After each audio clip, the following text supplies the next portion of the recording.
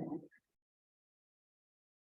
right, welcome everyone. I'd like to call this meeting to order for the Corporation of the Township of Portsmouth on May 24th, 2023.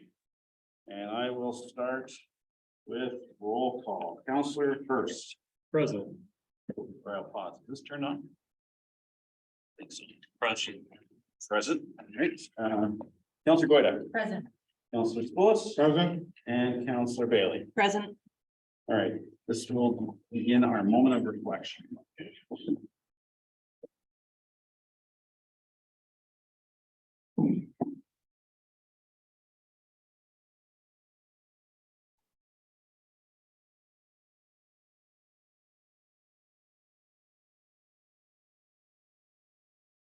That concludes our moment of reflection. Confirmation of the agenda, please, Ms. White Fox. The council approves the May 24th, 2023 agenda and addendum as circulated, and the council approves the addition to the agenda as follows. Consent item 6.1.6, question received from council seeking additional information and the corresponding responses provided by staff. All right, can I get a move for that, please? Counselor Hurst, second by Counselor Bailey. Any questions or comments? All in favor? Carried. Do we have any disclosure of pecuniary interest today? Yes. Counselor Goida? Item 7. All right, is this on 7.11, 10.51, and 10.52, which is the delegation regarding item 10.5 and the proposed legislative changes to the ERO posting. And although. Turn the speaker towards this. Although we do not have a pecuniary interest to receive these reports and information, I will refrain from providing comments due to a potential pecuniary interest with an active development application by my employer, which may be impacted by proposed legislation. That's item 7.11 and 10.51, which is the proposed legislative change regarding the goals. Minutes from the last meeting are in this. I had a plenary on what was that? Okay. Sorry, just looking for some guide. Is that speaker working? Can you hear that? No, not very well, thanks. Test. Yeah, go ahead. I turned it the wrong way. All right, thank you, Counselor Goida. Any other disclosure of pecuniary interests? No. All right. Believe we will move into delegations. With council's indulgence, there's been some new developments, no pun intended. I'd like to invite Mr. Pierre up to provide council with some new information regarding the 120 Brock Road application. I get some head nods. But Yeah.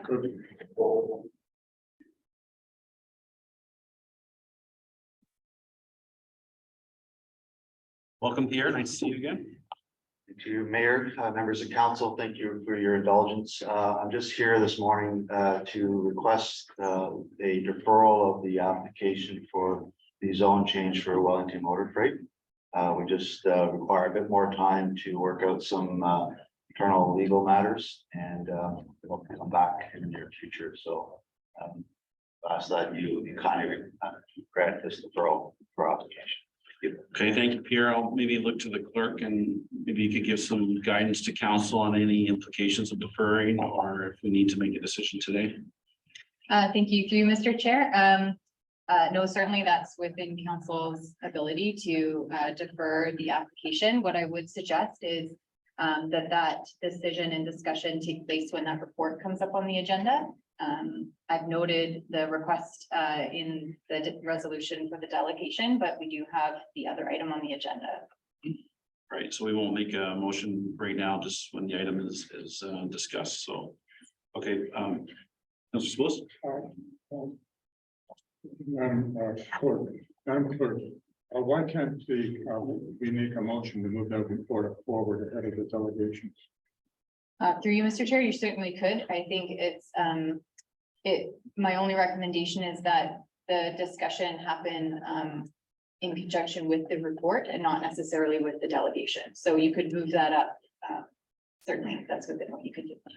Councilor Spillis, is your desire to move the report ahead of the remainder of the delegations, or could we work through them and then? Well, I think it's important to understand what's going on. And I really don't want to have the public.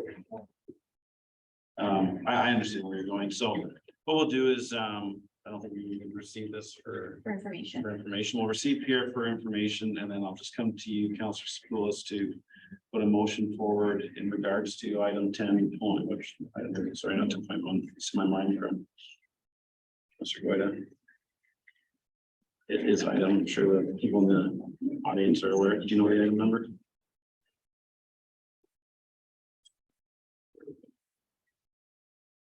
Uh, 9.4.1. Remember that? 9.4. Okay. So we have a motion on the floor to receive this delegate for information. Moved by Councillor Spoulos, seconded by Councillor Hurst. Any questions or comments? All in favor? Carried. Thank you, Pierre. Councillor Spoulos. So I'd like to move that report 9.4.1.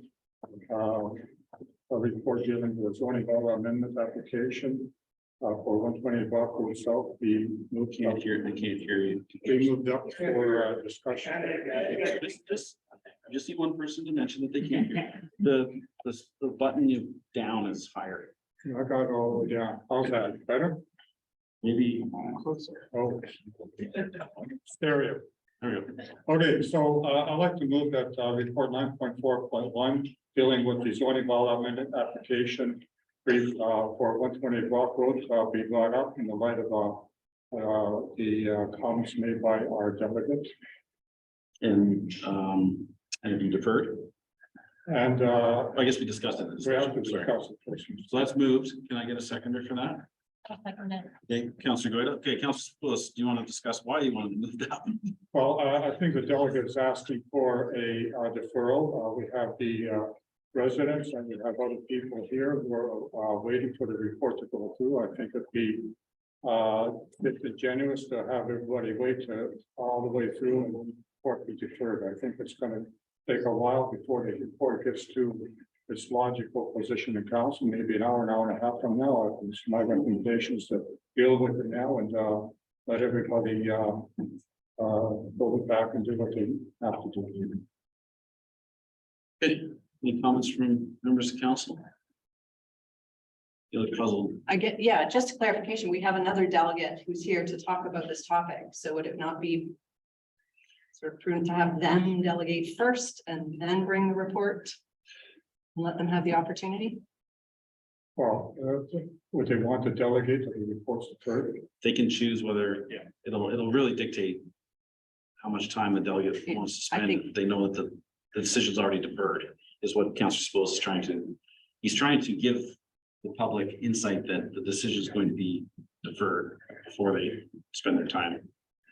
And they'll be coming back. Does that make sense? Yeah. They're still going to be able to speak. It's Yep. just, they're already gonna know the decision for today. Anything further? Councillor Hurst? No questions. That seems like a logical path forward, respectful of everybody's time today. Yes, I agree. So, for everybody that's here that, there's been some changes maybe internally between the applicant and the owner. And, as you've heard, they want to defer. So this is not in any means trying to, not let you say your voice today. It's just that, the application is deferred. We didn't, as Councillor Spoulos mentioned, want individuals sitting here all day to hear that there wasn't going to be a decision. Unfortunately, you did take time out of your day to come here today, make arrangements for that. But in your interest, I feel it was the best way forward. And with a deferral being requested, the council would not likely support any decision either for or against with a deferred request. I don't know if there's timelines that need to be followed by this application. I think Ms. Whitefox, you could speak to some financial implications if this is not back before council in July. Yes, so through Mr. Chair, the refund provisions, as part of the new legislation do not come into effect until July 1st, 2023. So the timelines are still in place to process applications and make a decision, but there isn't any refund obligations associated with not making it within the time frame. Okay, and we really don't have any control on when Pierre and his team bring this back. It could be the next meeting, it could be. Yep. Whatever. So through you, Mr. Chair, we would ensure that the public is given adequate notice for when this application does come back. We have a list of interested parties that we've been communicating with, so that would certainly be circulated out and notice would be given. So what I can say to you is, I can say a lot to you, but I got a big mouth sometimes. It's not in our interest or desire to have something, and this may be a poor adjective, but festering in the community. You know, the last thing we want is you worrying more and having stresses, but our concern is making proper decision. And if there's something going on with the application that we're not aware of, or it's not exactly what we thought we may be approving or may not be, it's in everyone's interest to defer. And I would say, I would be willing to call a special meeting, as long as the council was supportive of that, if this needed to be brought sooner, or, you know, once every 3 weeks, you know, that could lead into 2 months of, you know, time. So, very open to dealing with this application, whether it be against or for it in a timely manner, but with the proper information so that it's holistic. And that was our concern today. So I appreciate Pierre asking for a deferral so that there's some time to work through some challenges. Appreciate everybody here for coming today. I apologize again for being here and needing to come back again, but we do want to get it right. So, okay. Mayor, we need to make a motion. I think, do we need to make a motion? So through Mr. Chair, we have a motion on the floor right now to revise the order of business. So if we could vote on that and then a motion to receive the report and to defer. Did you capture all the receive report and defer and just need a mover and a seconder? So right now, if we could vote on the to revise the order of business as a first step, that would be good. I apologize. I thought when he was, Councilor Spillis was speaking, that he included the deferral part, so that's why I allowed some discussion. Yep. But, so procedurally, we'll just, Councilor Spillis, is on the table is moving the item forward. And then we'll do the other components. So we have a mover and seconder for that. Okay, all in favor of moving the item up? Boom. Sorry, we did a little bit out of order. It happens. And now I'll need I go to John because he's the best for us. Sure, I'd like to move the report PD 2023-004. Zoning bylaw amendment application recommendation report 128 Rockville South be deferred until such time as the applicant brings forward the revised documentation. Can I add minor change that the wording state support the request of the agent of the applicant or agent of the owner to defer the application? Sure. Can I amend it, Mr. Mayor? Accept that. Just covers us up a little bit. Okay, seconder for that, please. Councillor Hurst, any questions or comments? Councillor Goyda? I do just have a question about the timelines. Can I give you some advice? It's usually the phone that causes interference with the speakers. That's better. I have a question about the legislative timelines. I know that there is no financial penalty in place until that comes into play in July. But I'm just curious, when the agent themselves or the applicant has requested the deferral, does that change the legislation in terms of timing requirements? So through you, Mr. Chair, I would say it does. So we received that request from the applicant, so council's deferring its decision. So if there was to be an appeal made by the owner for indecision by council, then that would be presented to the tribunal. So I think we're in good shape. Okay, thank you. And I may have muddied the water slightly. The financial implications of non-decision had a implementation date earlier, but now that has been moved to July. So I misinterpreted that or misrepresented it. So this application is not covered under that component, anything after July. So I kind of muddied the water there. Sorry. A lot going on. Okay, any further comments on the deferral? No, what I will say is that I won't say anything. All in favor? Carry, okay. Thank you, Pierre. All right, so now we're gonna move into our regular schedule. I believe we're going to go to. Sorry. That's right. Doesn't look that way. We're gonna go to Mr. McCabe, our colleague from the north. Nice to be in the sunny south. Well, not Leave so your- sunny, but Did you leave your winter coat? yeah, We'll just, you know what, we'll wait a moment for Yeah. the audience. I can really clear a room. I thought I wasn't light. No, it's me. I have that effect on people. Yeah.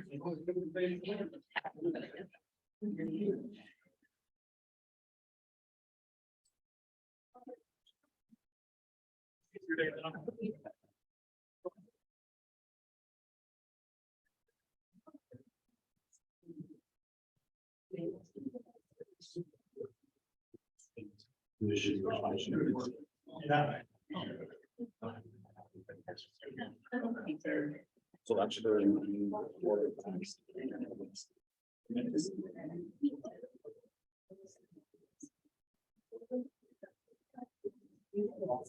Oh, on the heater stuff, because that's what his value is.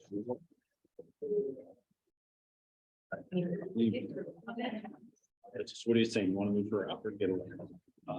Okay. Yeah, just.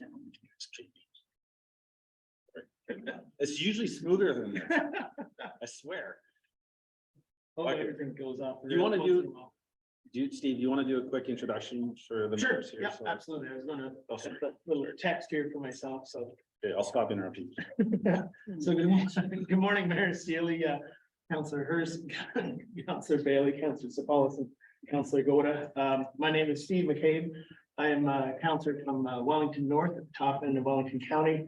I am the Ward 4 councillor, and I, after the October elections of last year, entered into my third term as Ward 4 councillor, and I always joke that I had a lot darker hair when I first started this, so. Tell me about it. I know, and I gotta get a cut. And in January at Roma's annual conference, I guess it was January 22nd. Which, by the way, drew over 1,500 participants, which was a record for Roma.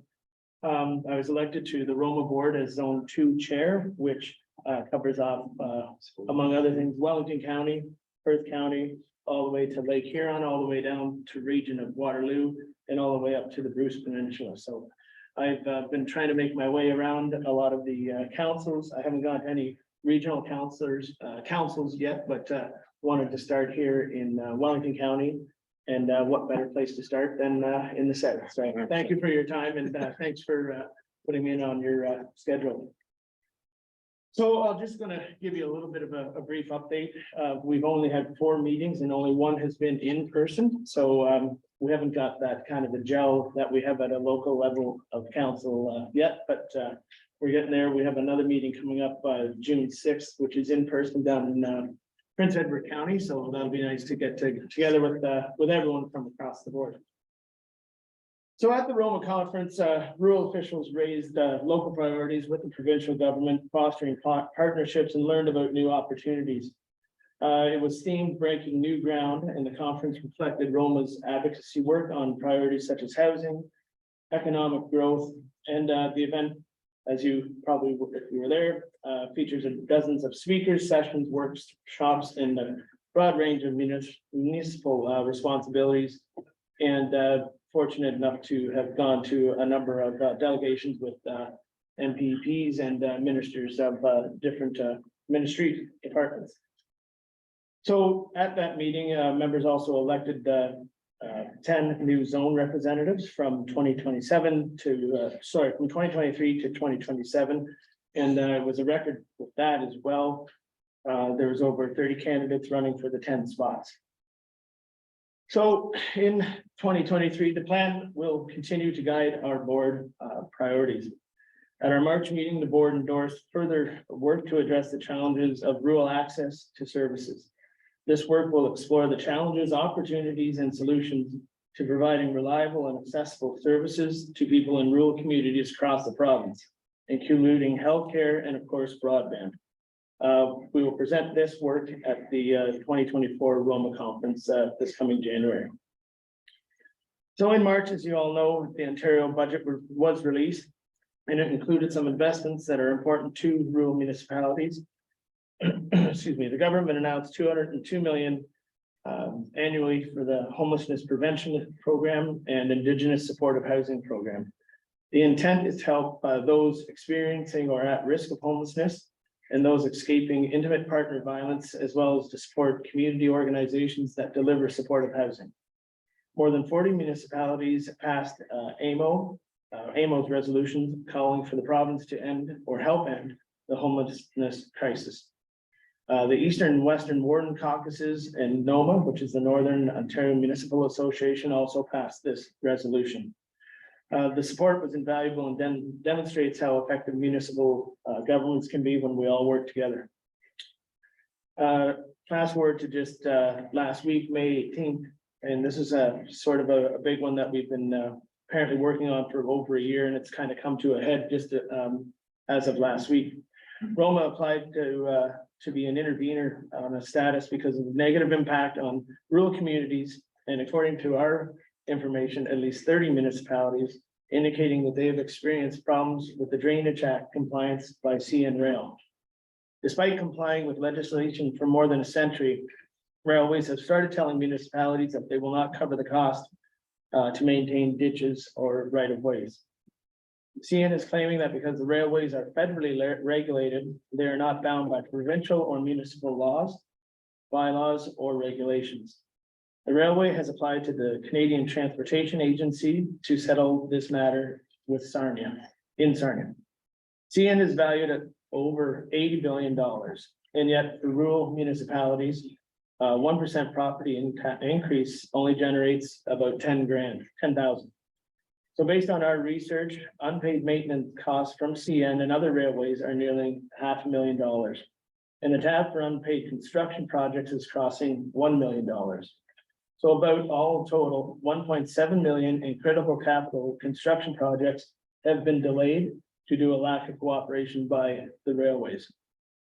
So that's a big one that just came out on the 18th. So we're going to go to bat for municipalities that are having problems with the railways. And the Drainage Act, aside from the Aggregates Act, is one of our most powerful tools in the municipality, and to have that challenge,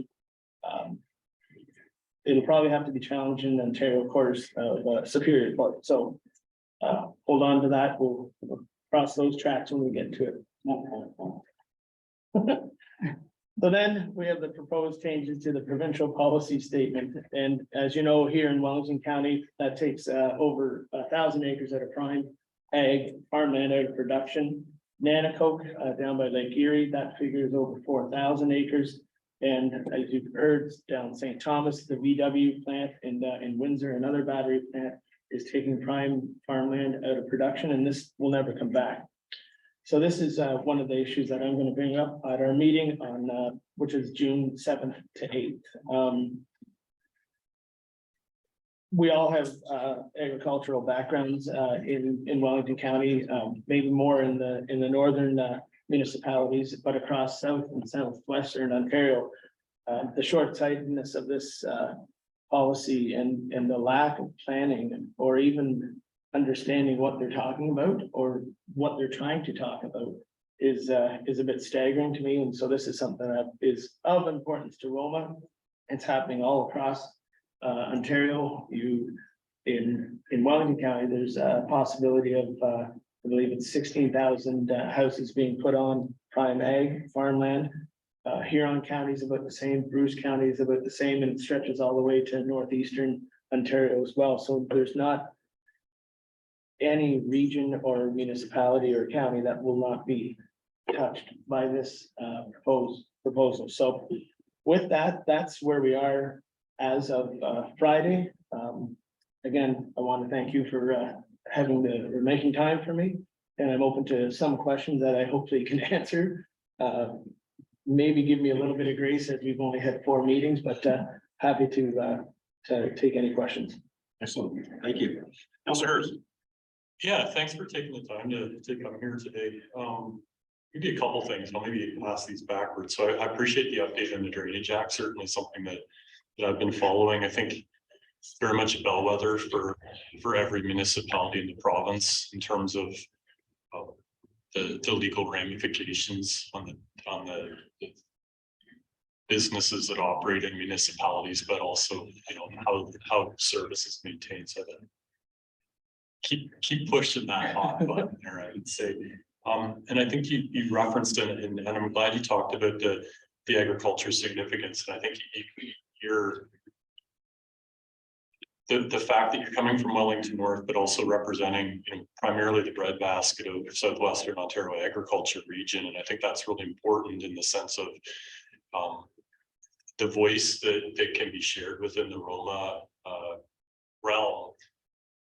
Once farmland goes away, it never comes back. I'm not telling you anything you don't know, but I think that's a really slippery slope. And you know, development sometimes comes at a cost, but I think when we start seeing thousands of acres like of prime farmland, I think that's really concerning from a larger sector standpoint. So I think that's something quite important to keep pushing, and the whole ramifications of the proposed legislation being quite tone deaf to the needs of the ag sector, I think is really important.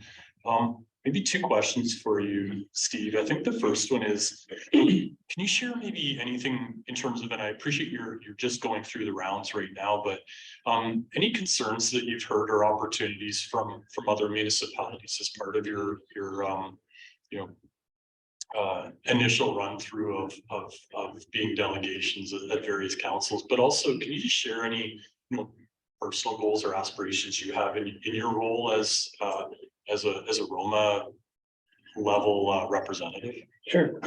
And thank you, Councillor Hurst. I'll go to your first comment. Yeah, in talking to a lot of municipalities, regions across Ontario, there's I would say a level or a state of maybe confusion is probably the best way to describe this, or the changes that are coming from the province, or proposed changes that are coming from the province. We just had our council meeting last night. We had Dr. Wayne Codwell do a presentation that he gave last Wednesday for the Ontario Farmland Trust. And he's an expert in this stuff, and it's wide open to speculation on how they explain EROs, how they explain agricultural residential units. So there's a lot that's not known. Excuse me. There's a lot that's not known yet, and we're trying to muddle through this kind of stuff, and we're trying to get our comments in as a municipality by June 5th, which is the cutoff date for any comments. So if you guys have any comments that you want to send to the Minister of Ag, Minister of Municipal Affairs, the Premier, I would suggest writing and adding on your local MPPs as well. In our area, our MPP, our area is primarily ag. And without getting too political, I think the government that is in power right now in Ontario relies heavily on rural votes to get back in due to our agricultural background and I would say conservatism. And right now they are, it's pretty staggering what they're proposing to us as an ag community. And I would say probably eating away at some of their support that they have. So leading into that, to your next comment, Councillor Hurst, one of my, I guess, objectives on getting into Roma is to bring that more of a rural voice. Not that the previous Rep. Chris White did not. I've always been in agriculture, and you and I have a shared background that way. And not that it's lacking, but this is this is important to me. This is important to all of us. And one of the things that's not brought up is our own food security here in Ontario. We take farmland away to the tune of 12,000 acres in just Wellington County, and then you multiply that across all of Ontario. Like, where are we going to get our food? Never mind the minimum distance separations 1 and 2. like the next generation of farmers won't be able to farm if all of this goes through and every house that is a possibility of getting built is built. There's just no separation from odor, from animals, from spreading manure with houses literally everywhere across a country block. So that's one of my main thrusts, is to bring that lens, I would say, to Roma. Thanks. Councillor Goida? Thank you. I just want to say, first of all, congratulations for your. Thank you. election to the board, and thank you so much for coming today. It's, I think the first time probably that we've had a presentation like this with the Vermont board representative. So, it's really nice to have you and get an update as to what's being worked on and what you're working on our behalf as well. I just had one question. You mentioned that, you were working on equal access. You mentioned healthcare and broadband. And I just wondered, if there's any discussion or advocacy happening in terms of natural gas as well. It's, excuse me. It's interesting that you mentioned that. We have talked about that at the Roma board, and even at our own municipality. And as I would say, probably 3 years ago, our mayor and myself were chatting, and it wasn't like a coin flip, but we were asking ourselves, and we asked residents, you know, what's more important right now? Rural broadband or access to natural gas, and it was rural broadband. So we're kind of putting our stock, not all of our stock, but putting most of our push behind that. I mean, you just have to look at what we just went through the last 2.5 years working from home. I myself am out of the country, and at best, the internet's shaky, and there's agricultural businesses across Ontario that rely on internet, and they rely on real-time crop inputs. You know, Chicago Board of Trade, like, they want to know when they're going to sell their crops and their or their animals, and to not have that in rural Ontario is it's not that we're second-class citizens, but it's everywhere else except where we are, and that's one of the things that we're pushing at Roma as well. Natural gas is in a lot of places already, I know, but we don't have it. The town of Arthur has it, Mount Forest has it, and there's a line coming up to, thank you. Thank you. There's a line, a new trunk coming up to Arthur. So the main push, I would say, is rural high-speed broadband, and then natural gas is a real close second. So, but thank you, Bill. And yeah, one of my, again, I should go back to Councilor Hurst. One of my things is that I want to bring to Rome is to go and visit municipalities that are in zone 2 and do an update like this for them as well. So thank you. Thank you. Councillor Spose? Sure. Thank you, Steve, for showing up and giving a rundown of what's happening. I have 2 questions. One is a follow-up on Councillor Boyd's talk with respect to natural gas. What sort of approach are you folks taking with respect to natural gas? Are you approaching the providers of the natural gas? Are you going through to the provincial government, or is it something in between? In the past, we have gone right to the provincial government during the Roma conference, actually, it would have been 4 years ago. Excuse me, and we have been in contact with Enbridge directly. One, to see what the feasibility would be. There are, as in anywhere in Wellington County, large farms, not only I would say across Ontario as well, that have huge stores of natural gas already for private use, grain dryers, you know, dairy barns, chicken barns. But one of the approaches that we had taken at Wellington North was to go directly to Enbridge and start a plan, or start working with them as a plan. The second question with respect to the loss of prime agricultural land, where's OMAPRA in all this? They are, interestingly, I'll go this way.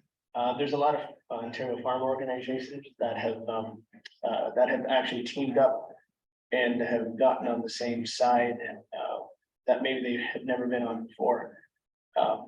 And they're fighting back against this.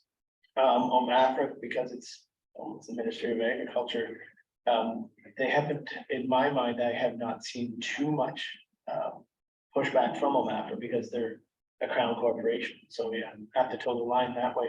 And I would say again, the lack of volume from our rural MPPs is staggering as well. So as a government agency, I think I wouldn't say towing the line, but they're not really speaking out that much against it. Thank you very much. Councillor Bailey? Thank you. Thanks for coming today. I think I'm just gonna ask my one question. I had the impression we were gonna be sharing with you some of our goals that we wanted you to then take.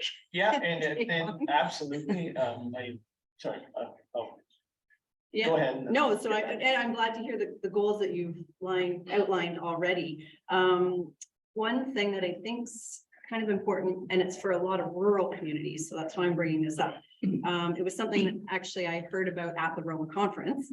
And it's in support, you mentioned healthcare in the rural communities, but it's something called naturally occurring retirement communities.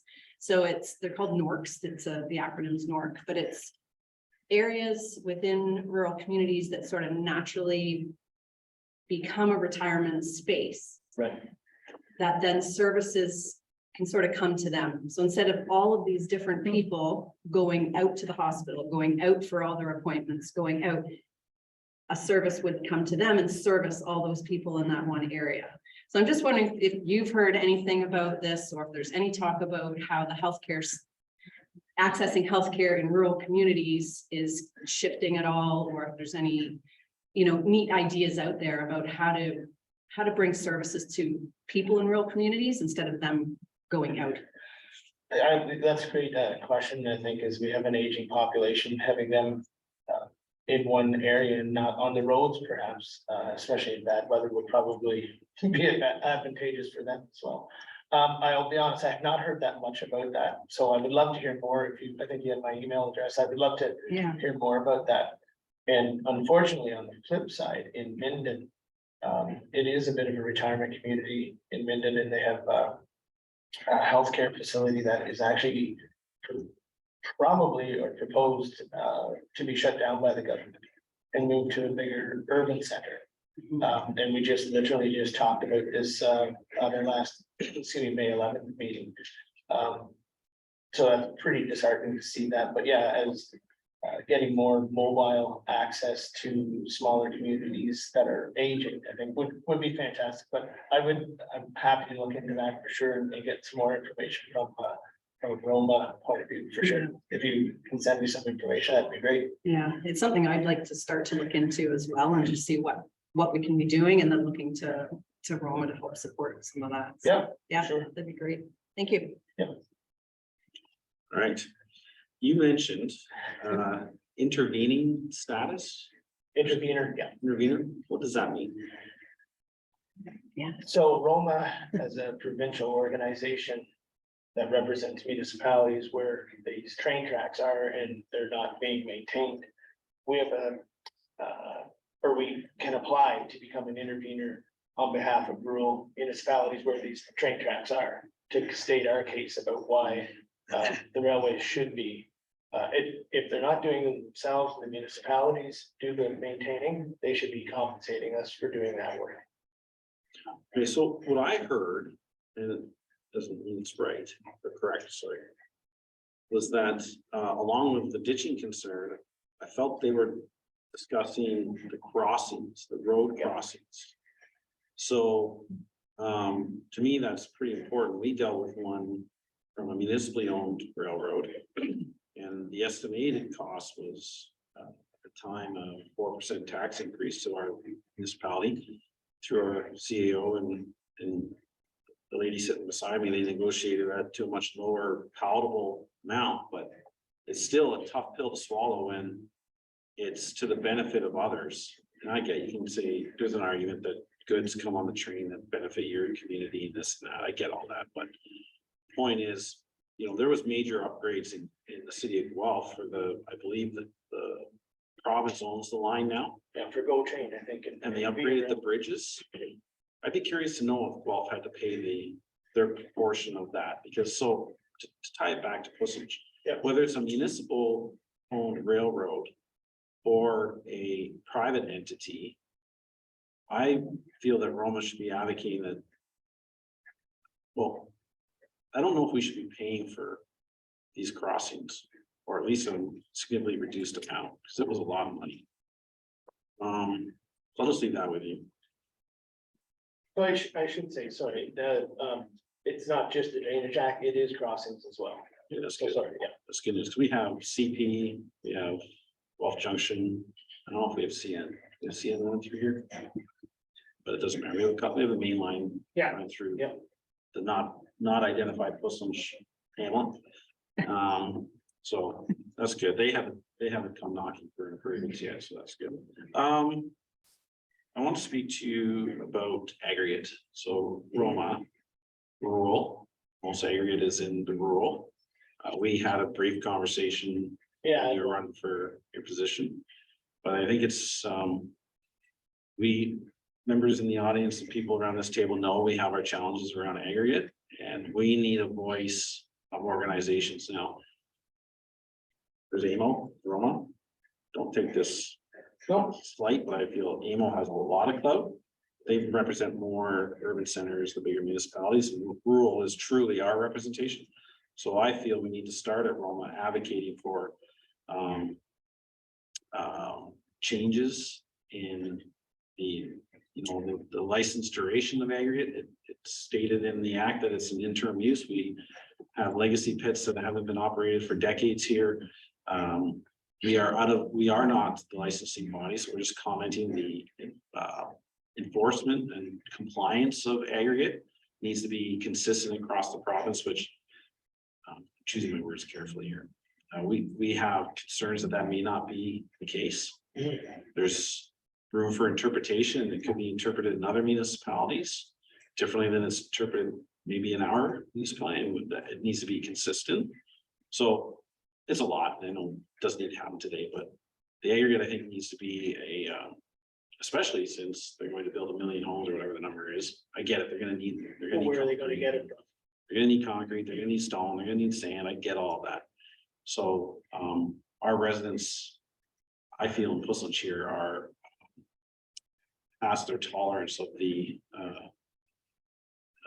impacts of aggregate operators in the township. It's the dirt, the dust, the non-compliance potentially.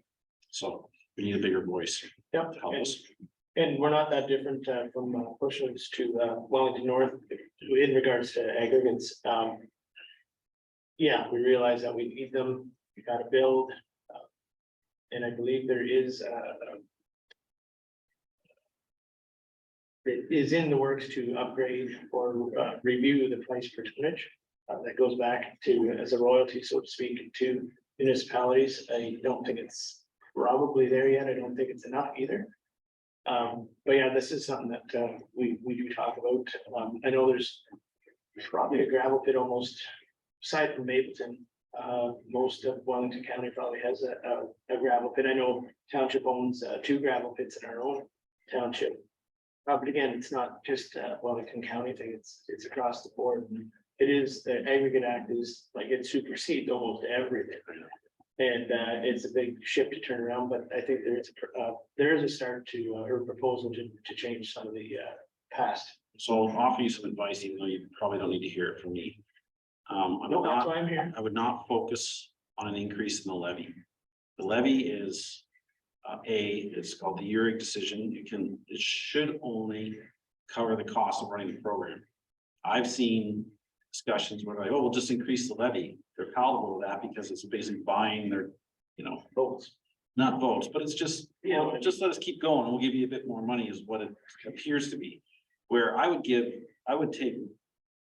the levy where it is and truly implement an internal aggregate use and hire more, or increase the levy and put it towards compliance officers, more inspections. Mm. So it doesn't come to the municipal pockets, it goes to MNRF, they hire more staff. And then we know for sure that these operators are operating as per their plans that they've been approved at. And I know those plans can be changed at pretty much a drop of a hat, but regardless. So, More enforcement. yeah, and if they're gonna increase the levy, use it for enforcement.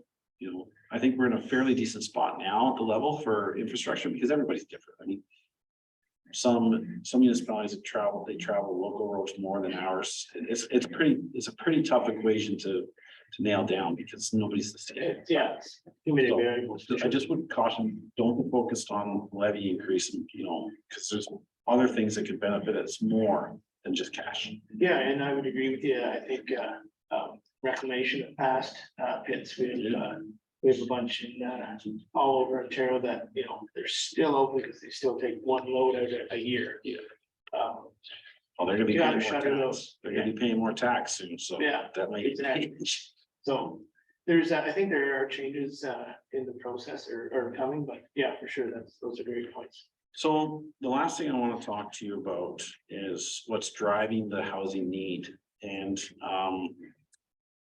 it may be a sensitive topic, but in my understanding, immigration is a large component of our housing needs, so. The last number I understood was approximately 300,000 people annually coming to Canada and could be going to 500,000 a year. It's not about the immigrant, like where the people are coming from. I wouldn't care if they're coming from Mars. It's just that we don't have the houses for them. Is my understanding. That's why we have a housing crisis and that trickles down. Yeah. So I don't know if this would be in Roma's wheelhouse. But would Roma work with FCM to lobby or to communicate with the federal government who controls immigration to say, you need to at least look at the housing supply and potential along with how many people are allowed to come in now. And my understanding is we need immigration to support our economy and jobs and growth. And if our economy is not growing, then it could be bad. It's way above my pace. All I know is we don't have enough houses and that if natural births and the immigration and all these things compounded make a giant housing crisis, shouldn't it all be part of the equation? So I don't know. I don't really need much comment on it, but it's just, Yeah. then we lose more farmland and it snowballs, right? My last thing with the prime ag and the severances and that's definitely a concern. There was there's one component. I don't know if I have it. See how did that. It says for prime ag, lot creation and lot adjustments. I believe they can't be created or have to be adjacent to non-agricultural land uses or consists primarily of lower quality agricultural land. So my understanding is we shouldn't be able to get houses in the middle of a prime ag area. Yeah. But we don't know for sure. So as chair of the planning committee, I have concerns around the use of the prime ag lands and you know, we're gonna be meeting with MPP Arnett and MPP Ray tomorrow morning around that. However, for Puslinch having mostly secondary ag, the loosening of some of these rules is a benefit to this community. So it's a very I have to It's a balance balancing that, act, for sure. right? But I definitely and it's all farmland, I understand that, but I think there's room to scale back almost that prime ag consumption for sure. That, you know, we're probably working on that together, but I just wanted you to hear that some of these rules were actually it was welcomed, at least by myself down here, because we were looking down on a road with very limited growth and potentially, you know, we have greenbelt, we have ag, we have this. It was not overwhelming, but we were brainstorming around here on how we were gonna make Puslinch sustainable in the future. So I babbled on long enough. But If there are other points, I can interject just to go back to, you know, about immigration and you know, the housing crisis, and I was talking to someone the other day, and they said, it's not where you're from, it's where you're gonna live. Yeah, And that stuck with me, that's, I don't know, they wanna build 1.5 million houses. So you look at the supply, then you look at the aggregates, then you look at, building materials. And then you look at land inventories, it just doesn't seem like it's well thought out, and then if you connect that to MTO.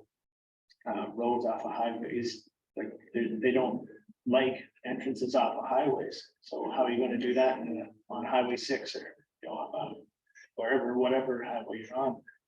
And then you link that to schools, and then, you link it to wastewater, water treatment plants, and then healthcare, like, it's just, snowballs, healthcare. it's.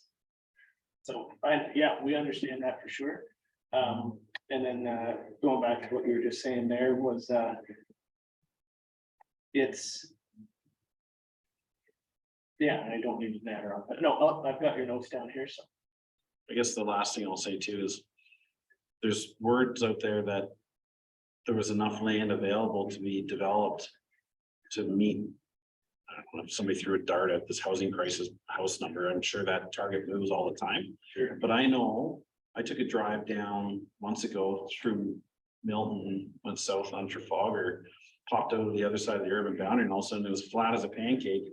All the farmhouses are abandoned, but that's in between urban centers, so I don't know if they've, if they've taken those lands into consideration, but it does seem like we're sprawling out of the outside when there might be potential on the inside, and that'd be great for Ron to advocate for. Yeah, and I mean, you look at places like the city of Hamilton or region of Waterloo, they have already, like you guys, and like all of Wellington County, we've already planned for growth in our urban neighbors, or in our urban centers. We have more than enough room for residential and industrial. So I'm not sure where this need or the want to start stripping prime ag from rural areas is coming from. Because there's more than enough studies, and I mean, that's why we have planning departments to plan for our future. Yeah, well, I appreciate you coming down today, and it's nice to for them, maybe to put a face to the. No, happy to come down here, and again, thanks for accommodating me, and might not be back this year, but hopefully we'll come back in the next little while, I was but expecting every second meeting to happen. that's above my pay grade. But no, again, great to be here, nice to see everyone in person again, and thanks again for having me. Well, thank you for taking on the role too. I know Chris did it for a long time, Yeah. and really put your name in the hat, and I know I didn't have time for it, so I appreciate that you did it. Happy to do it, and like I was saying to Councilor Hurst and the rest of you, like, I think we need a rural lens there, and it's an uphill battle, but They all are. we'll get there. Yeah, you have a resolution to spend. The council received the delegation by Steve McCabe for information. You move for that, please. Councilor Spillis, second by Councilor Goida, all in favor? That's carried. Thanks So again, thank Steve. you. I am going to go to my paying job now. Yeah. so Have a great afternoon, Yeah, and take care. have a great meeting. Okay, shut this off. Okay, leave it on. We have some more nominations. Thanks again. Thank you. All right, I believe Mr. McNee is next. Is that correct? Okay. Sorry? Oh, Hank Kane, sorry. Oh, yes, right. And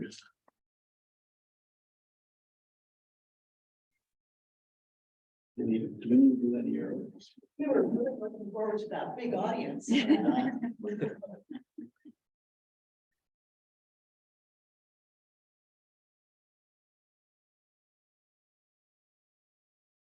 Welcome. Morning, Merci Lee, Pleasant Township councillors and staff. We are happy to be here to make you more aware of human trafficking in our community. My name is Anne Kane. I live in Pleasant Township. I've been a Rotarian for 22 years, and this is my fellow Rotarian, Deb Allen, here to make you aware of this situation. 2 years ago, Louisa Krause from the ED from Alora House were presented at Rotary regarding the huge sex trafficking crisis in Wellington County. We were appalled and immediately formed a committee.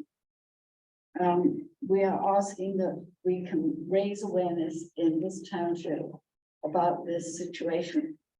This image on the screen is also a flag that we have had produced that we can use. Second slide, please. Our mission is to raise awareness and prevent the crisis of human trafficking within our local community through action and education.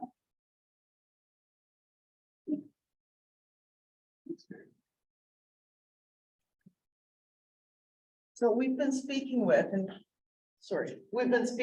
getting advice from Joy Smith, who has established a foundation for victims after realizing that no laws existed in Canada to protect victims of trafficking. She became an MP in 2004 and made history, strengthening laws by amending the criminal code twice. She is Canada's leading authority on prevention and intervention of human trafficking. And we have a video here, hopefully you can see.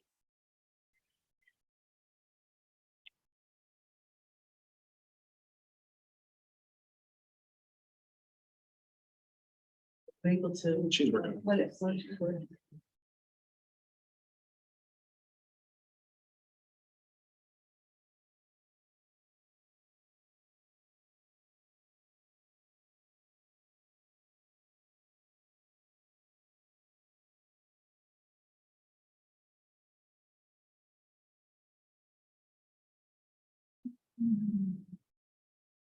It's the link to see, that's the link that of the. Councillor Goya got it working just now on her screen. I don't know whether. I think the link's been removed, it looks like. And I don't need to email you that. You do that.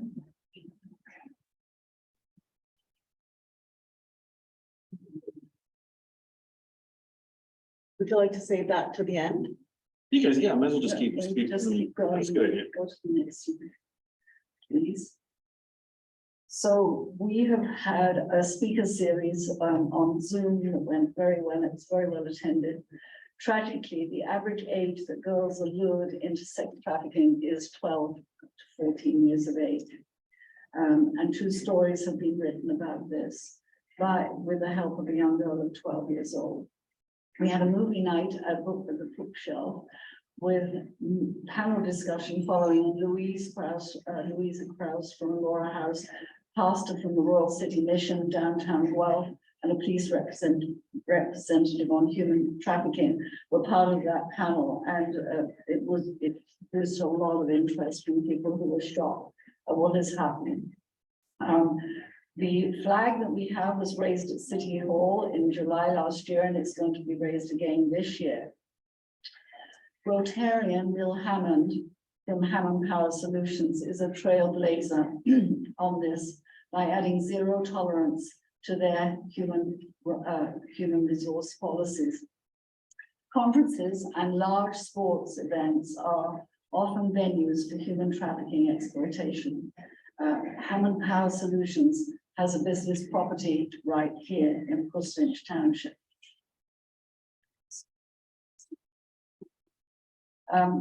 To bring this to our doorstep, during COVID, when so many young people spent more hours online, young girls were being moved from car to car in the Duff's Church parking lot on their way from London to Toronto on 400 highways. Duff's Church Management Board have agreed to Rotary installing a surveillance camera on their building. When perpetrators make $280,000 per year for a single victim, this is a very hard crime to eradicate. We are seeking your active involvement in the initiative to educate, to eradicate. We are planning a delegation to every township in Wellington County, the City of Guelph, and the County of Wellington. This is a call to action. The first 48 lawn signs will be ready this week. We would appreciate consideration of a sign entering Puslinch Township from the highway. This township has zero tolerance for human trafficking. Our mission is to raise awareness across the county and make a collective stand against this dreadful crime. You have the privilege of being the first council to be approached. Thank you for listening. And we're open to questions or if we should get it. I couldn't move any of the slides. That's okay.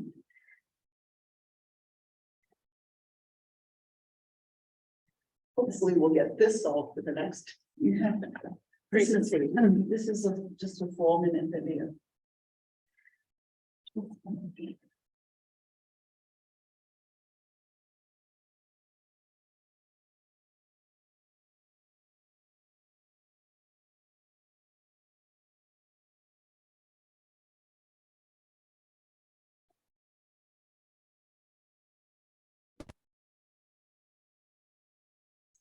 It was the first time I really felt A little tricky with all the technology to get it to volume. Maybe you can just put your mic in your computer speaker.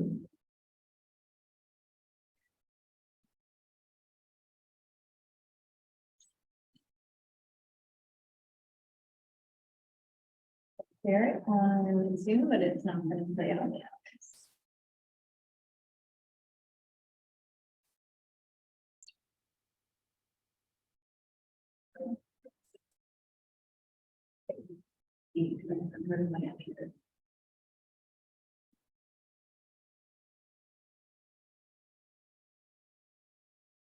special. We met online. He was older and gave me a gold necklace with my name on it. It felt so wonderful. He told me we were gonna get married someday. I started dressing the way he liked. He bought me a second phone. My grades started to drop. He invited me to bars and clubs. To hotels and motels. I was coming home with cuts and bruises. He forced me on dates with other men. He showed me a lifeless body. I knew I'd be next if I tried to leave. I was just a kid. I couldn't see what was happening to me.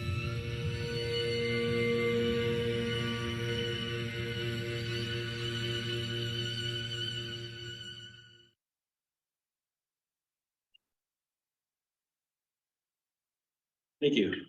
Just waiting for this white fox to everything sort of back out.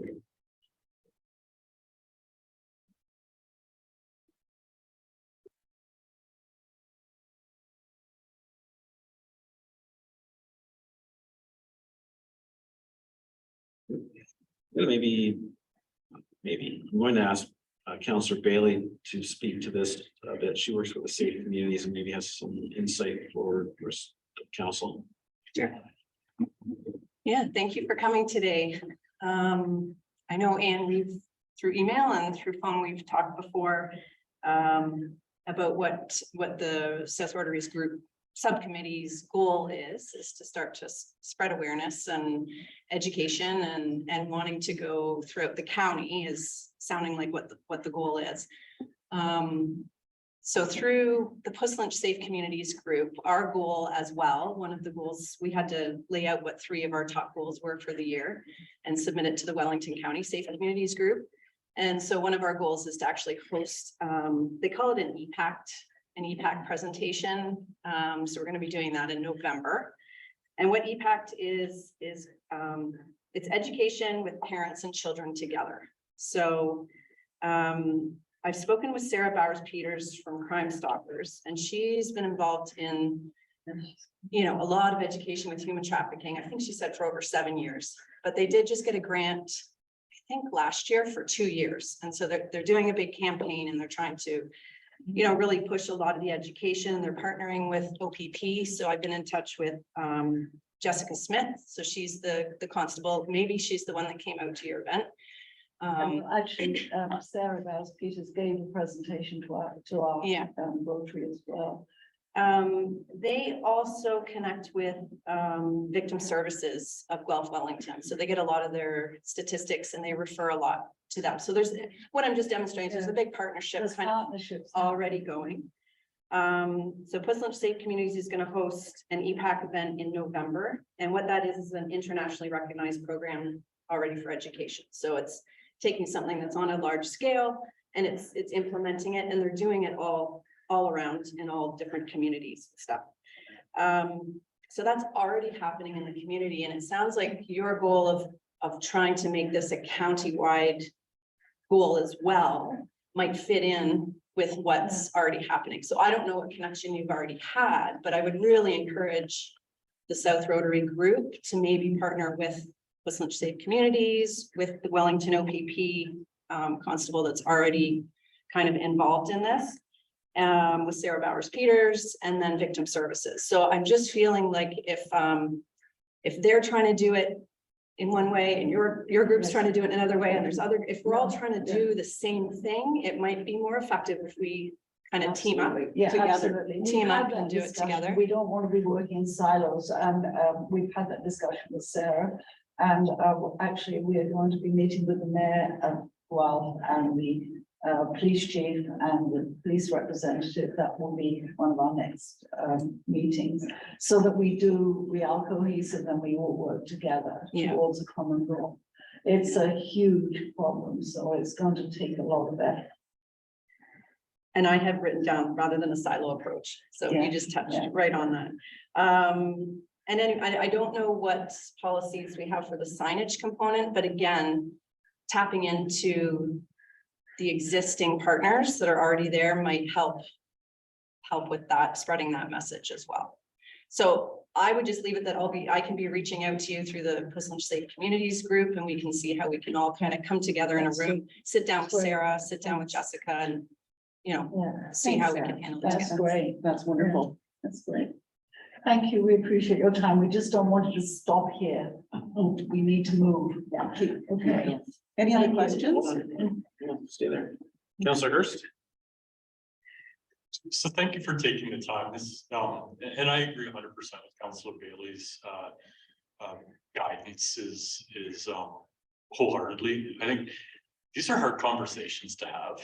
This isn't like, it could be there's let's plant flowers and pots and that, and that's great, but this is really important. So my kids are 5 and 8, right? So we're kind of getting into that age, and I think I just commend you for aligning yourself with something that's valuable for society. And I think just a comment around the Duff's Church parking lot, that brings it home, right? Like that's in our backyard type of thing. This isn't just like a Toronto issue type of thing. So I think I commend you and what you guys are doing, and certainly from my standpoint, being as supportive as possible. So thanks. And yes, the comment was made, you wouldn't leave your child in the middle of a highway, but you hang on a cell phone. And, like parents really need to be educated that they have to put restrictions on those phones, know what's happening. Yeah. Councillor Goida? Yeah, I just want to echo the comments. First of all, both Councillor Bailey and Councillor Hurst. I just really want to thank you for, putting a lot of work and effort into bringing this to light. This is something that I did not know anything about, as 6 months ago even. And Anne had this conversation with me, and it is scary and it is worrisome that it is happening in our own municipality. And I too have 2 daughters, one's 12, one's 10. This is something that, is very worrisome. And I didn't even know about it as this happened. So I agree with you. I think education is super important. They're not easy conversations to have. And even as a parent, I don't even really know how to have those conversations with my children. So any kind of work that we can do to help educate both parents and children and the community, their slogan, see something, say something. I think that's an important education point as well, for someone even who is just a bystander. So I would support in any way any kind of collaborative effort through Safe Communities, to the other groups, the ODP, Crime Stoppers.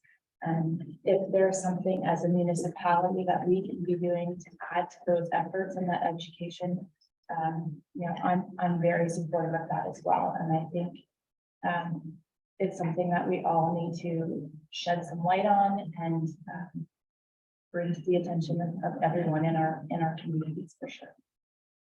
Thanks, Counselor. And I have to say, you know, it's so true that we need to work together, but the more people out there doing something, the better. I mean, if we really take it right to the top, we would go all work under Joyce Smith as she, you know, sort of started the whole movement towards people knowing that it existed.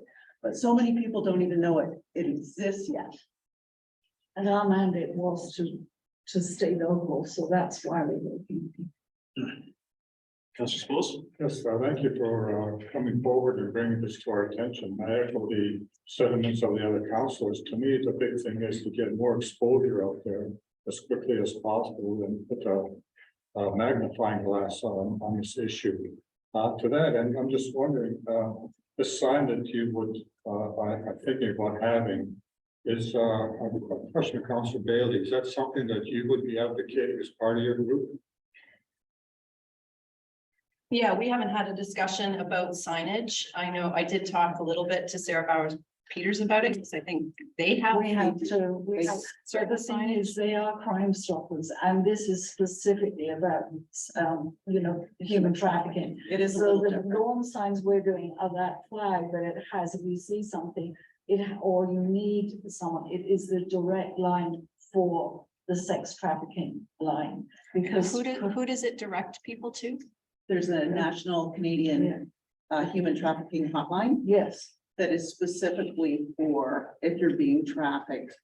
Okay, so I would just caution, because any local resident is going to be seeing mixed messaging and they're not going to be knowing who to reach out to. I saw this sign that said this, I saw this sign that said this. I don't know who to contact, but like, you know, we that's just not want to what- be clear in the messaging, so. exactly, but the Yeah. Crime Stoppers sign is just about crimes in general, which of course is very important.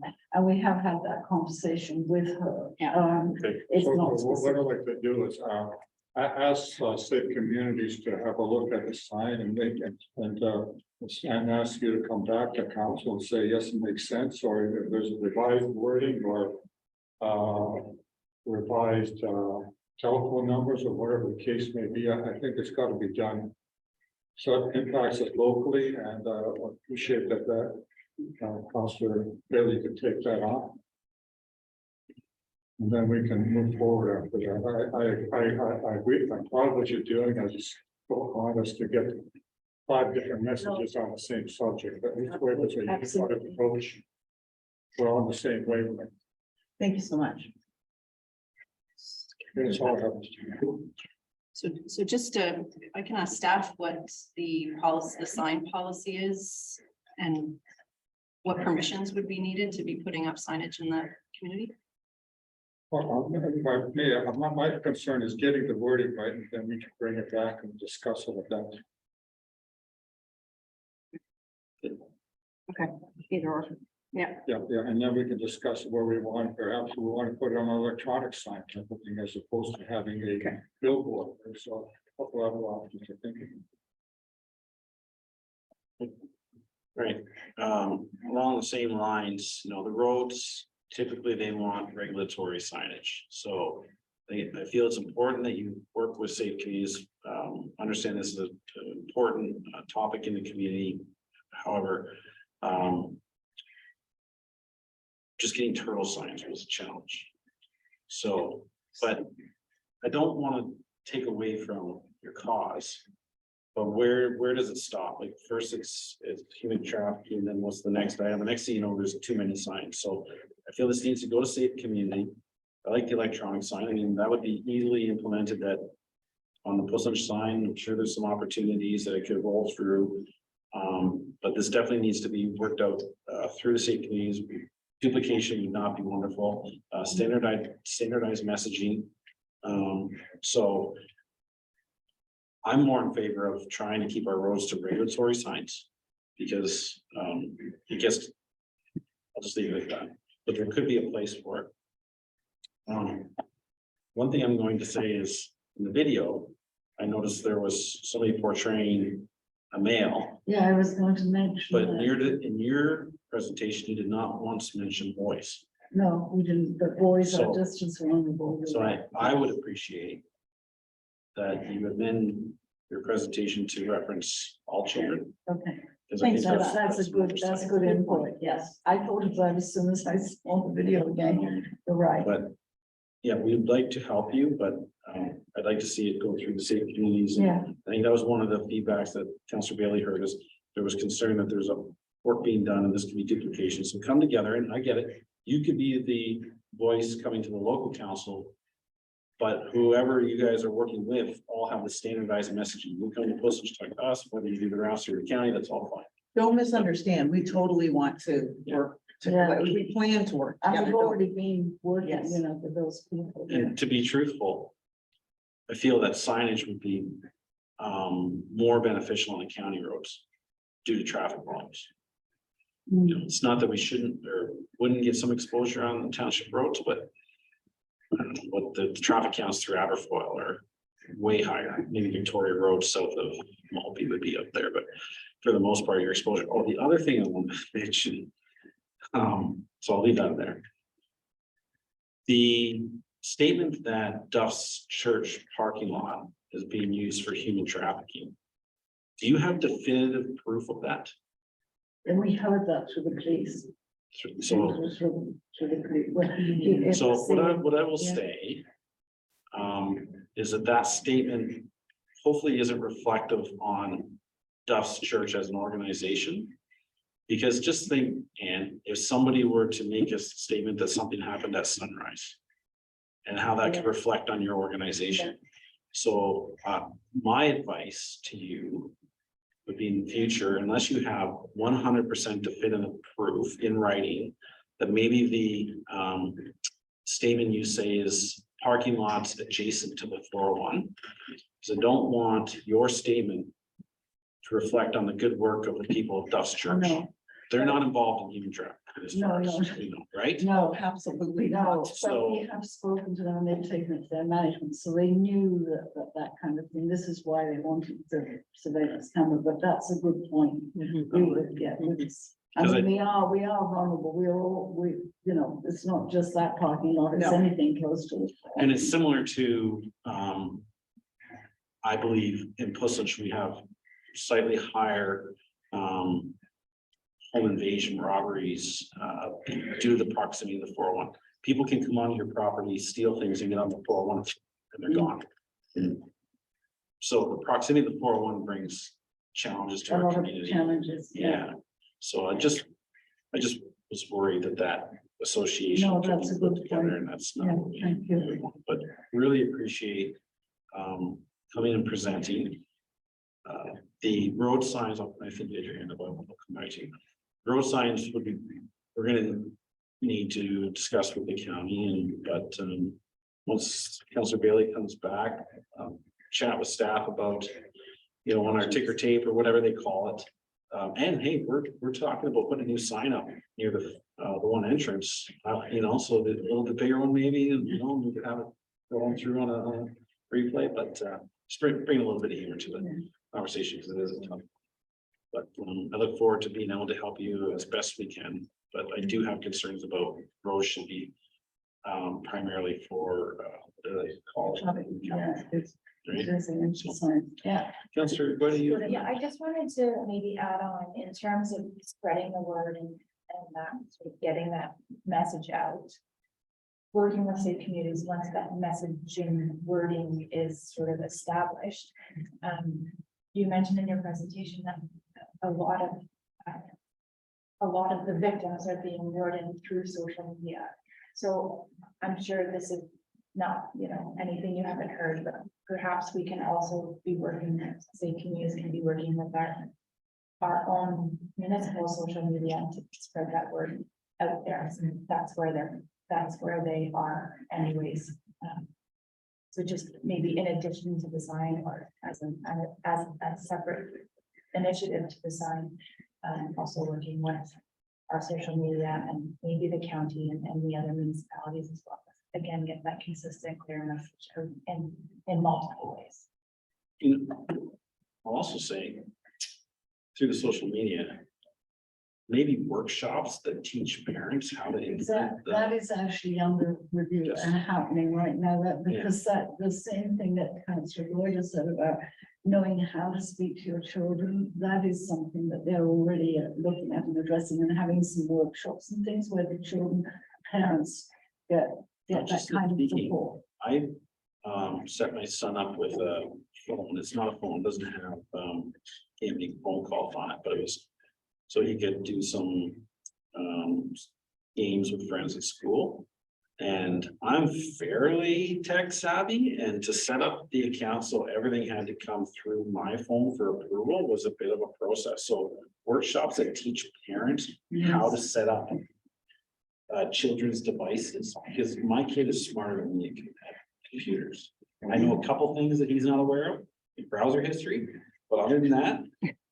So Yeah. those things, and now that's gonna end up weaning off because the generations have come through computers now, but I'm on that cusp where I have just enough knowledge to be dangerous.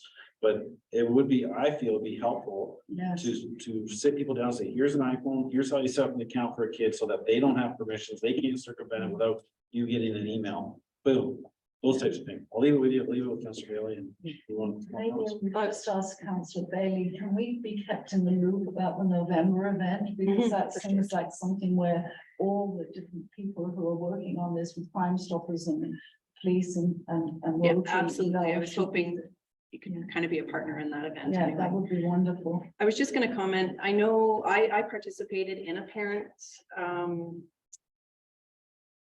Forum. yeah, it was through Aberfoyle School and it was Yeah. about 5 years ago. And it was about teaching parents a little bit about, Yeah. you know, technology, ways to use it properly, ways to encourage your children to, you know, use it knowing that it's their lasting image of themselves. Yes. And, you know, anyway, it was a really a great eye opener. And I think COVID kind of just put a little stop Yes, on yeah, that. but that's very important. But there's You're really right. great Yeah. programming workshops already happening. We just need to continue That's that. great. Yeah. And as you know, I work with a very vulnerable population, and some of those young people, they may have a developmental delay or some kind of cognitive disability, but there's some beautiful girls and very attractive young men who are, you know, very, very easily pulled into this, which is scary because they don't have a clue really what's happening. And okay, yeah. Thank you so much. Resolution is my box. The council receives a delegation by Ann Kane and Debbie Allen regarding the Rotary Eradicating Human Trafficking Committee for information, and that Councillor Bailey connect the Safe Communities Committee with the Rotary Eradicating Human Trafficking Committee in order to collaborate and report back to council on options to increase awareness in the community, including signage options. Remove it for that, please. Councillor Bailey, second by Councillor Hurst. Further discussions, all in favor? Good, thanks again, have a great day. Thank you so much. Mr. McNee. After Mr. McNee, we will take a brief break for a quick muffin in the washroom and. And Mr. McNee will be brief. And he also doesn't trust technology. For you.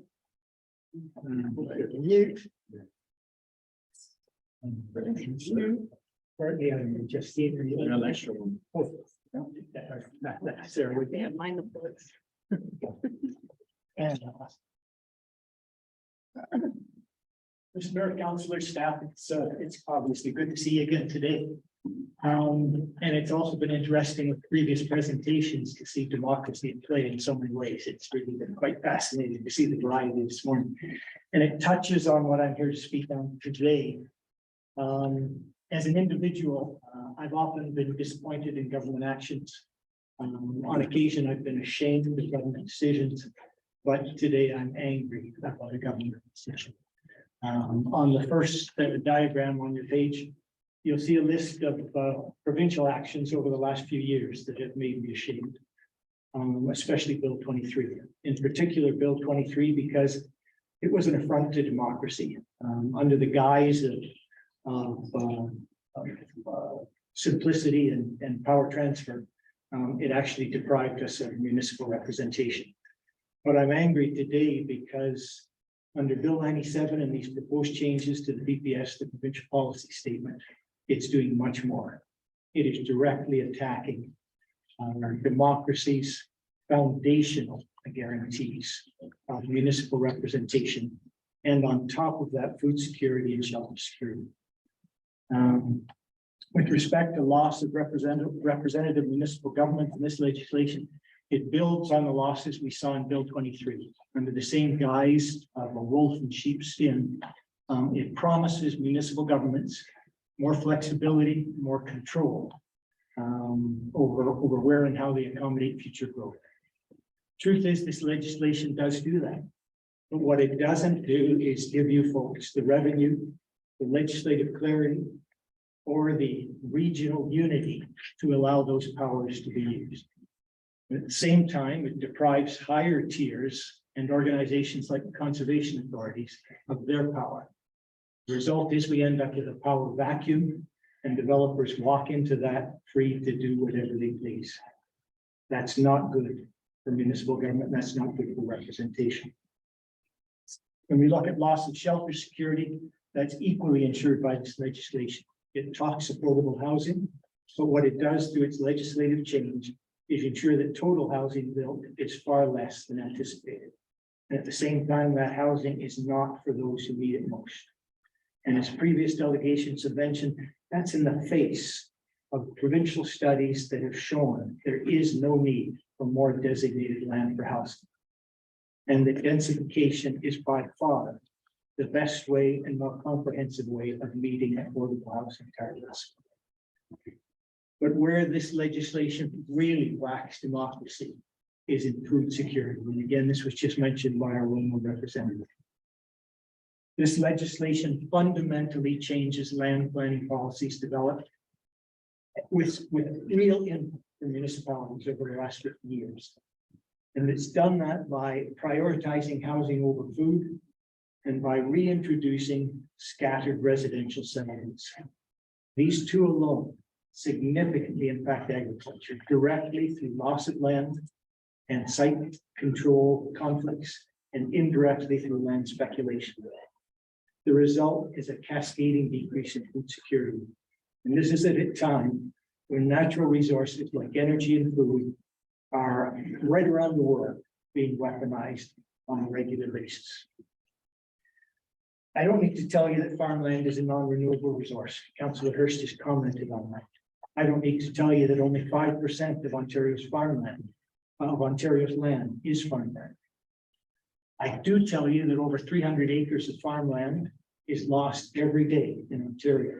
That's the equivalent of 3 family farms here in Puslinch every day. Second diagram on your sheets there illustrates the potential results of this legislation.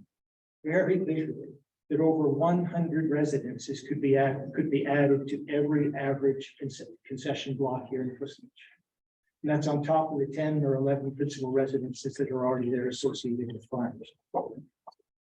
Diagram 3 shows Middlesex County's illustration of land parcels in their county. You multiply those dots by 3 for severances, multiply them again by 3 for residences, and imagine how little land is left in Middlesex County for farming. The next diagram shows Puslinch with respect to potential residences, all approved without municipal input. Every one of those dots reflects a potential residence in Puslinch. And for every residence, our Roma representative mentioned minimum distance separation. Distances required between residences and farm buildings. This can be up to 700 meters for certain livestock production units. You can imagine if that, in that diagram is illustrated, look how little space is left in a concession for farming. With over 50,000 farms in Ontario, each made up of an average 3.5 parcels of land. That's 170,000 parcels of land. If every one of those has 3 severances, and our mayor mentioned in the last county meeting, maybe keeping it to an acre per severance, that's still over 500,000 acres of farmland lost in Ontario with this one policy.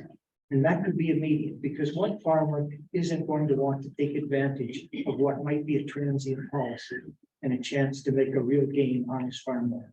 So that could happen overnight. So how to respond? Councillor Sepulus always asks me this. What can we do? Well, our own Councillor Wellington's response is on today's agenda. It expresses concern, and quote, over the weakening of agricultural protection and over the uncertainty of natural resources and heritage protection. But concern isn't good enough in this situation. The region of Waterloo had a similar report from their staff, and they sent it back to the staff and said, toughen this up. We have on the agenda the County of Prince Edward response, which is much more forceful, quoting, asking fellow municipalities to speak up and demand a pause on this legislation and challenge this dramatic threat to grassroots municipal planning that diminishes agricultural integrity and encourages unsustainable fiscal and environmental practices. Personally, I believe Bushlands Council needs to go even further. I think it needs to start with two broad statements: that this legislation threatens our province's future, and that it also, by ignoring climate change, sacrificing food and shelter security, and destroying the trust between tiers of government, commits our children and our grandchildren to a future of unnecessary and undeserved challenges. It's that black and white, and it's that critical. As for details with your response, Prince Edward County, Oxford, Middlesex counties provide excellent examples. Their responses include these changes must be paused until there have been adequate consultation. Fellow municipalities must be prodded to express concern. I would suggest, rather than concern, anger. An accompanying strong statement on the reality and risks of climate change in the face of provincial disparagement needs to be included. Shall needs to be put back to replace should in this legislation, as does will in place of could. And finally, stress the foundational requirement of the need to show need. We know this from aggregate, and now they're using it again with respect to housing. Finally, as our Roma representative mentioned, we need to touch base with our MPPs. It's not being done. And a township letter isn't enough. We need personal contact from you, the councillors, actually talking by phone with the MPPs and pointing out how critical this is.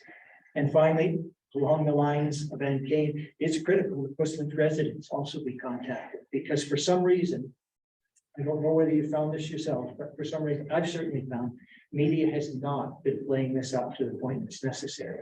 People are not aware of how critical these severance will affect our food security in Ontario and in Canada. So finally, in closing, I mentioned earlier that less than 5% of Ontario is farmland. That's 12 million acres in Ontario. Prime farmland. No farm. Yeah, I know. Good point. One of the things I wanted to mention is we checked with Stats Canada, and they're 5% of Ontario. We commonly use that prime, and it's even used in the Ontario Farmland Trust figure there.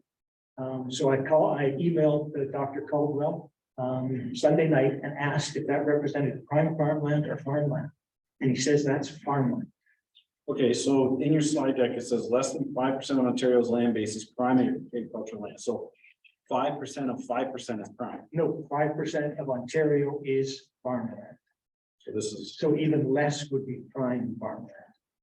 Okay, so the Stats Canada has shown that of the 250 million acres of farmland, or 250 million acres of Ontario, 12 million acres is farmland. That's a Stats Canada statement. Okay, 5% of that is prime. And no, Less than 5%. no, well, the 12 million represents 5% of Ontario's farmland. If 250 million is total acres of farmland, 12 million is 5%. And that is farmland, not prime farm. Okay. So much less than that 12 million, or much less than that 5% would be prime farmland. So how much of the 12 million is prime? I can't say. The important point is all of that farmland is the basis for our food security.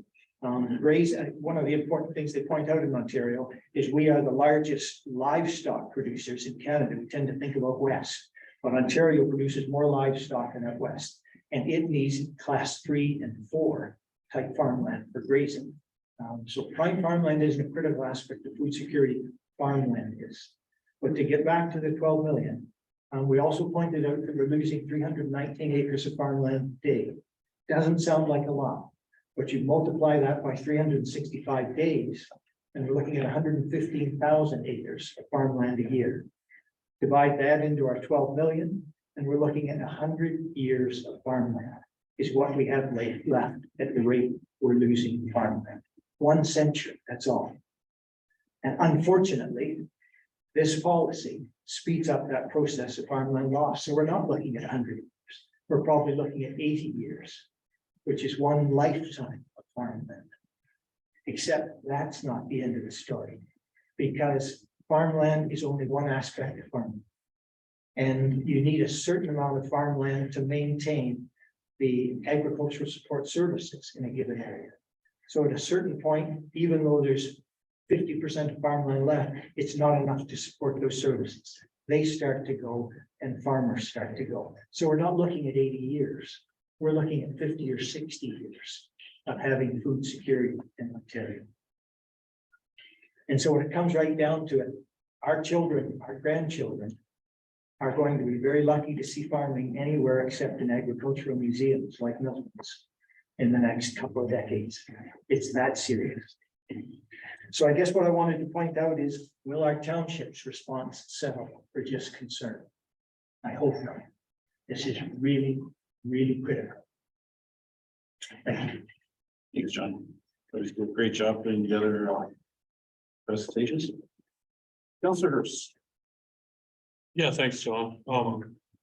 Really good job. I appreciate it. I think very passionate and informed delegation. So thank you. I think with respect to Bill 97, I think that's something that I can kind of share like my own personal perspectives from an agriculture standpoint. Certainly very, very concerning, and any loss of farmland, regardless of whether it's prime or non-prime, I think is still challenging. I think like the statistics we typically reference is if there's 9 million acres of cultivated farmland, and the rest, just your point at 12 million is called pasture, uncultivated farmland. But I think the difficulty, and I think it's stated before, is like once it's gone, it doesn't come back type of thing. And I think that's a challenge. So I think certainly at a municipal level, not good. Agriculture is a key thriving aspect of this community, and I think we want to do what we can to make sure that that's maintained. Yeah, so I think this probably requires some reflection with staff as to what the right path forward is, but I think collectively, and like we've seen through the delegations and communication, that this is it's a larger issue than here, but you need to be part of that larger groundswell to hold higher tier governments accountable for actions. And I think I'm seeing that just on the business side of things, certainly within the Ontario Federation of Agriculture, certainly putting a big push forward on this one. But I think whether it's coming from the ag space, the business side, the municipal side, I think we need to be consistent, and I appreciate you taking the time to flag this. I'm certainly very supportive of doing something. What that looks like, I guess I'll look to staff to see where we can make the appropriate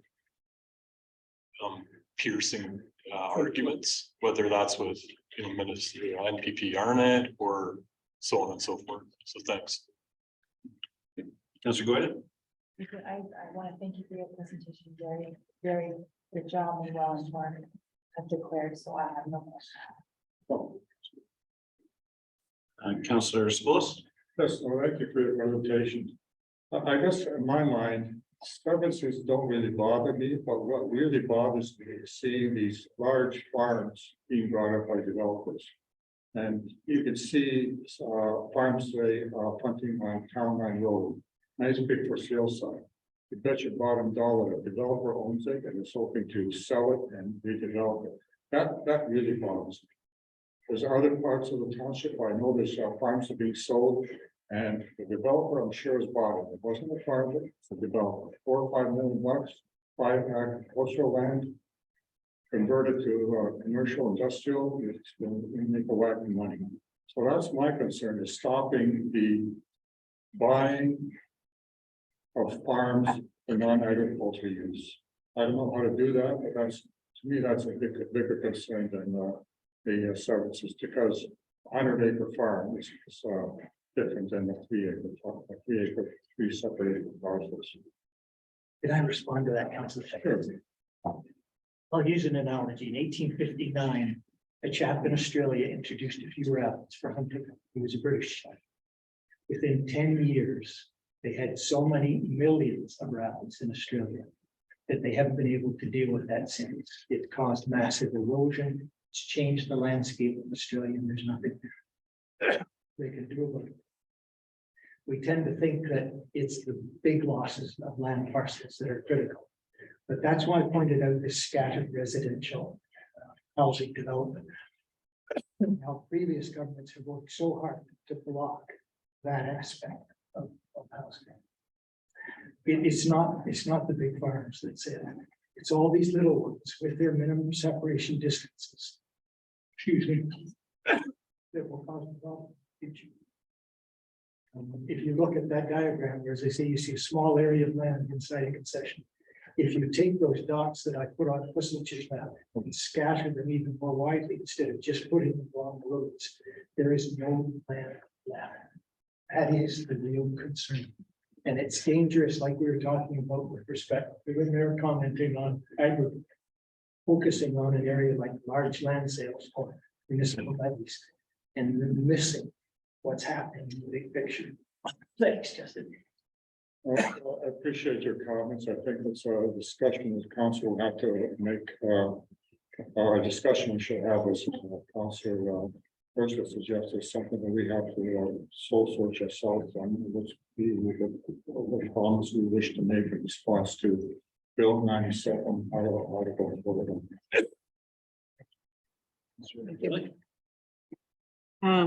Yeah, thanks for coming, John. I think the images you've shown in this with the sporadic building and severing and everything, it just, like you said, it just doesn't make any sense for planning.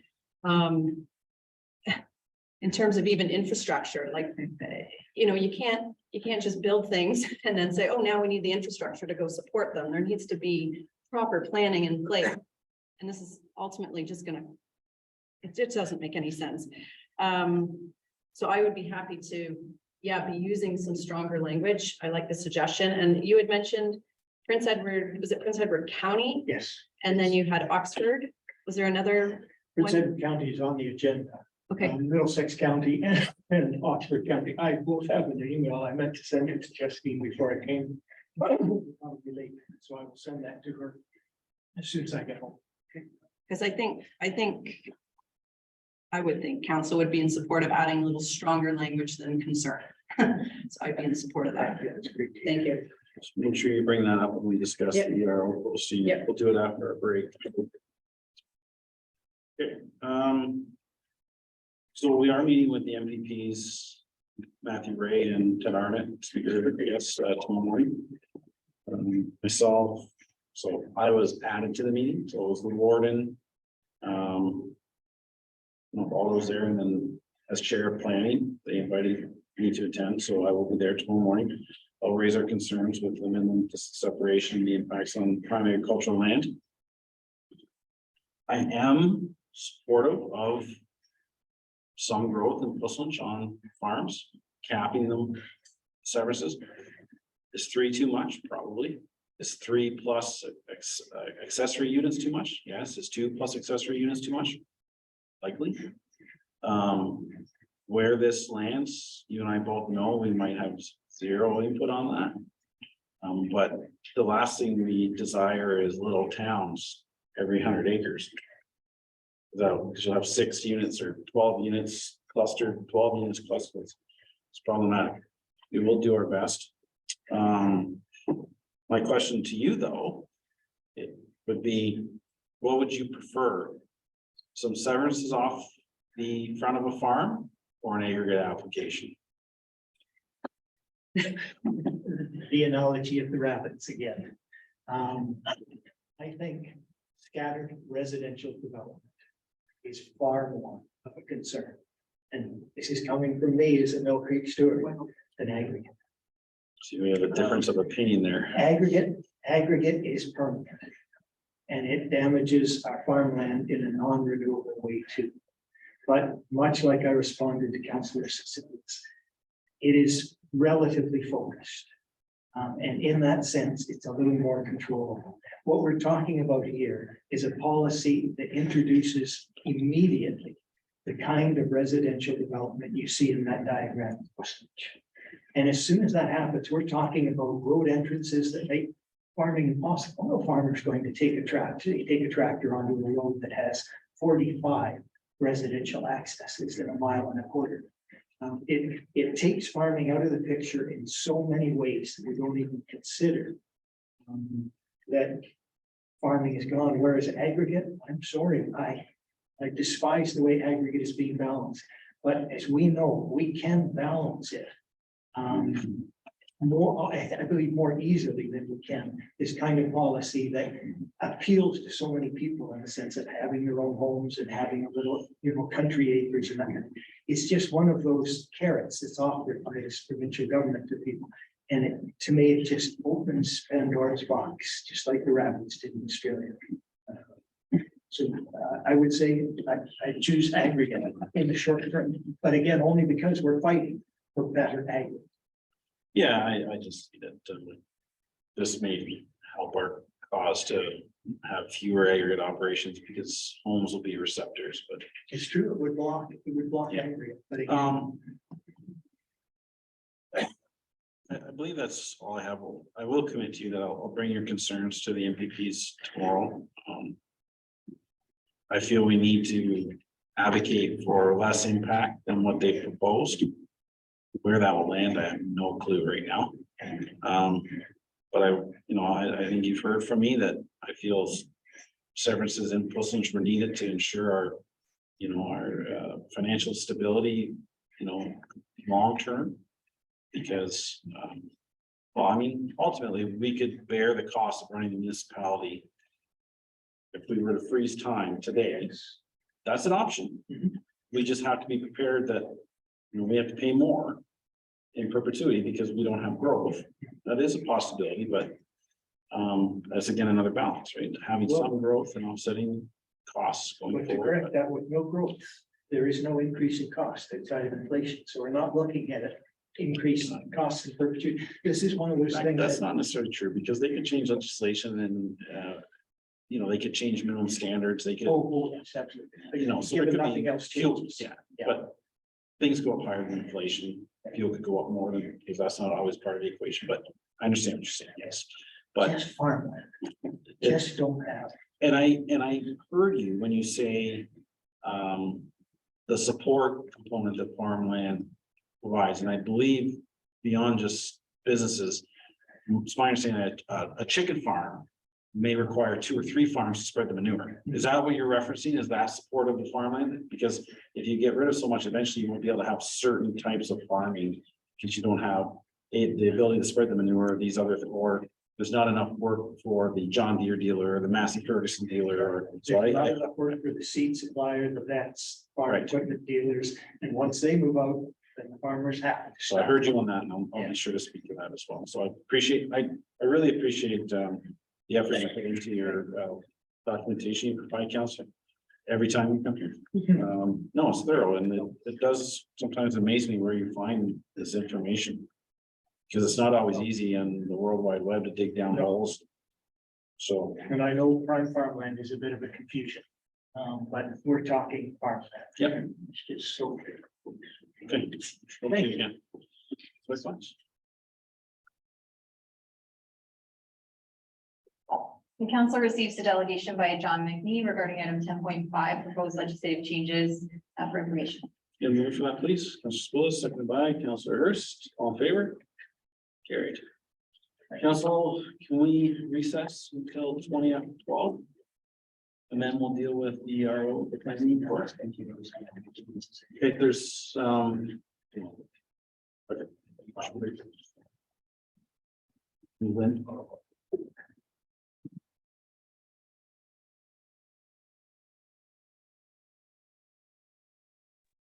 with the indulgence of council, we'd like to move up item 10.5.1 and 10.5.2.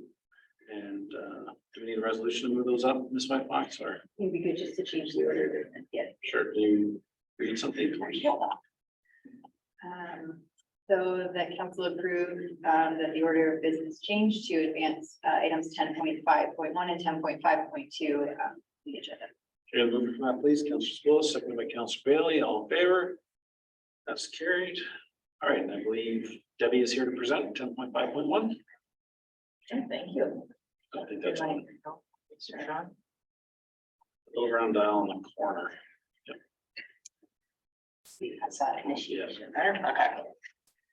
Thank you. Mayor, councilor, staff, thank you for having me. My name is Debbie Vandenecker. I am a senior planner at Planscape. It's a land use planning firm in Bracebridge. We specialize in agriculture. We have one of our managing partners. She's now a senior associate, actually helped the province develop the agricultural systems approach. So we have a long-standing history working in that sector. I myself have been a planner in sort of all the realms, started in transportation. I was a watershed planner at a conservation authority. I came from municipality and now I'm with Planscape. So I hope what I can help you with today is give you a full picture of these legislative changes and actually some of the things that I think you may want to consider moving forward with your comments. And I'm really happy that you're having this discussion, that you asked us to get into this for you. I know in my review of the reporting and pulling other municipal reports, those kind of things, they're seen through those lenses. They're seen through the lens of the person writing it, obviously, and for their municipality or region or county. And so I tried to be as fulsome as possible so you could make a decision of what would impact you, what would be important for you. So next slide. Oh, do I have that? Yeah. So much fun today. I assume it's the go forward button, yes. Oh, I just need to be a little patient person. Perfect. All right, so today is just, it's a summary, it's an overview for your, it's a preliminary sort of considerations that I think you may want to look into and discuss. To provide a review of the proposed changes, focusing on the issues that you may want to consider moving forward. I just want to note up front that it's understood that the County of Wellington is your planning authority, and that so you are the lower tier in this system. So I have presented all of the options so that you can get into that conversation with them as your upper tier, and then take the specifics of, of what you need specifically. So I think it's really important to pre-frame this whole discussion with a summary of what's been happening. You all know this, so I won't spend a great deal of time on it, but it's astounding the changes from 2019 until now in terms of the changes proposed for planners in general, land use planning overall. The clear, obvious objective is housing, and my personal belief is this is market driven, market correction, market belief. And so there is good, there is challenges. Here, I do know the planning profession as a whole, especially with municipal planners, we do this a lot. We've been doing a lot of training with various municipalities on different things that affect them. It's fairly paralyzing right now. So a little bit of patience with in terms of the process and the change management that needs to happen. There's 40 years of history that got into the let's call it red tape, and so bureaucracy of approvals that needs to be unwound while still holding the objective of the public interest and making sure that your residents are protected. So the first thing we'll go through is proposed provincial planning statement. So this is just the 2020 update and places to grow. It's proposing to combine those two into one, and they are proposing that it will come into effect fall of 2023. That is important because the comment period for this is June 5. The communication that's come out is that they'll let people get adjusted to that for a couple of months and then it come into play in the fall. I'm sure you're all well experienced with this, that a couple of months is a blink of an eye in terms of large organizations. So this is really tight. Also, you will remember Bill 23, the consultation period was not up when the bill came into force. So we'll see what happens there. So the line is that it is intended to assist the province of Ontario in creating 1.5 million homes over the next 10 years. So in terms of growth management, these are just a summary. Your report is more fulsome than this, but these are the highlights of each of those sections. It follows the same structure as your report. But the growth projections will now be provided by the county and not the province. I would suggest some upper tiers really welcome this. I would also suggest it might be the upper tiers that actually lost their planning authority. So the difficulty in this is that you lose that larger growth projection planning ability, and you get more sort of into silos. As much as there was debate about the methodology and how those numbers were came about, and the fact that almost nobody was hitting them, or sometimes people were just, it wasn't a good measure of how somewhere was going to grow. The market was still driving that. The risk with this is ensuring that you are actually planning with a reasonable number, and that it is sort of related to the folks around you without being driven by the folks around you. So they removed the terms healthy, livable, and safe communities. Really, this is just something to consider in terms of this was a force, and this was a driving factor of building communities, of settlements, all of those things. This is they call it a complete community. I'm not overly concerned. To me, a complete community is this description, but there has been a wording change, just to note it. So removal of intensification and density targets based on the growth projections. So it's now encouraged that you set locally appropriate density targets. I think a lot of people will appreciate that direction. It gives you a little more control about how and where you want that growth to happen. And by you, I'm talking about the county, you included. And then the concept of strategic growth areas has been carried forward, which is good. So in the more populated areas in the south, in the really intensified GTA areas, strategic growth areas around transit. I'm hopeful that that's a policy that will continue. It makes a lot of good sense. And so settlement areas can be established outside of an MCR process, and it removes the requirements to demonstrate no alternatives available. This is a very big possibility for you. Not being able to expand a settlement area unless you were within an MCR before, made sure that you had a comprehensive review of your growth targets, where you are now, what your servicing availability is, what your transportation network looks like. And it was a bulky process. It was a comprehensive, difficult process. I'll use the region of Durham as an example. So they were in the middle of the region of Durham. I've been working on it for probably 4 years when the last changes came through and they lost their planning authority and all those things. And so that official plan process had to sort of be fast tracked for approval. But the reality is they grow so fast that you spent 4 years and now you need to look at it, right? So I'm not an advocate of the bulkiness of the process. My concern with that would be ensuring that you have all of the right level of information in order to make a decision that is forever in terms of in that case. Before, you had to demonstrate that there were no alternatives available. So in all of your little settlement areas where you drew the line on the map a few years ago and said that this is where we're going to concentrate our growth. If in that MCR process, you had to demonstrate that there was no other option for you, there was a need for this growth, you could not either not accommodate your employment growth, or you could not accommodate your residential growth. And so you had to do that analysis, and now that no longer exists. So it depends on your perspective on that. It could be positive if this is what you really want to happen for other places in terms of, so think of like Ajax picture at Pickering's, where that settlement area expansion is now into a green belt and into long-standing natural heritage features. There is no allowance for that. It's simply, this is the new standard. So affordable housing options. So they've removed the term of low and moderate income housing, which is interesting, and have basically described that authorities have to accommodate housing affordability needs. They just use the general term. And so they've also expanded the definition of housing options. And so it includes interesting things like tiny homes, laneway housing, and a variety of housing arrangements like multi-generational and co-ownership housing. So this is interesting because these things, in my estimation, had not been encouraged because they can become a little bit of an administrative nightmare, right? You have issues with locating tiny homes, you have issues with laneway housing in terms of land use conflicts, in terms of resident complaints. co-ownership and multi-generational housing ownership issues. Inevitably, as you know, any issue that arises is going to come to the township. You're going to have people saying, help me solve this problem. And so the inclusion of all of these different options is excellent in terms of flexibility, and also requires you to have a look at what you're going to do if there's an issue. So land use compatibility, I guess the first thing that you need to understand is that the previous policies were geared to protecting the industrial use. I'll just generally say industrial use. And it's actually an interesting change because that was a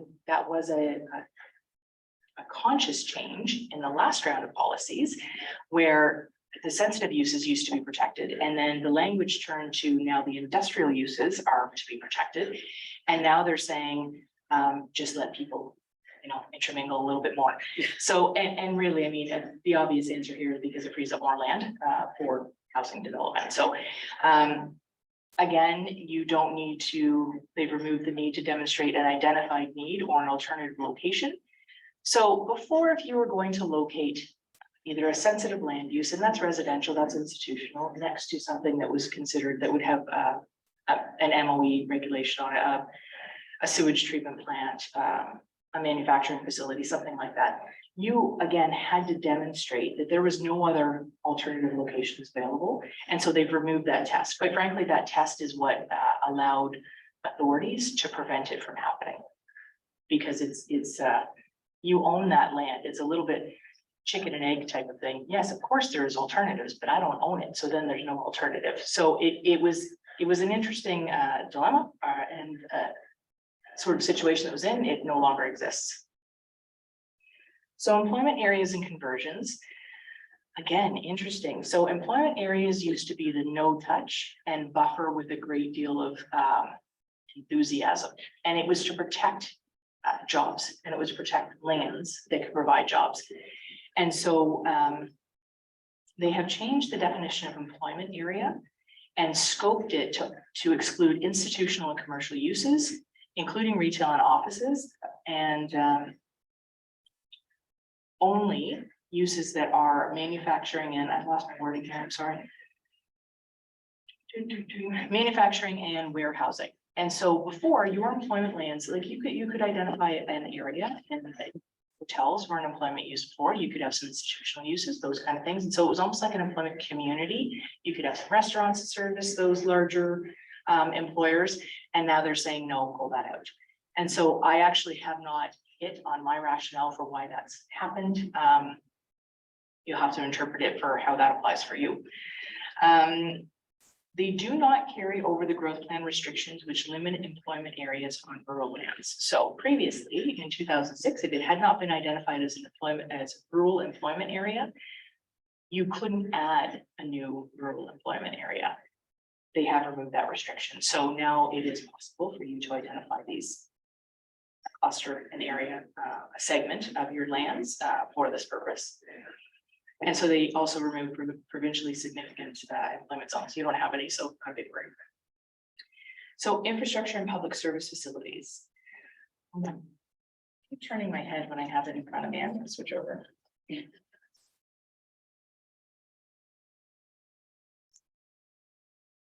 So they have removed the consideration of green elements from principles. So again, this is a conscious wording change. In the last round, there was a great deal of effort of talking about climate change impacts and the impacts of a change in climate. And so what that allowed authorities to do was require bidders and their own public works department, all of those things, housing developers to have LIDs, to assume that any of your stormwater management stuff was it considered the impact of a change in climate. And so they have removed that focus in this round. It still does include some general sort of environmental protection wording, but it is less than it was. It removed the ability to extend partial services into rural areas only to address a failed system. So you were previously limited only if you had something outside of your settlement area that had failed, you could extend water services or you could extend sewage services, partial services to them. Now you can do that without there being a failed system. So we'll talk a little bit about what that could mean for you as an opportunity later. So they've removed the requirement to include treatment capacity for hauled sewage. There's a lot of municipalities that they don't have sewage systems, like public sewage systems. And so as a condition of consent, they will ensure that you have a letter from an approved hauler in order to accommodate where that waste will go. They have removed that requirement. They have removed the requirement for upper and lower tier coordination regarding individual site services. So it was interesting that they actually consciously took away a coordination requirement between upper and lower tier. That's an interesting choice. There's new priority to leverage development proponents when planning infrastructure. So this is interesting. It may allow for some creative funding options. What you'll find, especially in South and GTA, even though they have massive growth pressure, what's often slowing them down is not necessarily the approval process, it's their infrastructure. And so I know I'll just speak in the region of Durham, at least in my experience with them. The developer was not, he couldn't pre-build it, right? There wasn't sort of creative funding solutions in order to bump that work up. And so now I believe that what they're trying to do is open that flexibility up a little bit. So it's an interesting option. And so now there is also a requirement for municipalities, school boards, and childcare service providers to plan together for schools and care. I personally love this. I hear that lots of you in the room have kids and grandkids and all those things. And when you have a growing community, you'll find, for instance, in the community I live in, they're building a new school. And in the time of the approval process, it was redesigned for 4 new classrooms, and there are 10 rooms. And so there is no coordination required right now with school boards, not to the fault of their own. They operate in the same box that other folks operate in with land use planning approvals. And there is legitimate reason for this as well. Schools are sort of cyclical in planning in terms of numbers in the long term, but also John, I don't know his last name, he alluded to this, but that there are I think it's 1.2 million approved units in the province for housing. They are approved to be built and they're sitting not built. So if a school board used those numbers, they're over planning, right? And so it's a budget implication for them. Now this is requiring them to talk, which is, I think, an excellent move. Oh, that's why I was looking at the slide wall. Natural heritage. So it is very curious that the commenting period for this provincial planning statement does not include changes to the natural heritage system. And it's simply a note that this is still under review and being looked at. But if you actually read the introduction to the provincial policy statement or any of these policy documents, you have to read it in its entirety. It does not encourage you to pick one policy and sort of cherry pick it for your own use. You have to use the entire document. And so to not include such a significant piece makes it really difficult to evaluate the potential impact without that. So for instance, the province has a natural heritage system identified. Lots of places have included that as an overlay in their planning documents. If you remove the prime agricultural system, but the natural heritage system still overlays it, does it prevent development? We don't know. We don't know. Have they strengthened the natural heritage policies? Have they weakened them? So it's hard to characterize your possibilities when we don't know that answer. So I think this is probably, and I did this intentionally so you didn't have to think about all the other things, but last, I think this is probably where your biggest concern is. And so they have removed the requirement to use a provincially mapped agricultural system. And so what that does is, for instance, County of Wellington actually has been working with our firm for the last several years doing a LEAR. And so it's the province's method for identifying an agricultural system. So what the province defines as prime, and I know you guys had this discussion before, are class 1, 2, and 3 lands. You actually have majority of your lands are class 1, 2, or 3. So by the province's definition, prime. What the agricultural system does is allows you to have a holistic look at your full area. So things like transportation, your tractor repair shops, your whatever sort of supplementary and supporting services to your agriculture are also included and protected in that system. So they have removed this requirement. My sincere hope is all of the upper tiers and all of the municipalities that have been doing really good work in this area simply keep it. They have not prevented you from using it. It not prevented the county from using it. It may be something you want to consider having a discussion about. I think going through the process, and I'm doing it for a different municipality right now, it is comprehensive and it requires a great deal of consultation. So the result of that system is your farming community's input, is your planning input, is your municipal staff input. It's really good work and it's valuable. So I don't know what that will look like for future changes, but I think not including it would be a bit of a waste of effort. And so right now, using that agricultural system does not prevent any development, rural development right now because of these new policies. And I think that was probably a bit of a concern. I know when I go and I present in this municipality that I'm working with right now, it's almost always split right down the middle that we have to protect the agricultural system, and we have to allow for residential growth. And so that is across the board. No matter where you go, you're going to have those competing priorities. And so I think in this case, including the system support approach, maybe to your best interest longer in the future, so that you know it's there. So it does allow 3 residential units per agricultural parcel. It allows the 3 lots to be created. What I would encourage you to do here is look at these in conjunction with one another. I'm going to talk about this a little bit. I have a slide that John had in this presentation, but I want to talk to you a little bit about that as well. So they have removed the alternative location test for new non-agricultural uses in prime. So similar to locating employment areas in rural, you don't have to demonstrate that there is an alternative anymore. It does appear to increase the priority or use of communal servicing to accommodate growth. This needs to be on your priority list for discussion. So my experience with most places is your upper tier has the ultimate responsibility for it. So just a little bit of background. So if you allow a communal system that is for permanent residences, somebody has to be legally accountable if it fails. So of course it is a responsibility, however you set this up. So say let's just call it a condominium. That condo corporation is responsible for that. They have a system for applying funds, all those things. You and I always know things fail. And sometimes that doesn't happen. They go bankrupt, they go away, whatever the situation is. Ultimately, you become responsible.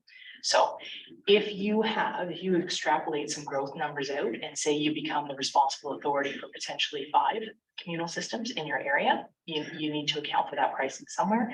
There's a lot of things you can do to protect yourself, work with your treasurer and your clerk in terms of your legal ability to hold funds and apply funds and take funds from the people that are doing this, so that at the end of the day, should it fail and you become responsible for it, you have the funds for that. I'm not sure that most municipalities have done that, because my experience to date has been most simply say no, because they refuse to take that responsibility on. So there's a lot of upper tiers that's just not a viable development option. This policy change has said that it was always an option. I mean, technically it was always allowed. This appears to make it more of a push, which I would suggest is probably in an appeal process. So for instance, if the county denied a request for, say, a condominium development in the rural area that was on communal servicing because they refused to enter into servicing agreements, I suspect what this wording does is give them a better appeal option. And then official plans may not contain provisions that are more restrictive than the provincial planning statement policies. This is exceptional, actually. It seems so benign, but you always had the ability to be more restrictive should you have chosen to be so. And this is clear that they're just saying you cannot get in the way of residential development. If we were to put that in layman's terms, I believe that that's what they're meaning there. So this leaves you not with policy options necessarily, but with sort of administrative and implementation options that you should think through. If there are concerns with these policies that you would naturally have said, that's going to be bad for us, we need to restrict it in this way. You don't have that option to do that, so you need to look at some other avenues. What sort of information do you need from applicants? What sort of securities do you need to take? Those are the things that you have in your toolbox that I would suggest you look into. I wanted to talk about this slide a little bit.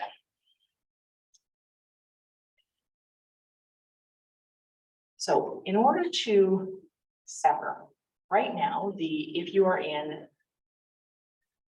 prime, severances are discouraged except where it is surplus severances. So surplus severances are basically, you have a farming consolidation, you don't need the extra house, you don't need it for farm staff, you can sever it to the minimum amount of land, the maximum amount of land you need for water and septic.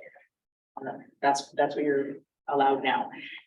This is allowing, again, those 3 units, as long as it's outside a specialty crop area, it's not going to be an issue for you. That's only Holland Marsh and wine country. That it has road access, that's important. John did bring up a good point. Regional officials and MTO need to be brought into that discussion because they may be on road frontage, but if they're on your highway, are they going to be able to get access? We know what access to those larger roads is discouraged, so that's a conversation that needs to happen. Does it have frontage for ingress and egress? Again, the transportation authorities need to be brought in for that. Adjacent to non-agriculture or lower priority ag lands. We can guess at that definition, but you shouldn't have to guess. So some clarity about lower priority agricultural lands needs to be offered. So are they going to say that's class 4 to 7 lands? Are they going to say that that's just cropland? Are they going to say it's anything other than class 1? We don't know. So it makes it really hard for authorities to actually make a decision based on that. And so they've also added the requirement for an agricultural impact assessment where impacts can't be avoided. And so this becomes a good tool that you have a consultant that basically says, okay, in the scheme of what you have with what they're trying to do, this is the potential impact that they could have. This is how we're going to mitigate it. That's a good exercise. But what it also almost always will do is have an expert tell you that it's okay. Just be aware. So that's just how those reports are and how they're written. And so, yes. So let's talk about this image for a second. I'm not sure if you've ever met a farm that has 3 houses in the middle of it. No? Okay, so 1. I am pleased I am not disparaging the communication that this is from the Ontario Farmland Trust. I am not. One of our a very respected person that works with us is on that. So that's not what I'm doing with this. What I want you to understand though is that there are potentials and there's reality. And so I really want you to approach your decision making and how you approach this issue from what is our realistic risk versus the potential. So I would disagree that you should just multiply the potential lots with what you have. You put the pin in the map and you times by 3. I've heard that said. I would counter that with what is the growth that you are facing now. And so let's just say you have an average of 20 consents right now. Okay. I think it is unrealistic potentially that you simply extrapolate that to 7,000. So there's a couple reasons for that. 1, you probably don't have that growth pressure for various reasons. And 2, the reality of processing 20,000, 5,000, 7,000, 2,000 consent applications, you have to extrapolate that time out. So as much as you have to be able to have people to build houses, you have to have gravel to build anything, you have to have planners to approve applications. And so an application still needs to be made. And so that's not to say that they couldn't be done, but if you just take your straight timeline, even if municipalities could meet their legislative timelines, 60 days per application, one planning department, say they could do 10, which is a lot, right? In 60 days. Multiply that out for the potential risk. So and that's not to say, again, the long term, I agree with the long-term impact of dicing up farmland that you can't get back. I really do. That's a fact, and that's a reality that needs to be looked at. But I really do think that for your decision making and for your discussions, which is what you've asked me to bring to you, you need to put that in the context of your growth pressures in your area specifically. So again, a risk here is that so you can divide 3 off the lots. Now there is no size limit. So I know it's heard, can we limit this to 1 acre?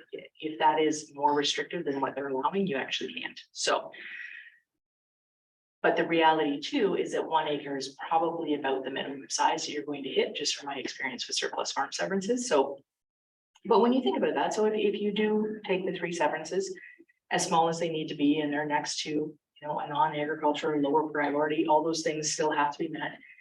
And then, but it is written that, so you can put 3 houses on that severance, and then one of those secondary houses can be used to sever off again. So I would say that is where the concern is. So it could have a bit of a chain effect, but the reality is you're going to run out of space. You still have to have lots that are big enough for well and septic. So it is sort of a self-fulfilling prophecy. It will have to end. You simply won't have enough land to do it. So it can't be this continual and it's going to continue forever. That's not the reality of how those severances could play out.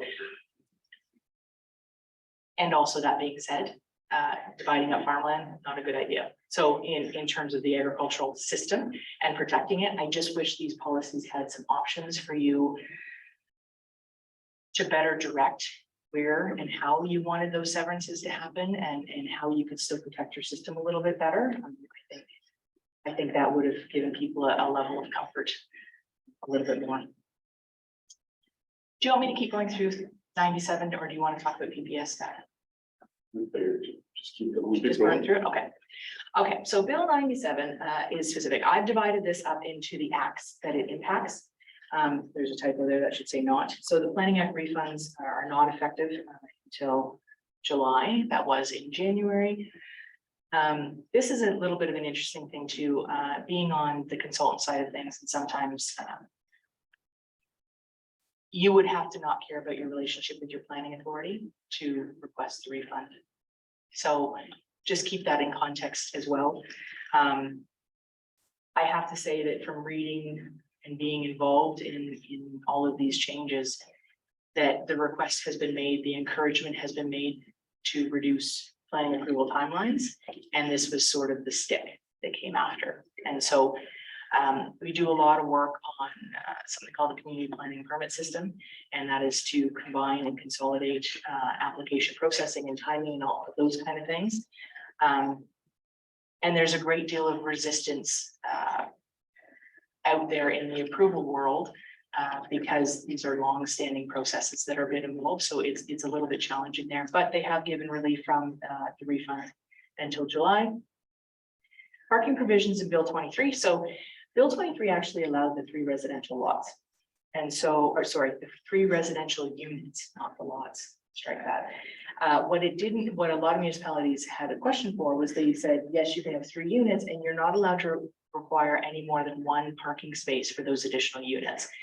And my perception of why they did that is because you municipalities could have prevented this from happening if you required 3 parking spaces per additional unit, because you simply wouldn't have enough space on residential lots to do it. So I believe that that's why they eliminated that.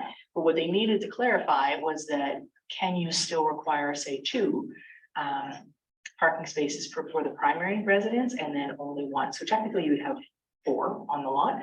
And they did say, yes, you can require whatever your zoning bylaw requires, more than 1 parking space for the primary dwelling. Again, the employment area definition in the Planning Act has been amended so that it only speaks to manufacturing and warehousing and the ancillary uses to that. Appeal rights are now available for interim control bylaws. Have you guys ever used an interim control bylaw? Years ago, not sure.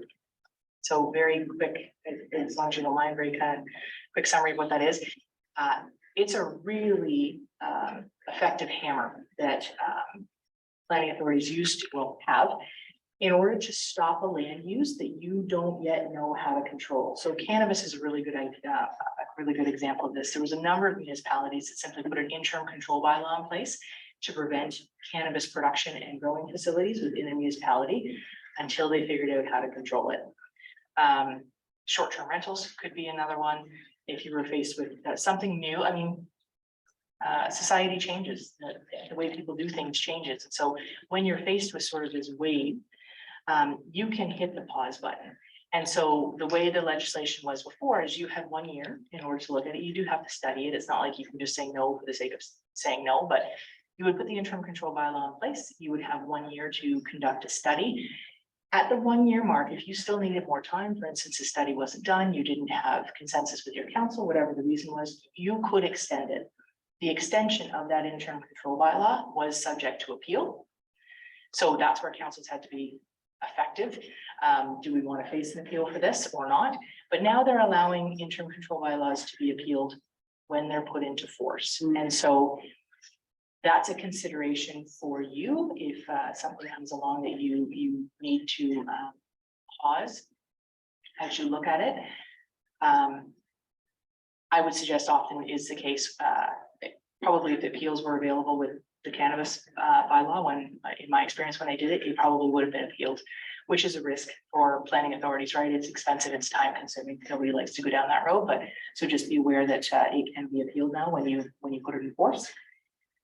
And so site plan, I don't know how much of a concern this was for you, but for municipalities, for other municipalities, it was a great monstrous concern that site plan was the control that they used to make sure development happened the way they wanted to. So site plan controlled how it looked, what your setbacks were, where your entrances were, all of those different things. And so in the last round, I think it was Bill 23, I might mix the numbers up, there's a lot of them, but they removed site plan for anything less than 10 residential units. This was a massive planning change. And what they're doing is giving it back a little bit in this one. So I don't know if the pushback worked. I don't know if this is just the concerns came through, but they are now allowing municipalities within 120 meters of a water body. So scope of country. So everything that you do in the scope of country is on within an area of a body of water, and it was all subject to site plan. So that was a huge concern for them. Now within 120 meters of water, you can go through site plan again, or within 300 meters of a railway. So I know you guys have some railway concerns and issues, but you can now require that. And usually in terms of a railway, that's so that you can require double, triple paned glass and windows for the noise and foundational things for the vibration, those kind of things. So that has been given back. So the Development Charges Act, this could be significant for folks. So when the 3 residential units were allowed, you were not allowed to charge development charges on those additional units, which is why municipalities were not very well armed to provide the services for the additional residences, the additional people, those things. The interesting part of that is that it was specific to a parcel of urban residential land. So those 3 units before were only in settlement areas that had full services. So some places that never applied to, they did not have to allow those 3 units. Now what they're saying, because of what they've done in the agricultural lands, you cannot charge DCs on that. So if you were, you allow the severances and presumably, so just a scenario, if you were going to extend services, for instance, outside of one of your hamlet areas or one of your settlement areas that had partial services, you were going to extend that out to service these folks because they have, there's been a series of severances out there. Now they each have 3 residential units. It makes sense. It's, for all those reasons, you actually don't have DCs to cover that. So it's a concern. It's an issue that you should account for in your budgeting. The Ministry of Municipal Affairs and Housing Act. So the minister's powers with MZOs are increased to remove the applicability of policy statements, provincial plans, and OPs. So this is a little bit funny. So the minister can now override all of their own policies. And so because this is the ultimate tool, I think one of the stats was that I'd heard when MZOs started to get used more frequently is that up until this government, there had been 4, and I think at last count there was over 30 just with this government. So it is clear that the priorities of this government are going to go through regardless of what policies are there. And there is a number of reasons for that happening, but just that's what that change. It allows them to not, what would happen is you'd have an MZO, but then they'd still have to comply with your conservation authority and the policies are in place for everybody else. And this is superseding that. So with the Municipal Act, it allows the minister the authority to make regulations with respect to a variety of matters, including governing the powers of local municipalities and requiring certain owners of land to make payments and provide compensation. I don't know what that's going to look like for you, but it's there. So I've just noted these as issues to consider. Again, I don't presume to know your municipality well enough to give you a specific recommendation. I've heard lots of good information this morning, actually. And your concerns and sort of your support for certain things, it's pretty typical for rural municipalities. It's a debate I think lots of people are having, but I did not want to, the only recommendation I would make is to make your comment to the province soon, to hopefully have it heard. My professional opinion would be it's not necessarily where you put your effort. I would put your effort into being prepared for these changes. I think if we've seen anything from the last changes that have come through, the consultation period has not been effective in terms of pushing back. They have come forward as they've been presented. And so I would never suggest that you don't make your official position known, but if where I would be putting my time and my resources in is figuring out how these are going to impact you when they come, because the timelines are pretty short. So that would be my only actual recommendation. But the issues that I think you want to make sure that you've got your eye on is the housing. I know you don't provide services, but the flexibility of the different housing options and the removal of the affordable housing terminology, it should underlie the discussions. It's something you need to protect all of your residents, right? It's just something to consider. Land use compatibility, really that comes down to complaints for you, resident complaints and how you would handle that. Accounting and planning for adequate employment lands in the future. I believe that's the county, but you may want to be in on that discussion, especially given the fact that you can have rural employment lands now. And so within the infrastructure and public services sort of realm, the removal of the green policies, I don't know how much effort you had put into beefing up climate change policies. Some municipalities put in a climate change emergency, all those kind of things. So keep that in mind. The joint planning, I would just say that you want to make sure that whatever data you have that can help those conversations, you make it readily available. I'm sure you would have asked, but now that you know that this is ongoing, if you're planning for rural growth, you want to make sure that you've kind of included your schools and what capacity they're at and this kind of thing. So any data you have and any ability you have to be in those conversations, I would suggest that that's prudent. And then the partial services extensions. This is probably a bigger conversation given where you are and that you are the authority at this point for communal servicing.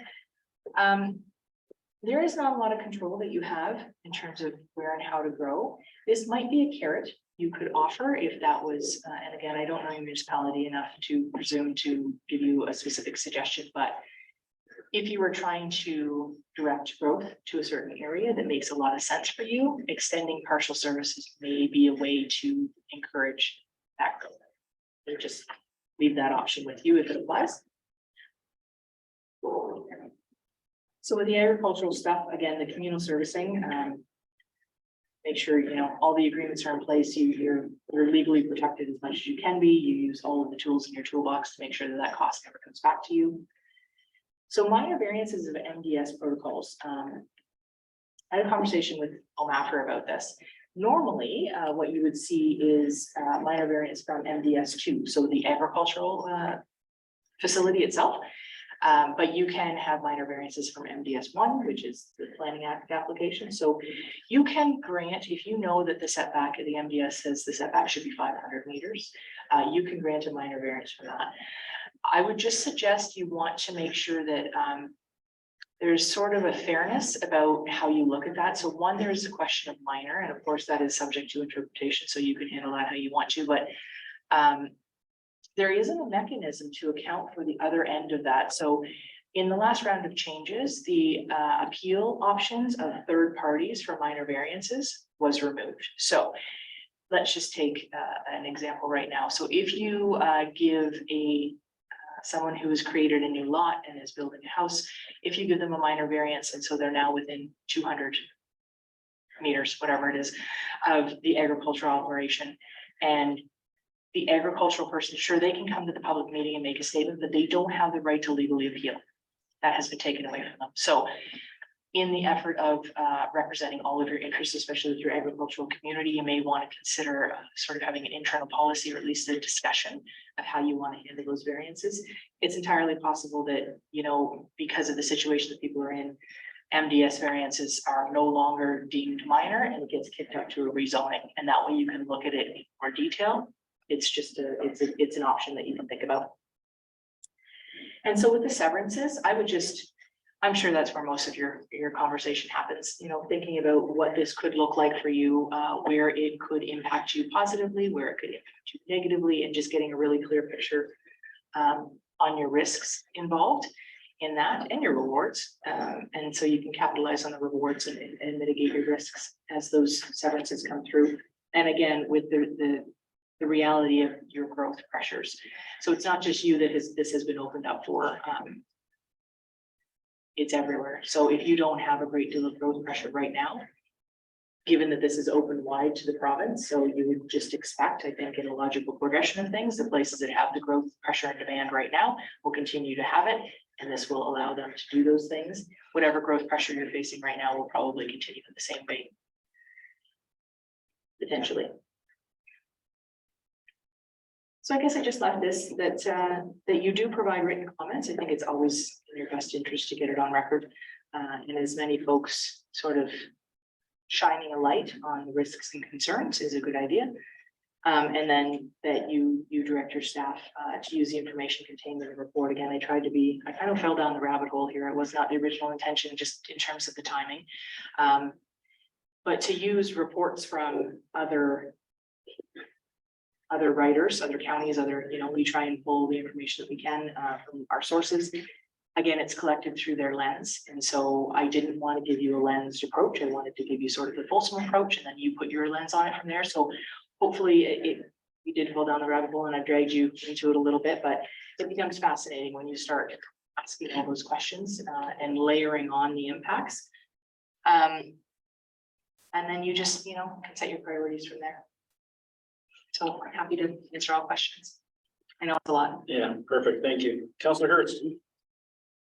Well, thank you. That was a ton of information and very thoughtful, and I appreciate you walking us through it. So maybe a couple things. I think the one that's interesting is removing the utilization of agriculture mapping. On the OMAFRA side, it's interesting, in the spring budget, the provincial government committed $9 million to updating their agricultural mapping for farming purposes. Yet on a planning standpoint, they're removing it. So just an odd kind of circumstance there. I think the one thing that I think in all my notes, what I took away from the discussion is be prepared for change. I think my sense is that this government's moving forward, come hell or high water, on a lot of this type of stuff. And it's probably, I think, good guidance from your standpoint that our municipal resources understand the ramifications. I think clearly we need to identify areas that are unclear or that are non-beneficial to our growth strategy, with agriculture being paramount, but also the need for thoughtful, reasonable growth in the municipality, and you can't have one without the other. They need to be managed equally, I think, is that's really good guidance. I think as somebody that's relatively new as a councillor, I appreciate the structure there. And I guess, probably my last one here is the interim control bylaws. I think that's something that I'm not sure if we've used those in here to any great degree, but I think that's something that there's a lever for that. And I appreciate you flagging. That's it. Thank you. Appreciate it. Welcome. Councillor Gordon. Thank you. That was a really great presentation with a lot of information. I don't have any questions.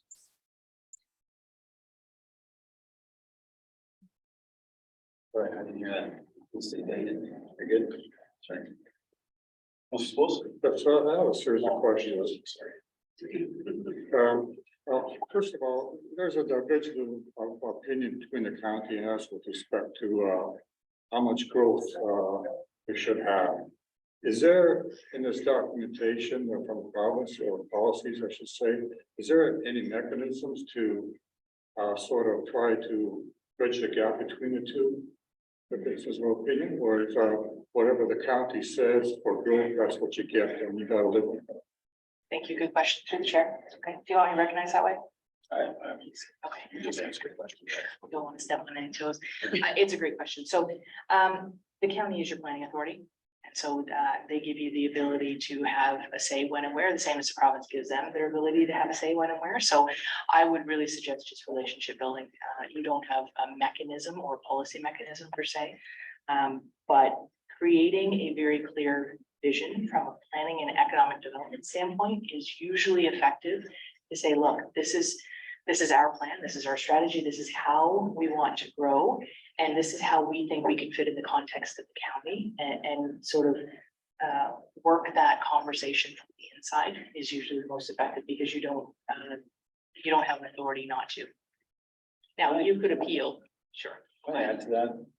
So in the previous versions, growth was prescribed and how it shall be allotted. And my understanding was an inverted triangle. Growth was given to places with municipal services.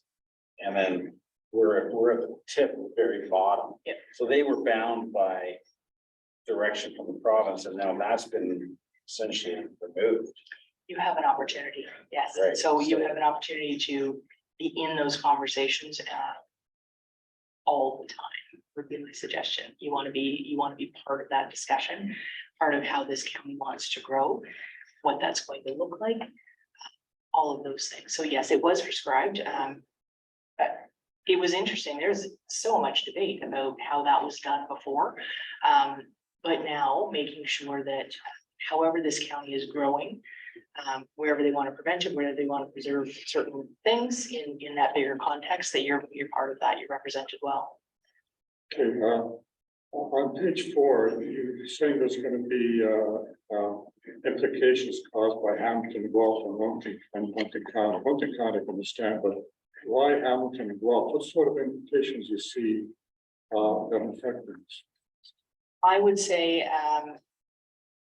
they are subject, they don't have to go through a comprehensive review either to expand their boundaries. I would suggest folks that wanted to grow, that have wanted to historically expand their boundaries and have been prevented from doing so because they need to be in an MCR process, are likely going to take advantage of this timing. This may not last forever. So they may simply be pulling the growth either, away from you. If we go with the theory that the market single detached homes on sort of relatively large lots, expanding an urban boundary and allowing that type of development may simply pull the growth potential away from you a little bit in the interim. I think it's just, you want to be aware of what they are doing and how that could potentially impact you. It was just really a flag. Okay, so that's an important contribution. Before we move on to that, right? So are you stating that we're going back to the days of annexations? My understanding that they could ask, but we would have to be a willing participant in the loss of those lands. So it is the change in this growth where they say, oh, we want to take down to the 401. Right. Well, and we have no say. I don't know. I don't have a good answer for that. I would hope not. I hope not. You guys are all active partners. You all have skin in the game. I don't know what that could look like for them. I just didn't want you to not be aware that potentially could be impacting you. And I think we've seen from the days where you could do estate lots, right? That policy went away. Then you could take a 1 acre lot for the aging parents or the children on farm. That went away. And now we have just 3. So policies change and shift with priorities. But I don't know the answer in terms of how they're going to accomplish that. But again, they're the upper tier authority. Okay, you talk about the sensitive land uses. And you're saying that the legislation allows the sensitive land uses to encroach. But I read 3.5 of the confidential document states minimize and mitigate any potential effects of odor, noise, and other contaminants, minimizing risk to public and safety. Doesn't that sort of cover off that issue? I know there's a second statement that sort of says you can encroach on that. Second statement I would object to, but not this the second statement's gone. Wouldn't this sort of, help out your concern? It's sort of similar to removing the climate change wording. So yes, there is still environmental protection wording. Okay, I'll challenge you on that when we get to it. Okay, I'm looking forward to that. So in this case, I think, again, what those tests offered was the authority, the ability to say, no, you have not met this test, and then you fight it out with opinion. When you remove the test, they don't even have to try and demonstrate that there was an alternative. So it removes the test for identified need. So to show that you require this, and that there's alternative locations. So, and it could be okay. It could be okay. Really, what the land use conflicts always come down to is complaints for you and complaints to the upper tier and those kind of things. We'll avoid the nefarious things, you know, from industrial uses, but usually that's what it comes down to. Okay, the, on page 12, rural employment areas, I'm trying to, have the concern clarified. And the way I sort of read it, are you implying that a commercial or industrial activity can occur in a prime agricultural area? So you still have policies in place in terms of zoning, Absolutely. right? Yeah, so that doesn't, it doesn't It really, doesn't change. Okay, No. so you can't, that's Yeah. fair enough. Okay, climate change. Yeah. 2.9 of the provincial document goes into elaborate detail. And it's it talks about taking to, I don't, should I read it out to everybody or? Sure. Okay. Planning authority shall plan to reduce greenhouse gas emissions and prepare for impacts of a changing climate through approaches that, one, support the achievement of compact transit, support of the compact communities. That's not really applicable to us. That's rather incorporate climate change considerations in planning for and the development of infrastructure, including stormwater management and public service facilities. 3, support energy conservation and efficiency. 4, promote green infrastructure, low impact development, active transportation, provide, protect the environment and improve air quality. And 5, take into consideration any additional approaches that help reduce greenhouse gas emissions and build community resilience to impacts of our climate change. Changing climate. so I think what you're getting at is that, so when I flag when they have removed climate change or impacts from changing climate, that wording, normally when something becomes an issue and a change is made, they put it in everywhere because you can. So it's in your face, it can't be avoided. So if you are asking if these things are still considered, they are. Are they the priority that they were when they went in? They are not. You'll hear the same comment from some sectors about Indigenous consultation. When that move was made to ensure that this was done well and it was, you know, at the top of mind for decision makers and authorities, it was in a lot of places. And so I don't have any personal stake in where it is. It's still up to the authority to make sure that those things are done. It is clearly stated. It's not stated throughout like it was before. It's just a change. Okay, agriculture and rural area changes, I think we cover out the 7 years, and our approach here in Bristol is limited to 1 acre basically. So I think it satisfies the concern you mentioned, but certainly I think we have to have a discussion around this table in terms of do we allow 3 plus the additional accessory units, or do we put that on plan? The communal systems. You're saying the county is responsible for it, so I'm gonna ask staff, is it the county or are we responsible for communal system? So what I heard from the presentation is it's a government body that is responsible, and I think typically you would see the upper tier. But in our case, it's the township, and we have the one communal system that we have an agreement with. And we are the responsible. So what the point you made is that we should be protecting ourselves for the future by gathering funds in case that happens. At the very minimum, and maybe the conversation with the county about the responsibility. Maybe the county does want to be you know, maybe they want to have a standardized system, and that's something that you don't want control of, I'm not sure, it's worth a conversation though. Okay, the last point, I think is very important to put on, the provincial statement 4.5.2 protection for long-term resource supply says demonstrate a need for mineral aggregate resources, including any type of supply demand analysis shall not be required, notwithstanding the ability, designation, or licensing for extraction of mineral aggregates, resources locally elsewhere. This is where I think we got the problem. Like I read the statement that we can have gravel pits created without any limitation, anytime. And I think that we should be commenting on limiting how much land is being actively used for gravel extraction.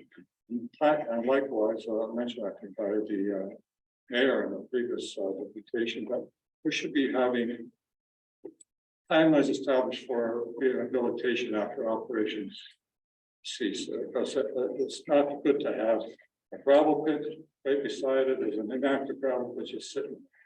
So do you have any comments on that? You're right. So I hear that you guys have some aggregate issues throughout the province. You will find that aggregate has been king for a long time. And so I would just suggest that what they've done is simply lessened their study requirement. I don't think you would ever find the application for a gravel pit that would come through. Really, the municipality would only be involved if it required a rezoning. And it would be very difficult once they've gone through their processes with the Aggregate Act to deny a rezoning. That's been my experience. So, yes. And so what they have done is simply said, you don't need to spend so much money on the studies. And the same way that if you were to expand your settlement area, you don't need to spend so much money on the studies. You can just do it. So it's in the same vein. I think if we were following a theme of removing a level of bureaucracy, a level of study that is not going to change the outcome, I would put it in that same category. I think if you're going to make an argument for limiting the amount of land, I don't actually know what your issue with aggregates, if it's taking too much land, if it just has impacts on your residents, or whatever the issue is. The point is, I'm concerned about, like, right now, we got about 10 to 12% of our land actively being with a gravel pit on it, whether it's being extracted or laying fallow type of thing. And my concern is, well, if we let this continue going, we'll have 20% of our land doing without any remediation, remediation of existing land, and gravel pits continue to operate or existing. It still can go for another 10 years, and yet there's another 5 gravel pits being opened up just simply because the province is saying we need it type of thing. There's no need to do a study. Right. Can I interject a little bit? I believe it's contained within the ARA that they do not have to prove need for a new license. And now what they've done, it seems like they've added it to some planning documentation as well. Yes, because you with the authority, the county would have required them to do that study, and so they're just saying, we're saying they don't need to. But that's one of the items where, through TAPMO and through other resources, we're still pushing back. And I'm saying there's an opportunity to comment here. Yeah, to flag the impact for you of agriculture, or sorry, aggregate and the reclamation of pits, it's where the loopholes about it's still having one truckload come out, and so they don't have to put their reclamation plans in place and all those things. So I think the structure of the act and what they actually need to do is there. It's the implementation of it that that's where you're finding the impact that it's not getting done because it's expensive. Mr. Bailey? Thank you. Yeah, thanks, Councillor Stapoulis. You grabbed a few of my topics there, so that's good.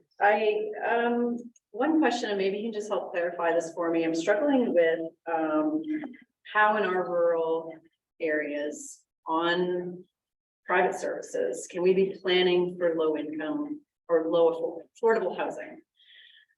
In your rural areas? Come in.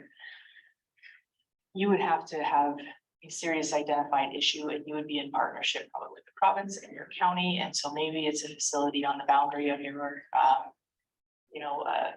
for instance, say it was a supportive housing development, and it could be on a communal servicing, it's outside of the settlement area, it offers a provided services identified by the county. You wouldn't be doing it alone, certainly. It's just an interesting change. Again, much like the climate change wording, it's just a priority shift in terms of how it reads to me is that let the market dictate all of the available housing options instead of focusing on single attached here, semi-duplexes are allowed here, like City of Toronto is allowing triplexes on all residential lands now. Interesting, right? So I think when you read sort of between the lines, the focus here is just let the market provide all of the things that people could need. You could debate the appropriateness of that, but that's my read on it. Yeah, because, I mean, I'd love to be able to support, affordable housing here, but it's not here. And there's no way to really help plan for that unless, could you be weaving it into policies where if you limit house sizing or heights or could you? I would suggest you want to maybe consider a carrot and stick option. So there's things like inclusionary zoning where you can give discounts. You could waive DCs on things that are supportive housing. It's a huge area of study, and you want to make sure that you are appropriately identifying affordable housing for your area. So right now, it's set to a county, my area regional level, and so it's averaged. So in effect, I'm just going to use some round numbers. So what may be affordable here is legitimately 500,000, right? In Guelph, it might be 900,000. So you would take the average area, and so what the province and the county would have determined would be affordable housing is at 775. And so you're not actually providing affordable housing for your residents, but maybe on the regional or the county scope you are. So there are discussions that if that's a priority for you, if you have a need, I mean, aside from the already obvious identified need, but if you have a specific township need, then you want to look at those things and how you can support the folks that you have, I would say is your best bet to go at it. But you would, I haven't seen it done at a lower tier level on their own. It's always a partnership, and usually comes top down, located in a township where you then have the debate. So is that a similar approach then to complete communities then as well? It should be. Struggle with that here as well. How do we create a complete community? In rural, in Within your toolkit, it's again the carrot and the stick. So using the stick for things that you cannot prevent them. I mean, even from a human rights perspective, you can't prevent things. What you can do is just use whatever is in your toolkit to encourage other things. So if you want to waive DCs on what you consider affordable, if you want to extend your rural servicing out to accommodate a facility that you're in partnership with the county, things like that. You don't have a lot of legislative control, but you can encourage, certainly. Right. And then maybe this is a question, I don't know, for staff, but I think you had mentioned in your report, page 7, wording around for allowing for co-ownership or cooperative housing options, but where do we put that? And I don't know, I just don't know where that fits into the planning. You actually don't need to put it anywhere. So the province has told you, so you're a creature of the province, so it tops down, all of your policy documents have to conform to theirs. So you don't have to identify this specifically. If you were going through an official plan amendment or an official plan update, then I would suggest you would probably just by default use their new definition, but you don't have a choice that way. Once they define it, that is your definition. Unless you were going to be more permissive, but you can't be more permissive than that. And the policy now says you can't be more restrictive. So, right. They've kind of pigeonholed you. So it sounds like we need to have a big discussion around communal systems in the township and how we're going to handle that in the future. Okay, thanks very much for your presentation today. That was great. All right. Settlement boundary expansions, I believe at the end of your report, I believe at the end of your report, it speaks to the Greenbelt plans. And there was some wording there. Maybe I'm on the wrong report, but I'm gonna ask you. Yeah. So, because we're rewriting the provincial policy statements, is the Greenbelt plan staying in, and will we be able to do settlement boundary expansions within the Greenbelt? Well, that's easy. No, it's not easy. I don't know, for sure, but I would say on the balance of probabilities, yes. The pressure for, settlement area expansions are actually Pickering, Ajax, you know, Markham, those southern, whatever. They'll encroach into the Greenbelt. How the policy is written right now is that the Greenbelt policies are to be maintained even when you remove the road. Yeah, so That's the part I read. that's the intent. That has not come through. And so what's also interesting is the Niagara Escarpment Plan and the Oak Ridges Marine Conservation Plan have not been mentioned at all. And so these are the big three swing planning documents that prevented development. They took 30 years each to get into place. And so just from my personal sort of following of things, this government has always said that the Greenbelt won't be touched. I think we know that that's not necessarily the case now, but it's been the last holdout. So I can't say for sure what's going to happen, but if you just follow the progression of things, if the market is demanding that there are more single detached houses in southern GTA, then where do you put them but have to push into the Greenbelt? So, besides where you feel it's going, the way it's presented right now. So I'll give you a little bit of a history lesson. Okay. We have a little hamlet called Morriston. And when the Greenbelt was first implemented, it's my understanding that, you know, the council of the day was given mapping and that Morriston would not be Well, I've heard this story, yeah. included in the Greenbelt. So then the council of the day didn't have as many concerns about potential growth in the future.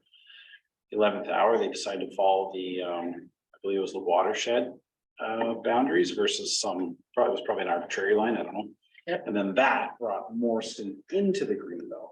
And then, you know, until the PPS was burnt, we couldn't expand Morriston. And it's already a settlement area.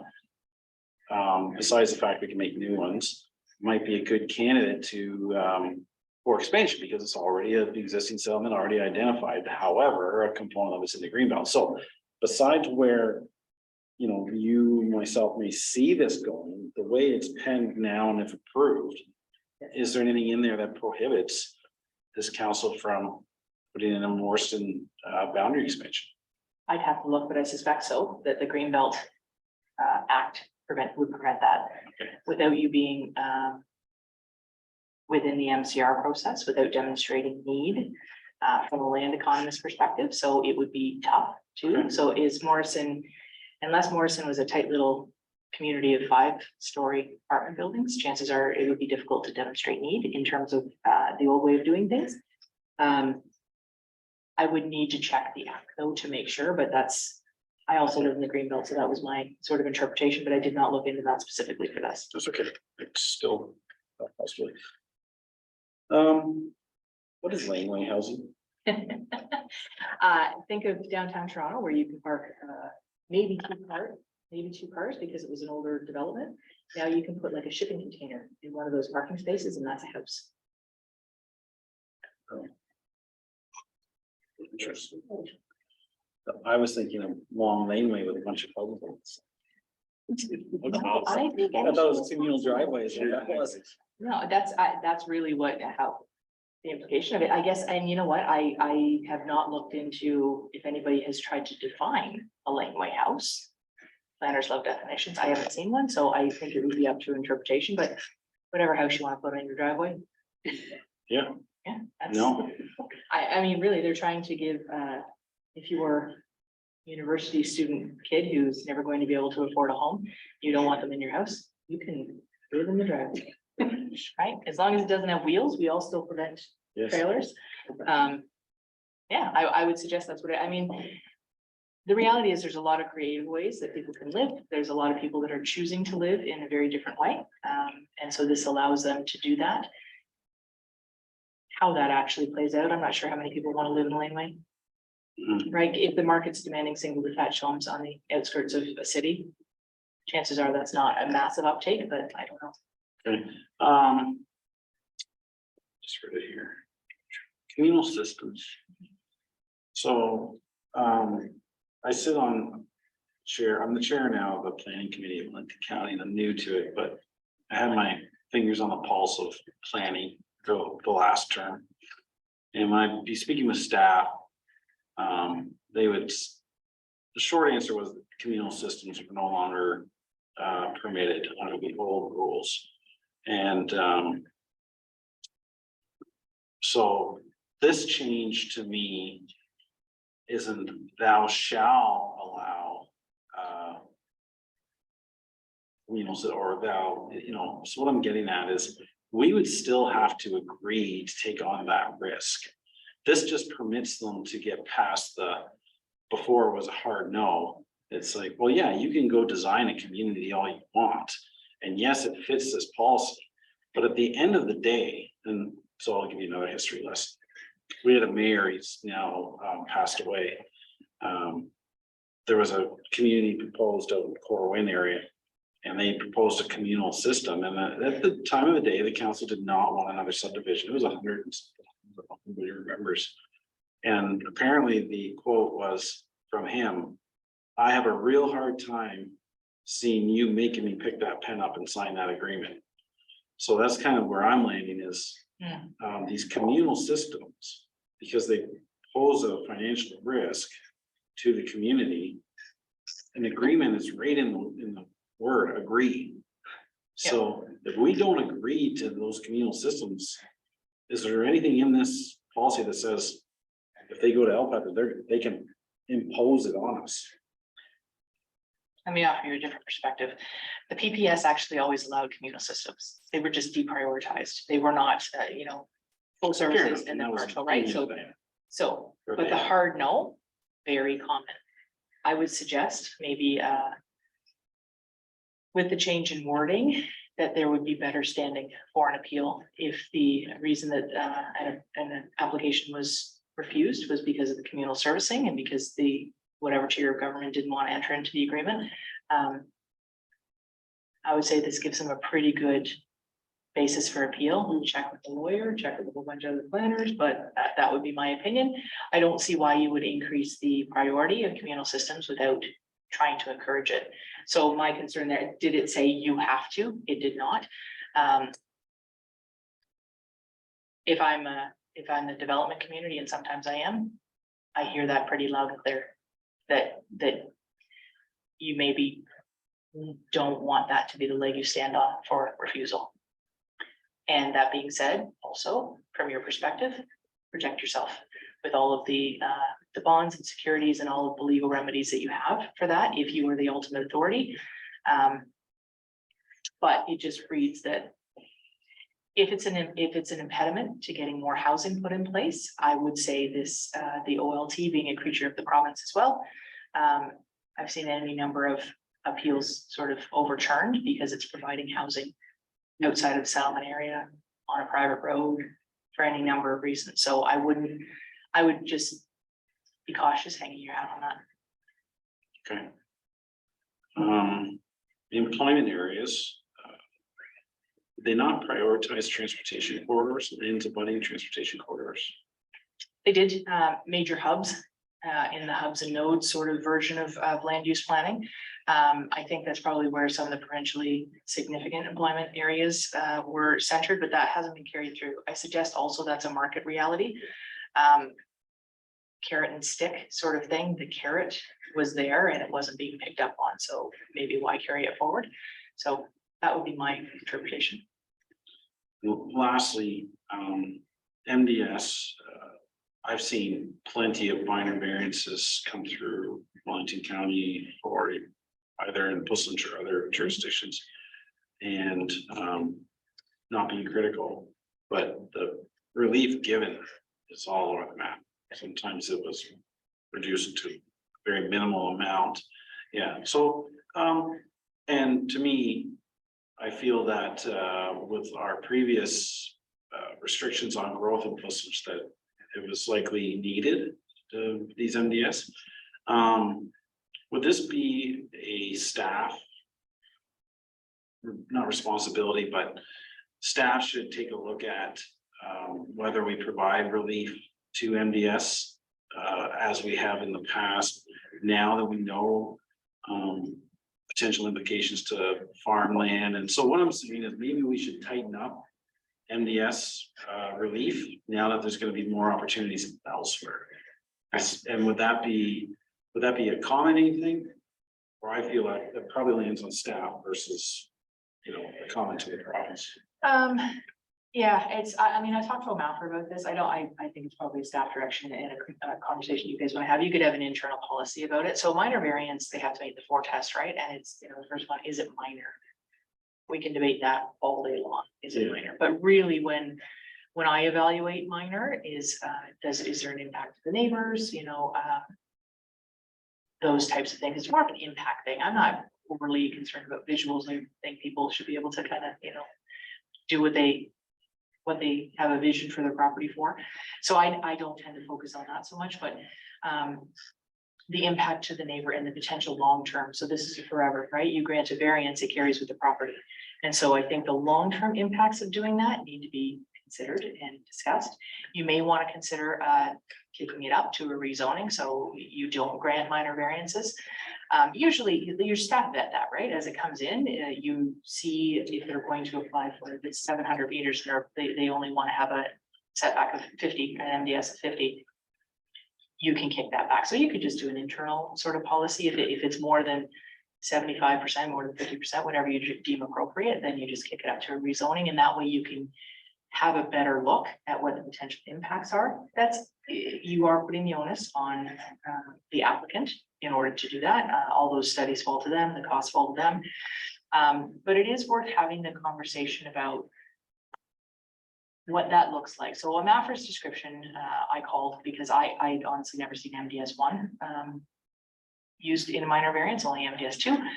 And again, so MDS1 is the planning applications, MDS2 is the farm structure. And so when I spoke to the Amalfer, she just said the tool is available to municipalities to use a minor variance. The intent, however, is so that you're not limiting somebody that's missing by a couple meters or a couple feet, right? Like minor it was intended to be small. And so if you're using it as a more blunt instrument to allow development close to farming parcels, something you may want to just have a look at the impact of doing that. I guess the last thing, I just want council to hear this. How is it that some municipalities, the upper tier, holds the responsibility for the communal systems? But Plisswich has been holding that, and you may not be able to answer that today, but I have significant concerns with taking on that responsibility, especially. So is it that's just historically how it's been, or how did we get to that place?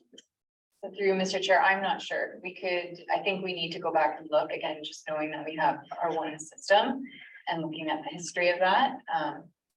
I do not know why that is with the township. I know the county. Question, is the county a signatory to these development agreements as well, or is this strictly the township? Currently, the one agreement we have is just the township, as I believe. But again, knowing that the county is responsible for approval of the condominium or subdivision application, so there's a little bit. Exactly. Coordination. Yeah, let's put it on there. Timing might be an issue. I'm not sure how old that agreement is. How old is that agreement? Just out of curiosity, like maybe it's aged out, right? So. I would say that system was built in, at least refurbished in early 2000, because I was working construction and I remember that system being built. I was working for the company that built it, but they would have had an existing system, so I don't know if it would. Right. You know, Yeah, I was just it's a the legacy. original proof, right? Yeah. It's legacy. And there's most municipalities, they just, like Kawartha Lakes, I think has 7 books, Region of Durham has 0. It's been a hard no for a lot of years for that risk reason. It's risk and its liability. Well, that's the Funding, answer. it's all of those things.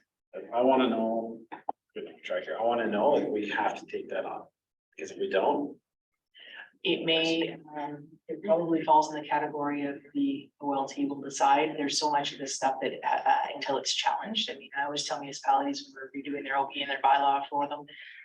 If that's your priority, we can put in there, but you never know until you've been challenged on it. I can guarantee you, if there's any municipality of 444 in You're gonna get Ontario challenged. that will have to go to the OLT and the communal systems, you're sitting in it right now. You know, you might want a discretionary fund assigned for that, but yeah, you know, it's, I know, it always has to be tested, right? Hey, am I wrong? You're not laughing, because I'm wrong. You're not laughing, 'cause I'm wrong. Otherwise, we tax that heck out of these guys on. Oh, it's brilliant. Everything lands on there.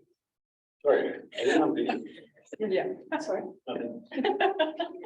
Okay. So, I'm gonna apologize to you for the conduct of my colleagues for putting you on such a hot seat being new here. I was completely professional and,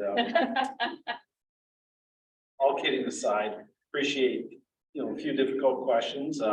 It's just because I feel this council and our staff, we do a great job and we really put a lot of effort into ERO postings and all of this good stuff. And so we're thorough, concise. It was a great report. Nice to meet you. And I believe we can move on to our comments. Do we need to keep Debbie for that? or That's for up to clarity? you, if you'd like help with drafting them or clarification or. Do you mind sticking around a little bit longer? I don't mind it. Just so you know, your staff said they will read your report, and there's a lot of times that staff will tell me, you're going to need to do a very detailed presentation because they won't have read your report, so kudos back. Yeah. Just say it's there, yeah. Okay, so what we'll do is we'll go around and we'll test Courtney's typing and see what recommendations for comments each member has for the ERO postings and we'll try to come to a consensus. Do you have some already? So through Mr. Chair, Councillor Sepulveda actually provided a Word document with some of his thoughts as maybe a starting point, so I can share that on the screen. If you'd like, or however you'd like to do it. I'd just like to go in order first. So Councillor Hurst. Sure, and I think probably 2 things. One, considering that I believe it's June 5th is the deadline, I think now is like the top level run, and then I'd be happy to review them prior to that. But I think the first one probably from my standpoint is the 3 or the up to 3 severances per farm, I think seems high or excessive. I think my recommendation would be, I think comfortable with 1 in a non-ag circumstance. I think it's good for municipal growth, but if we're compromising productive farmland, I think that's the challenge that I see. So Courtney, I'm sure you can use your writing skills to carve out an appropriate way of stating that, but I think that was probably the big one for me. Okay. Are you out on everything? Like what's?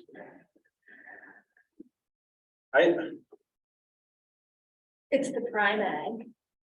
That you're out on Well, or? lot explain? creation at prime ag is. Okay. Which is. Sort of all encompassing. Right. Okay. Which in interest of being overly cautious, I won't pressure you into doing you trouble. We got this. Okay, I don't know. You want to share the screen, please? You put on the screen and just run through and then we agree or disagree and we move on.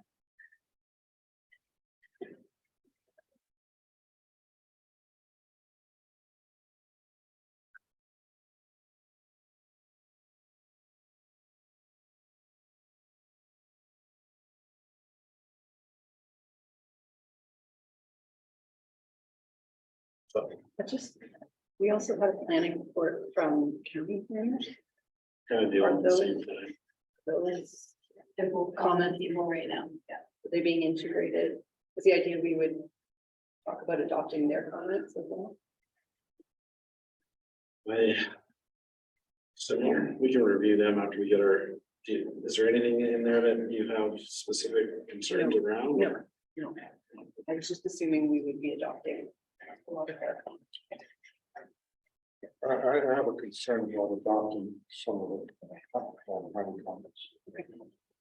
I think you should just receive the county comments, but if you've read it and you have concerns, just bring it out now. It's all about the same ERO post.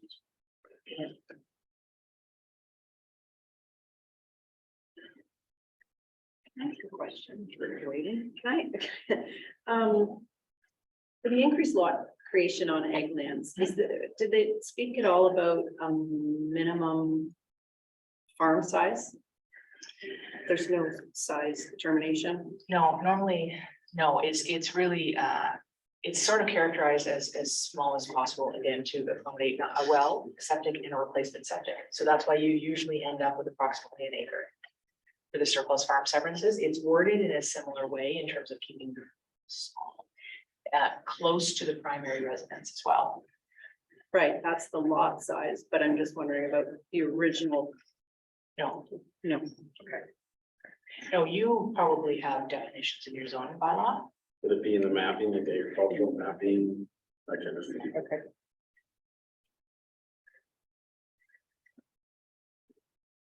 Where are we at?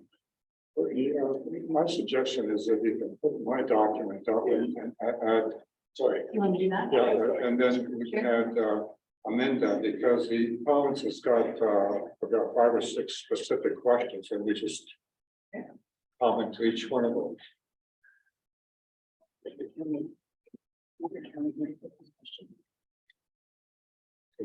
So here's my comments. In general agreement, except as noted below, not having a proposed heritage, natural heritage, environmental policies to review and consider these planning policies problematic. Comments may change based on a review of the proposed natural heritage policies. So that to me is a general comment I propose should make. As the planner pointed out, you're missing something if you don't know that. So the next statement is thoughts on passing growing municipalities not applicable to us.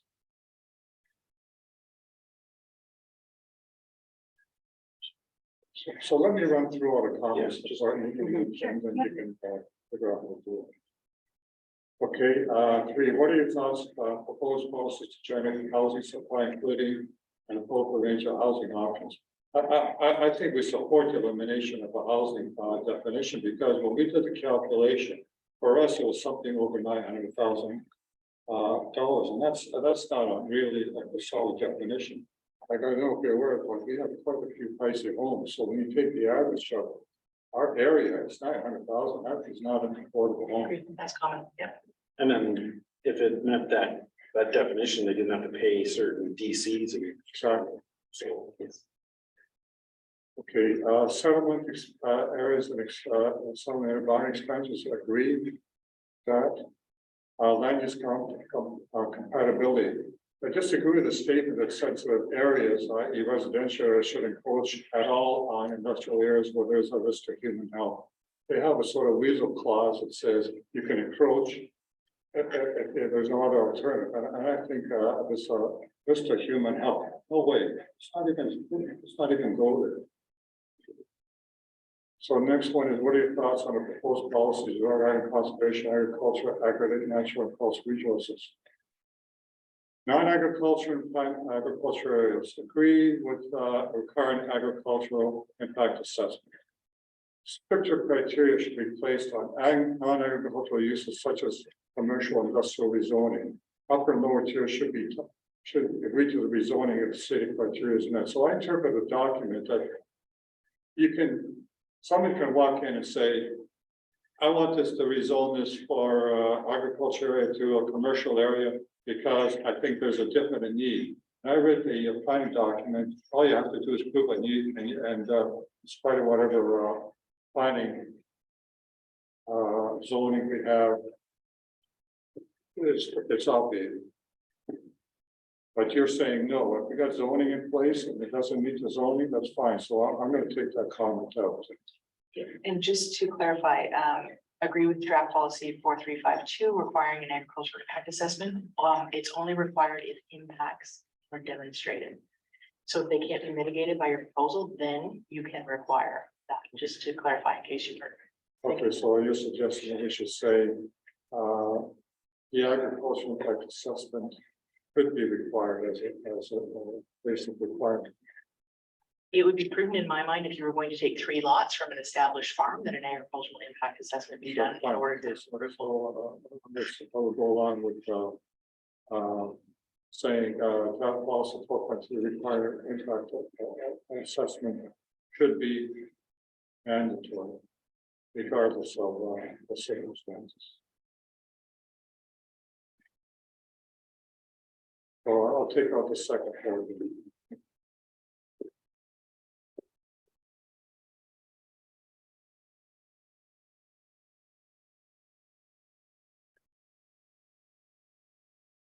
Okay, so, protection long-term supply. This statement should be clarified. The implication is that new pits can be created without a limitation. There should be a limit on how much land is actively used for gravel extraction within. We can continue on the next page.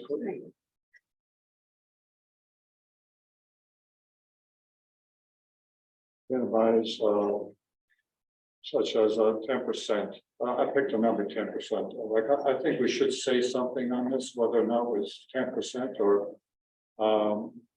somebody else wants to pick another number, but I say what timeline should be established for rehabilitation.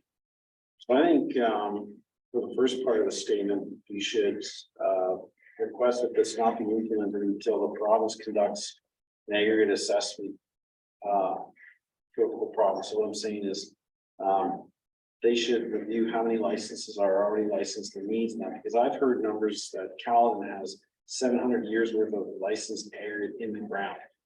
So I hear what you're saying, but correct me if I'm wrong, but the way the revised policy statement says, don't need to do these calculations, ignore them.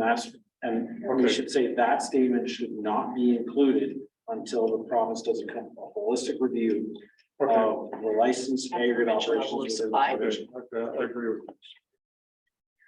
Well, and how did we ask for cumulative impacts Yeah, speak that. assessment as well? That was locally, right? Yeah. But it, in my mind, it accomplishes the same thing. If you look at the whole province and you say, yeah, we have 1,500 years worth of licensed area, It would impact. then it would say at the local level that we don't need any more area pits either. Agreed. They'll fall back on the market and just saying, they'll fall back on the market explanation. If we've got 1.2 million units available now for housing, it's who wants to build them and where, right? I agree. If you knew provincially how much aggregate was available and small resources that way, that would make a whole lot more sense. Comprehensive review in order to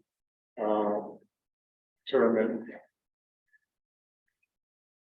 how much aggregate is really required in the foreseeable future. I would try to tie it to how much is currently, how much aggregate resource is licensed currently. Because there's one on the fifth line in Guelph Hermosa. It goes from, I think it's fifth line. Guelph line, whatever road that turns into in Guelph Hermosa, you drive down, which is a little white sign. The aggregate license number, nothing going on, but it's a pit. Yeah. Right? So there's availability out there. So, through you, Mr. Chair, are you looking to say like how much is licensed currently and use that in order to kind of balance how many new licenses we see? Like that's the. I think the statement that is proposed, so scroll up. But that whole statement in brackets should, our position should be that it is not included until the province completes a review of licensed aggregate pits within the province of Ontario to demonstrate how much aggregate is available. Does that make sense? That makes sense.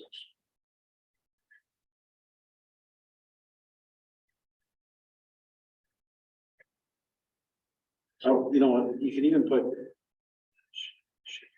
Maybe instead of remove, should not be included. I don't know. Must. Not. Stronger language. But Stronger language, must not. Not use may or will. You don't want to take them off too early. so, even the implication, all that, So that should go out there. yeah, that should be gone.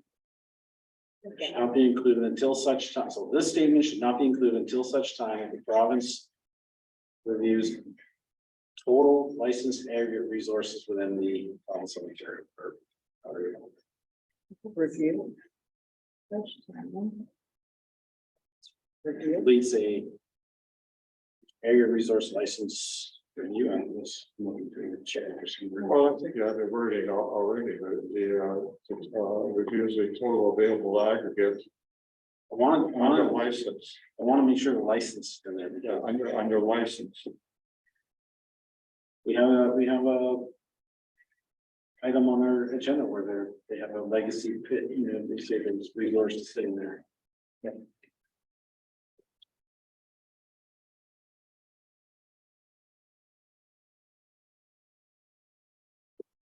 I am sorry, but I will have to leave. That's fine. Thank you for your time. It's my husband's birthday. And also I have 4 baseball games to get to. I only have 2 kids before baseball games. I didn't realize the time. Thank you. Nice to meet you. Yeah, nice to meet you as well. Thank you for coming. This is how we roll. It takes us a while. Right. So No, I would happily stay. I just didn't realize it was so late. So So Courtney, how much aggregate is currently licensed, and therefore, subsequently required? available. I think it's already available. The aggregate is available, so they don't, sorry, like why the word require? For you, I think what you're trying to say is Yeah, how much. in other words, if you got enough license and you got enough, why do you need you? Right.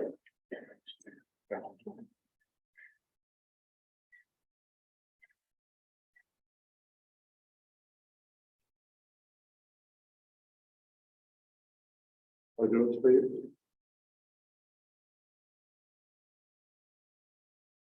So. Fine. Okay, what are your thoughts on the proposed policies regarding plan for employment? Disagree with the new definition of employment area.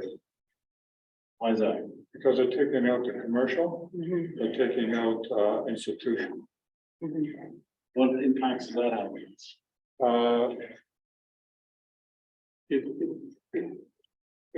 For instance, Everploy was saying, if you take all that out, it means that there's nothing going on in there.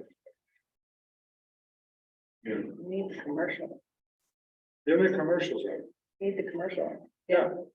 Okay. Yeah. So.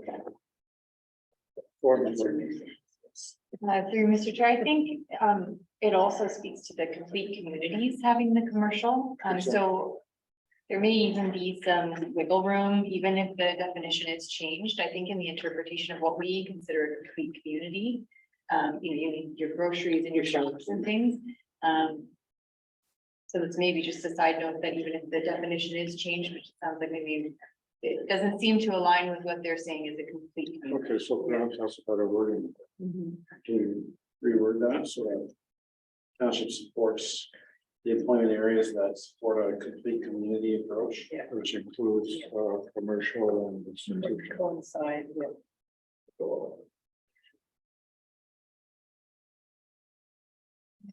We're just gonna.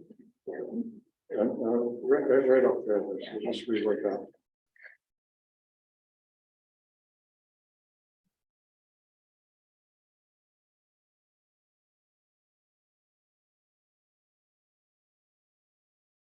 That might be a strong word. Can you bring it too far? Can you, instead of saying disagree with the new definition, we say just employment areas shall be defined as complete communities with commercial. Sure. You know, my style of like, between the definition. Should, yeah, should include.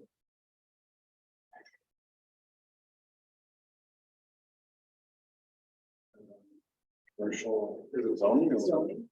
That's what they're trying to take out of commercial and. Institutional, institution. We support complete communities.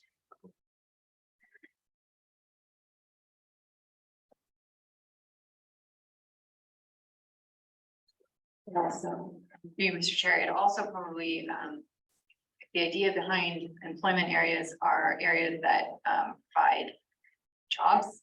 I would say commercial and institutional do just that, so it's important to protect those areas, and I think that's the idea behind removing them, is that those could then be more easily encroached on by residential or replaced by residential.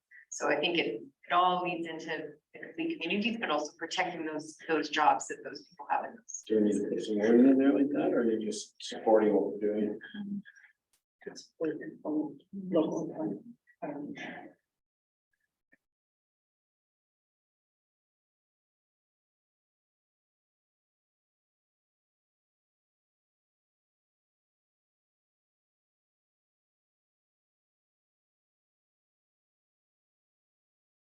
Local. Local.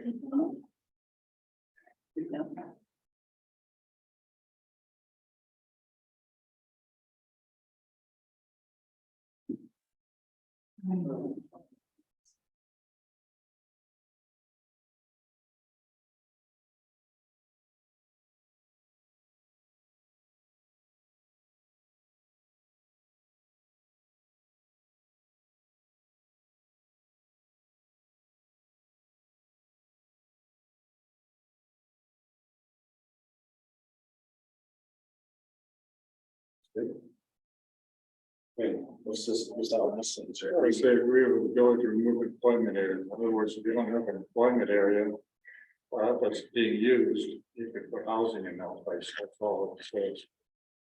So to say, for instance, I want to say, how about Maple Leaf on Belly Up?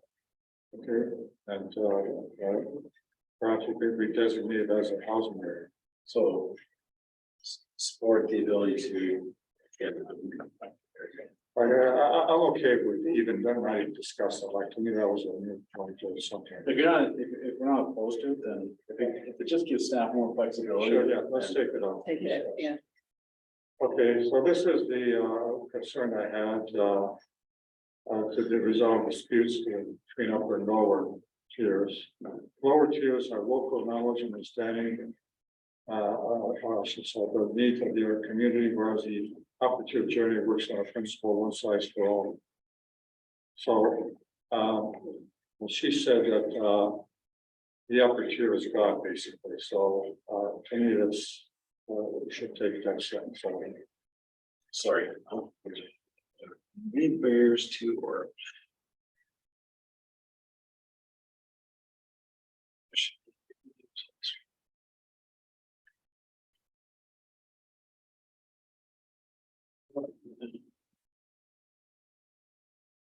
State your position. Well, I basically, kind of basically said the upper tier is God. In other words, whatever they want, they get. So my statement is superfluous. So I'm just basically saying ignore that comment. We could have home development, the province took on the risk of communal services. Well, I think we should, that should be part of our comments is that. That's a barrier. That the upper tier, having an upper tier that's the planning authority, they should be responsible for communal systems. Now, I don't know if that fits here at this particular moment. We would definitely need to put it on there. If we're going to be forced through LPAT to have communal systems, then Wellington County should be responsible for them because they have the funds and ability to deal with these failures and things like that. So I have the one number 2.2, how, But sorry, we'll go back to that. Let's finish this. Sorry. I'm done. That one, I'm still confused here. Oh, okay. I was still, my brain was somewhere else. So are there any barriers or opportunities for accelerating development and construction? And you're saying the barriers are, Upper disagreement between us and the county. But the planner basically said, doesn't matter if you disagree, work on establishing relationship because they are basically the authority. You don't really have a say.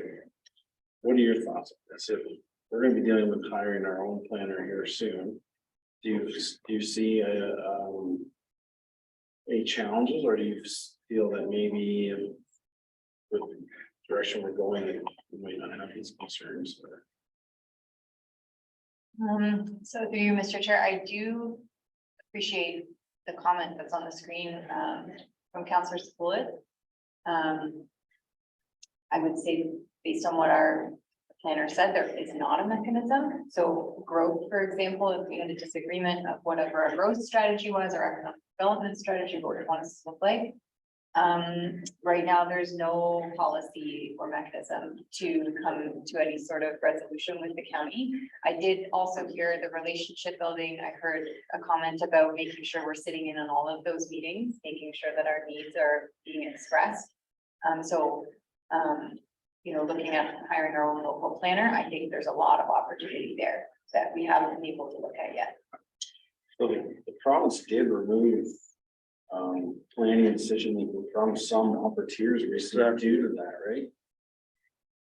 I would not have a problem with comment stating that we would appreciate a mechanism for this disagreement.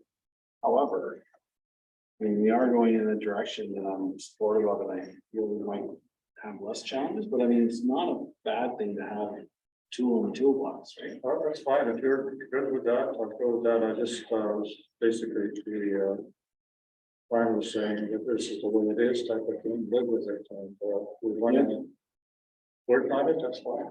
It's good.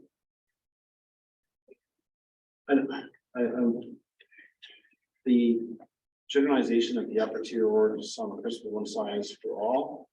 Don't want to ruffle feathers, but I think keeping it as simple as should be a mechanism to resolve disagreement on planning matters between the upper and lower tiers. I would be happy with just leaving it. That's fine, do that. Yeah. So the point I was trying to make is, we know what's best for our township, and the county has a big picture. And their focus is gonna be where the growth is, okay? It's not up in the center of Wellington. And whatever's good for them, it's good enough for you down here.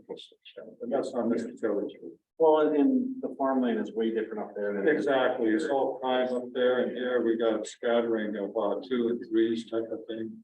So if you just. We ended after community. What if we say lower tiers have local knowledge and understanding the needs of their community, period? That's fine, I'm fine. I do think for us that communal services is a barrier to growth, to development. Is it not? I don't want communal services. Unless the upper tier takes the responsibility of failure. So that's our barrier. Our barrier is we would allow growth, we would allow development, except for the risk of. So here's another component of communal systems. Is they become condo court or private property.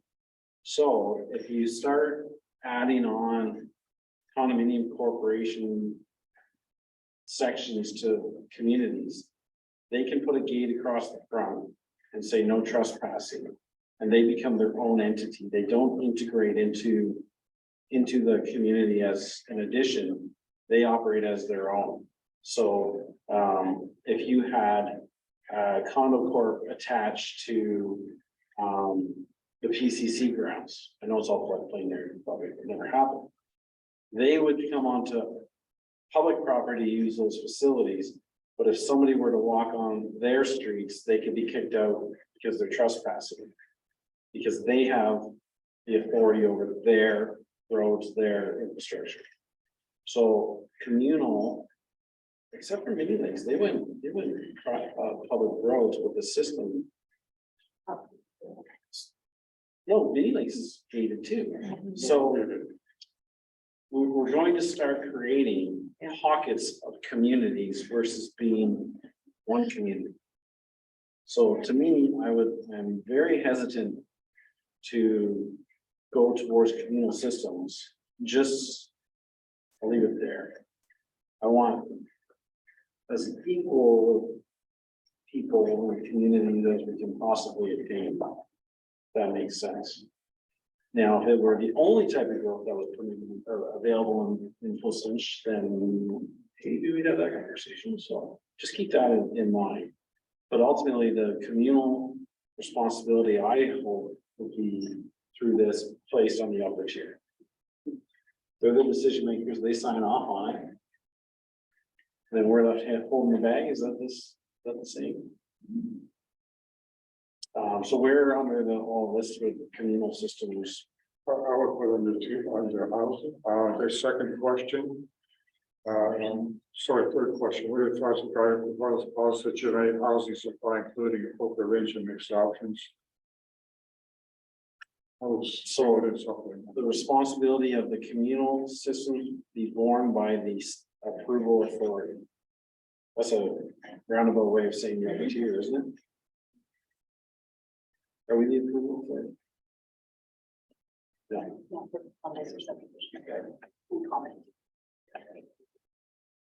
And would all communal systems be in a plan of subdivision? I would say yes. I don't know what that would look like if it wasn't. Although we are hearing that there's clusters of homes that could be created and there's options to extend partial servicing, which we don't have, basically, but I would be interested to know if a communal servicing option would be available to like a cluster of homes. I don't know enough about that. So our comments could be that the responsibility of communal systems be on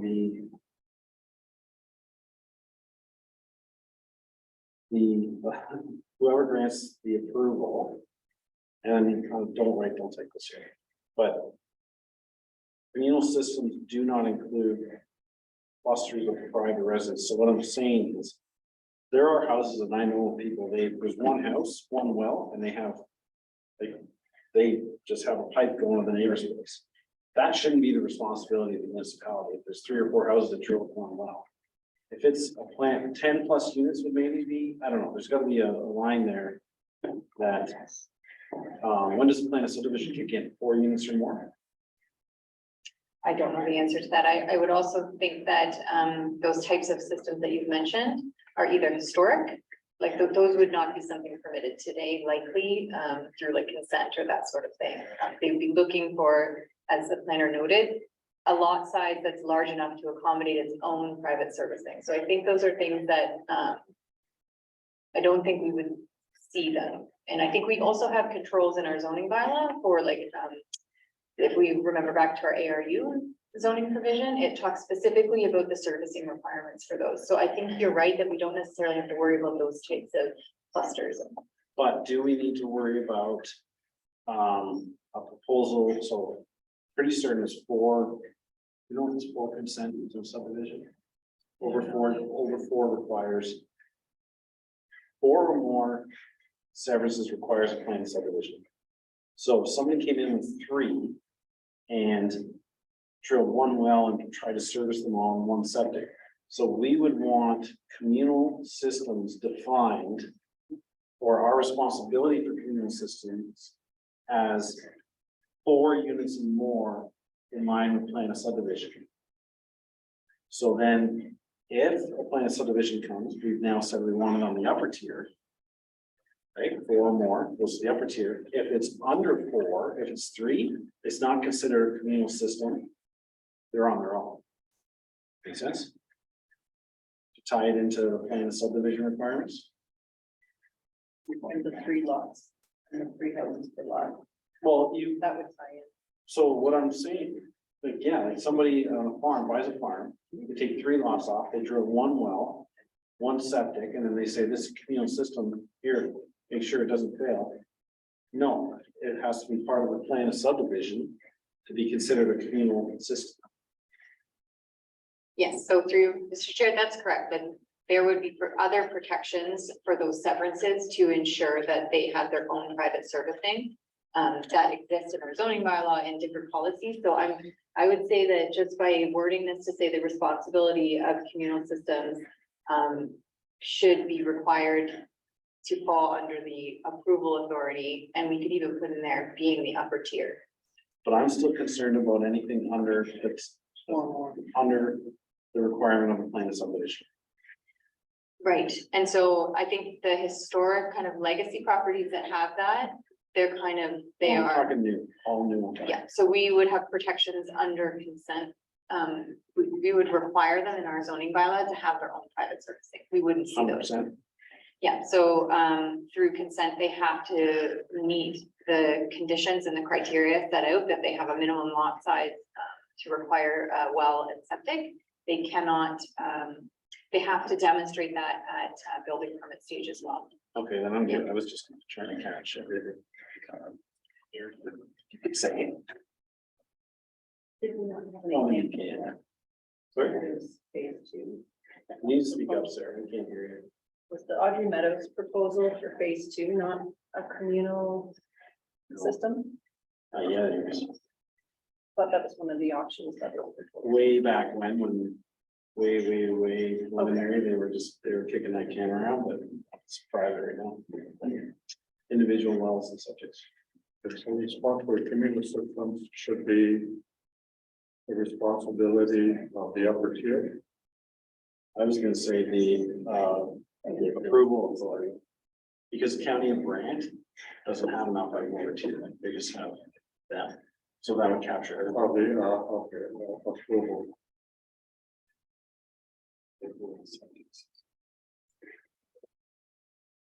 And do we want a definition of a communal system? She's convinced me that Is that good? Okay. I'm good, but it was just it. Anyway, else? Did we mention any climate change? Did I miss a climate change comment? Well, they did have a climate change, I read it that it is covered off in one of their paragraphs. So it probably has picked it up.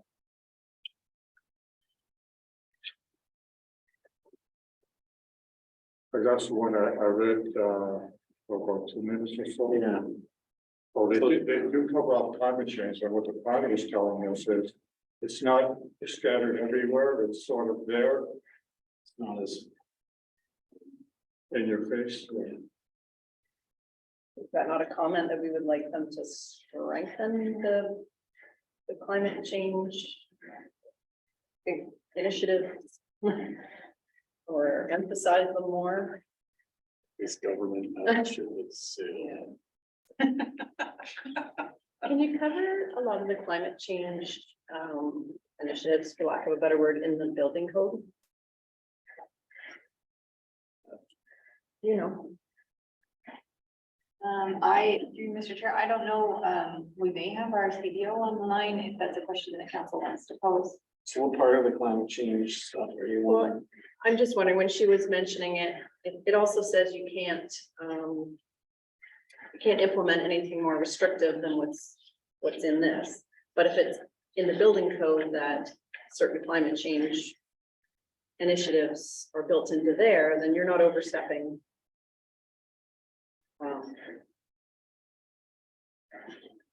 You're not making it more restrictive, you're following what's in the building code, but I don't. What parts of the climate change are you? I don't- And I hadn't looked at what was softened, but the county planners, their fourth point was the softening of policies related to climate change. So they highlighted that. Now's the time that municipalities are looking to initiate climate change actions.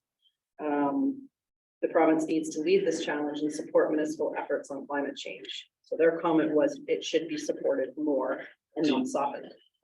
Courtney, do you know what they've softened on climate change? What are we talking about? I think I would agree with what our planner has said today. Probably the softening is coming from removing the language throughout the document. I think there's provisions still existing, but it's not as predominant as it was. So not throughout as much. So what I can say, I think, is that climate change initiatives and affordable housing don't go together. So anytime a municipal building is built and they follow those LEED examples, the green, they're very, very expensive. So maybe a softening of the climate change initiatives will help reduce the costing of some homes.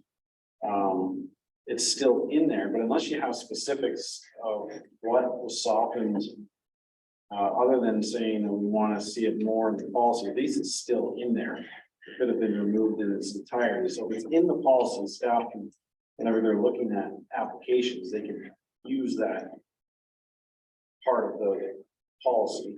I don't know how much. Yeah, you would just hate a short-term gain, so a cheap option for a long-term, issue.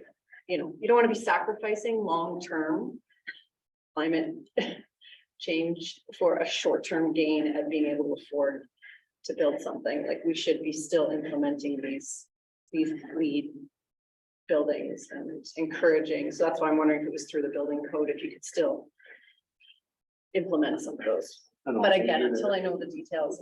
Sure, he has any insight. I think it's, I don't have good enough understanding of this. I can add that. So, are you there? He's here. I just don't know if you heard the question. I don't know what the question is though. What's, Is it around if there's any sort of language in the building code or provisions in the building code that have climate change Initiatives built into it, yeah. do you know? Andrew, are you there? Yep.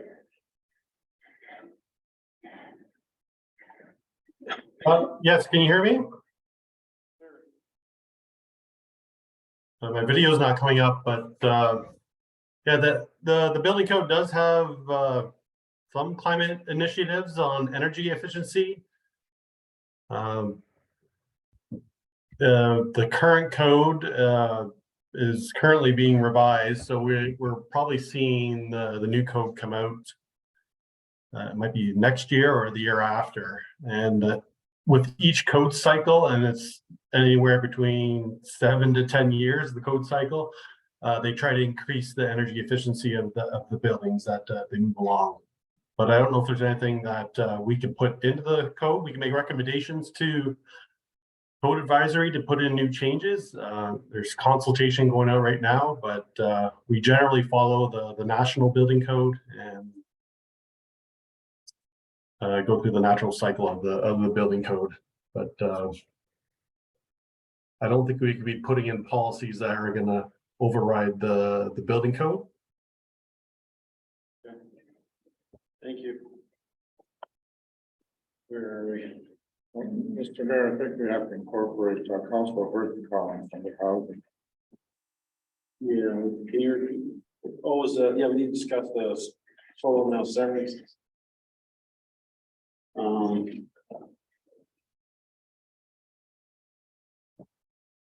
Councilor Hurst, would you please? Yeah, I thought you caught that earlier, Courtney. I thought on the screen, maybe at the top of that document. But just to kind of quickly summarize, I think the sensitivity around up to 3 severed lots per farm operation, I think to balance development with agricultural land preservation, I think my sentiment was that 3 is probably excessive, and I'd be much more comfortable with 1. That allows the ability to sever lots to meet growth potential, but also focus on those severed lots, not taking away prime productive agricultural land, and focus those severed lots on that type of land that's less desirable and less productive from an agriculture standpoint, to kind of meet both our growth needs as well as preserving agricultural productive land. Would council be interested in adding that multi-penetrating aquifer wells be encased throughout? So requirement of new rural lots. We have in ours. Miss White Fox, you said an acre was the maximum or minimum? It's a minimum. Right now it's 0.4 hectares, which is 1 acre is our typical lot size in the rural area. I feel like we should propose a maximum. Because I don't feel we want to see a farm cut into 33.3 acres. And then not farmed, right? So the idea is, residential lot creation, they should be maximum, I thought, of an acre. Yeah, there are some circumstances where the GRCA doesn't want a severance right in the middle of a wet area, so that gets added on to the wet area type of thing. So instead of 1 acre, it becomes maybe 1.5, 2, or whatever the case may be. So there are some anomalies to that. But we can say things like generally an acre in size. Even if the comment were to say that Yeah, so we're gonna say generally the, newly created lots, generally, of, an acre. What if you said 1 hectare or 1 less? hectare is 1 acre. 1 hectare is more than an acre. Oh, she said 0.44 hectares. But she said, 0.4 of a hectare. right, so. If we try to say that we prefer lots to be 1 hectare or less, but not a hard line. Because that would give you that flexibility, because it basically says 2 acres, like full shape lot, same situation, you might end up with a bunch of land. Into the back.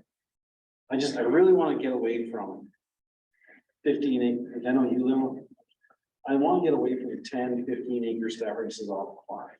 And I'm just trying to capture that the best way we can, because what are your thoughts, Councilor? So hectares may be the right thing. I'm just kind of playing through my mind, say 100 acres, and you say, oh, they're only allowed 1 severance. Well, you sever 50 acres, and then you sever that 50 acres to 25, and then so all of a sudden, you can game the system if you truly want to. So I like the concept of a 1 hectare or in and or around, because that basically means that is the severance, like full stop. You're not going anywhere after that. Whereas if you get these 10 acre severances, in theory, you could then sever that 10 acres down again and down again. And ultimately we end up with 3 houses at 100 acre property just through a roundabout way type of thing. So I guess that's how I look at it. Is I like 1 hectare, it gives flexibility. That's going to be your acre and a half ish, based on what Councillor Sepula said, given the variability that exists depending on the geographical circumstance you find yourself in. But I think that's fair in my. Even if our comment is probably should consider a maximum severance size to preserve the integrity of the agricultural lands. And we're already at a minimum acre, and then does that work? I know you said 1, Councillor Hurst. What if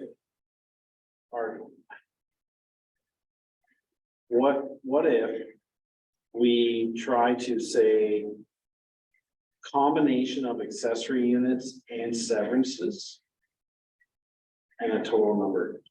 Because I agree, I'm not real fond of the idea of 3, 3, 3, 2 or whatever that, right? But if this one isn't being used with 3 accessory units and we get 2 severances, I'm okay. What if the combination of accessory units and severances? How do you manage that? Is 3 total? I don't know.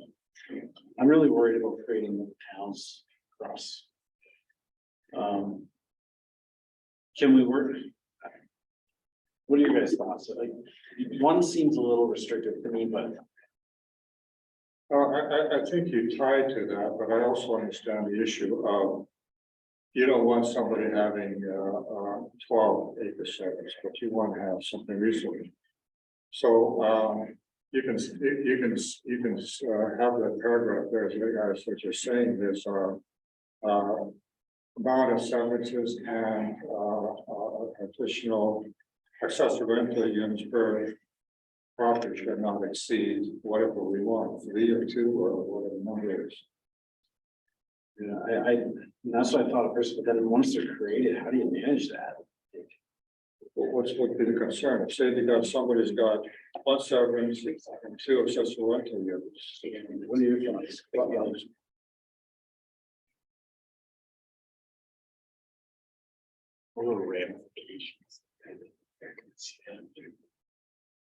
So here's the situation, you have a farm, you have somebody that's put a basement apartment in, a unit above the garage, that's 3. There's a consent beside it, that's 4. Then the third person comes along and says, oh, I want to consent. How does the municipality police that? They go knock on the door and go, how many people live here? Yeah, that's what I kind of want to get at, but I'm wondering how, in reality, do we deal with something like that? Unless they all came as application at one time, there'd be no way to really monitor that. Then maybe we could turn around the other way and say, the probably should consider wording to limit the constant re-severencing of properties and trying to preserve or worse to that effect. In other words, limit the severances to reasonable size to prevent sub-severances, and at the same time, the public should come up with wording to ensure that the large farms are not severed for non-agricultural uses. I think the wording I heard is to prevent sub-severances. That's what piqued me right there. And I think you got it, because that's really what we're trying to not have happen is severances upon severances upon severances. And that gobbles up the land. So I think that's really key in my mind. So through Mr. Chair, I think some thoughts too, for controls that already exist. Our zoning bylaw, as well as this policy, require frontage on a public road. So in general, so for lots over a certain size, we require 120 meter frontage. Lots under the reduced size, we require, I believe it's 25. So we have some controls in that we require certain frontage on the road. So one large lot is only going to have a certain amount of frontage. So we limit the amount of severances in that way. I think also key, we have limitations built in because of our need for private servicing.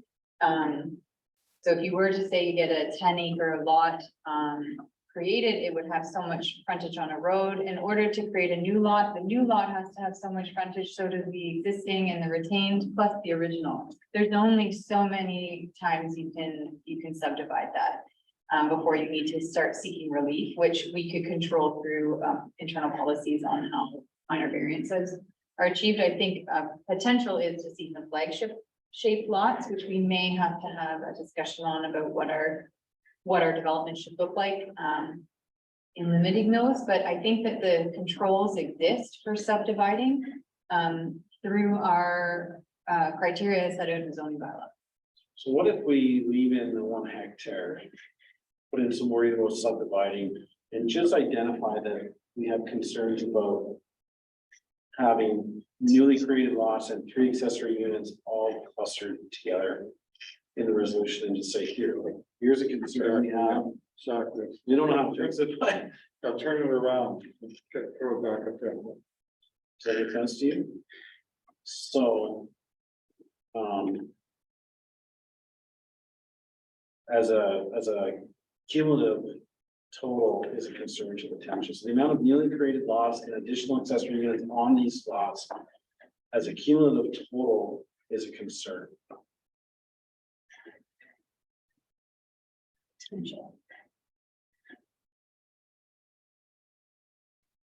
As a cumulative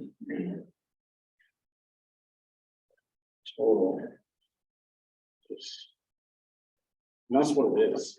You know, you 3, 3, 3, 3, you know. And sorry, Mr. Chair, another thought, and this is a discussion the planner and I had offline. MDS also looks at how houses are clustered. So when you're looking at determining the setbacks and whether you're going to assign a type A or a type B land use, part of what's looked at is there a cluster of residential homes in the area, and that can impact what the setback should be. So I just think it's also another, something else to think about is that, this would create those kind of clusters of 4 or more homes in a very, intensified way in a small area. Which would then change MDS or have effect on. It would have an effect on established livestock facilities. In terms of their growth and their expansion of them, for sure. Basically, how do you want to put that in there? It's a concern to the township, with respect to, MDS calculations for existing,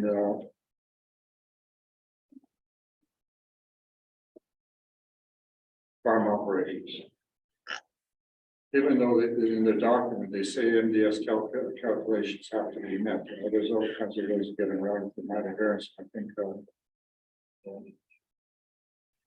Courtney has made raised it with the point we should have a discussion on that to make sure that we have a minimum MDS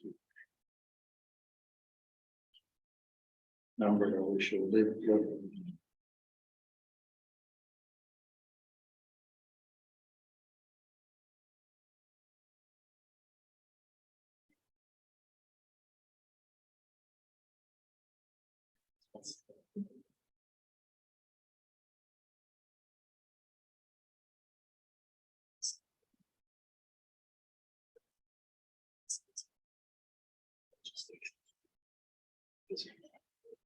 Didn't we want the maximum electrician on the minimum? We've talked about what our minimum is, and then we've also talked about setting a maximum, that the maximum should be set in order to limit subdividing, right? And can you add in newly created law in the future? I want to just add in this to protect the integrity of farming operations. Agricultural operations.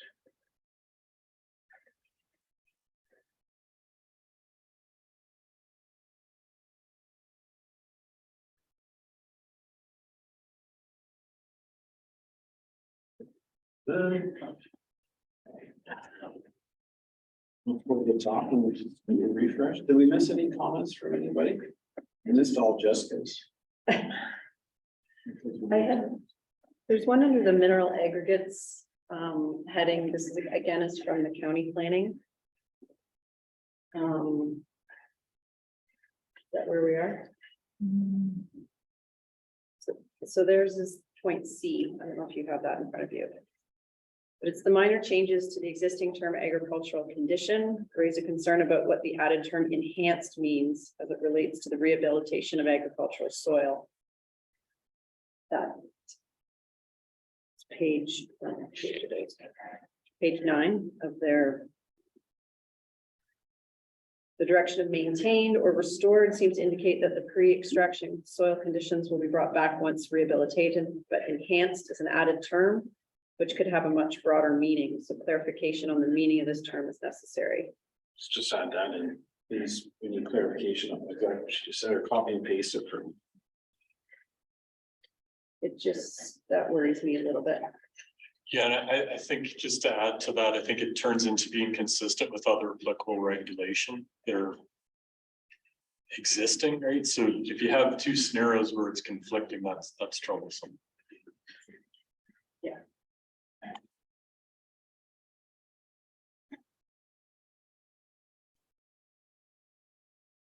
Also, where did you see you saw that? I'm trying to find it on the report.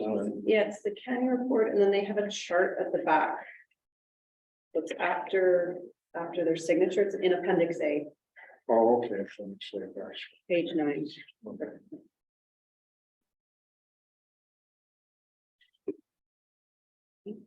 Okay. Mhm.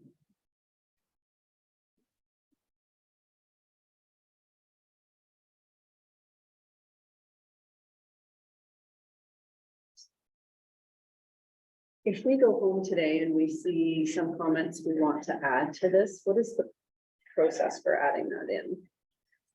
Bring it up during the minutes of the next meeting.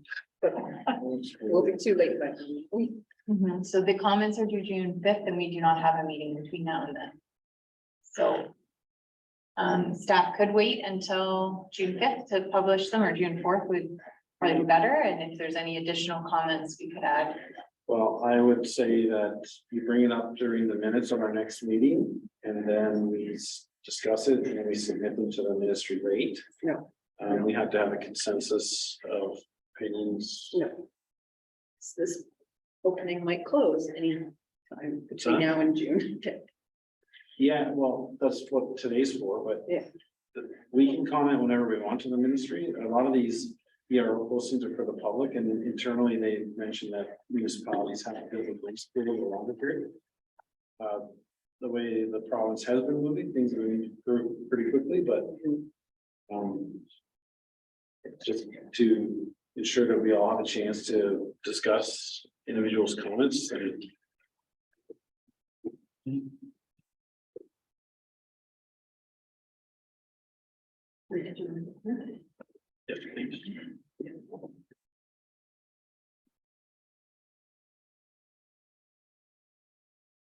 and so.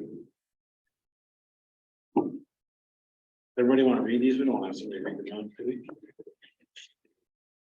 No. What's that? Yeah, that's a good idea. You want that much? So it reads, what are your thoughts on the policies that have been included from the PPS in a place to grow in the proposed policy document, including the proposed approach to implementation? So the comment from council is in general agreement, except as noted below. Not having proposed natural heritage or environmental policies to review in concert with these planning policies is problematic. Comments may change based on review of the proposed natural heritage policy. Can I pause you for a second? Does natural heritage, is that inclusive of the agricultural mapping? No, it's separate mapping. What the province is saying, or the private said, we can use the county's agricultural map. You know, that's if they don't scrap it. Well, so far, the province is scrapped theirs, is saying use the counties. Yeah, but I'm not convinced the county's not gonna abandon it either. If they're not required to do it anymore, they might not. Oh, sure. So Courtney, I'm missing a sentence there.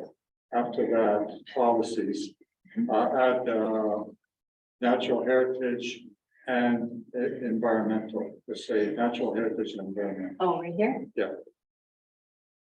Right. Yeah. Handy. Almost spaced out. Pull out the lightsaber. Okay, moving on to the second, what are your thoughts on the proposed policy direction for large and fast growing municipalities and other municipalities? Our comment is not applicable. Number 3, what are your thoughts regarding the proposed policies to generate housing supply, including an appropriate range and mix of housing options? So we started with section 2.2 housing support. We support elimination of the definition of affordable housing, as previous calculation would have affordable homes in our township priced at over $900,000. Second comment, the responsibility of communal systems should be the responsibility of the planning approval authority. Further, that rural consents on agricultural lots should be limited to a maximum of 1 instead of 3, and that multi-aquifer penetrating wells be cased adequately to limit contamination into the deep aquifer for all newly created lots. And generally, newly created lots are approximately a minimum of 0.4 hectares in order to accommodate servicing. Maximum lot size should be considered in order to limit the potential for subdividing the newly created lots in the future to protect the integrity of the agricultural operations. The amount of newly created lots and additional accessory units on subdivided lots that is a cumulative total is a concern to the township. This potential scenario of clustered residential uses creates concern in regards to established livestock facilities and their ability to expand. Can I pause you? Units on subdivided lots is a cumulative total as proposed, because if they go to one lot as we requested, it's not as much concern. Mr. Mayor, I'm gonna suggest we eliminate the first paragraph, because right at the top, right at the very top, we say we generally agree, so if we agree with something, let's not put it in there, to put the more precise. Very top. Here, Keep going. Just take that out.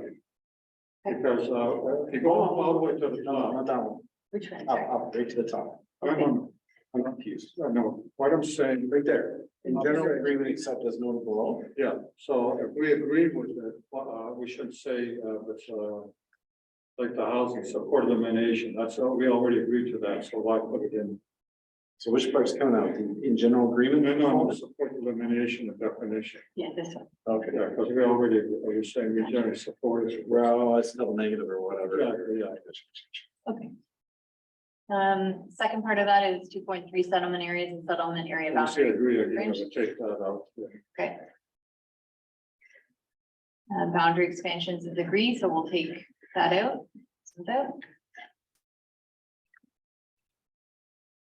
Land use compatibility.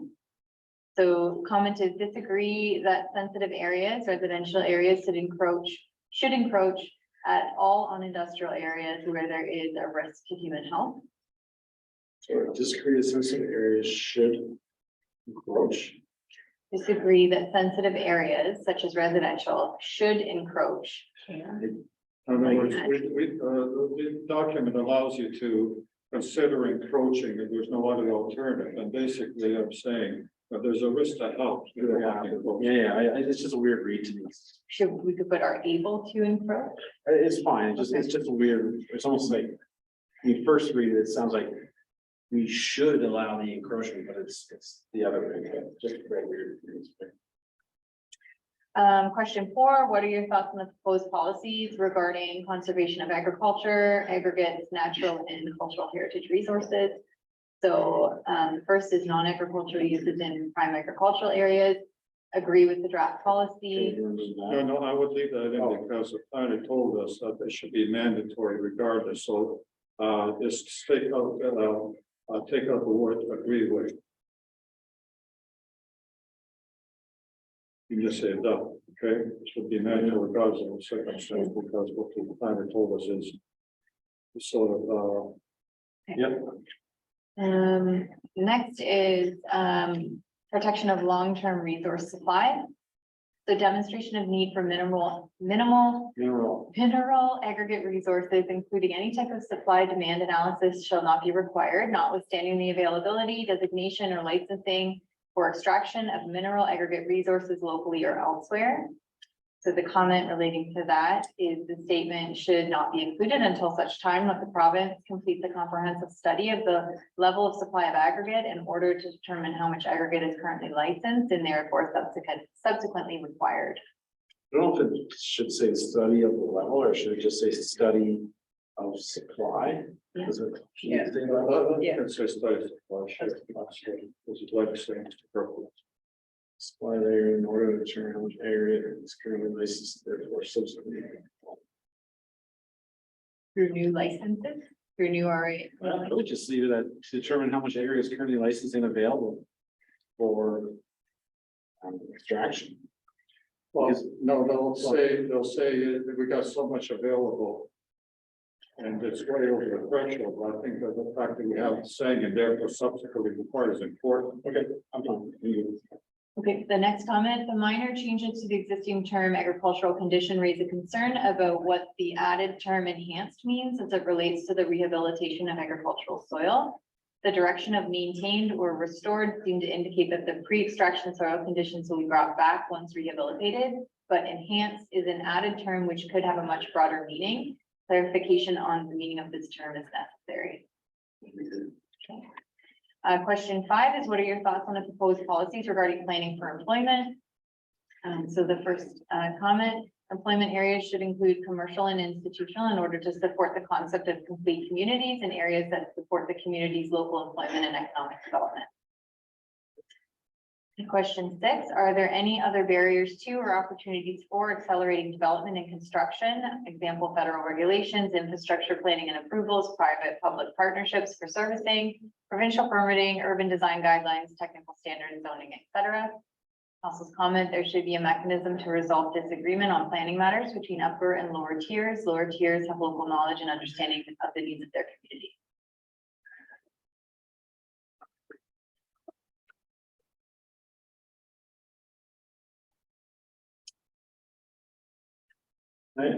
I would be fine with taking out the lower tiers of knowledge and understanding of the needs of the community. They don't have to apply that to county staff and don't, but definitely we need a mechanism to your thoughts. There's someone we need to add that.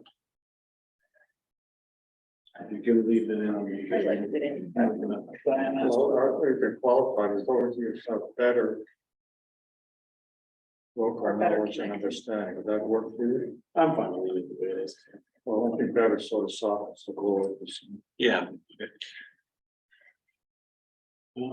Any other barriers? Like, that's a big one, because they're asking. I mean. There is another item in the county report, and I'm just wondering if staff can look at number 6 response. And maybe comment on the timing that they're mentioning. Is that in the schedule or is that appendix A again? Page 10, it's the very last.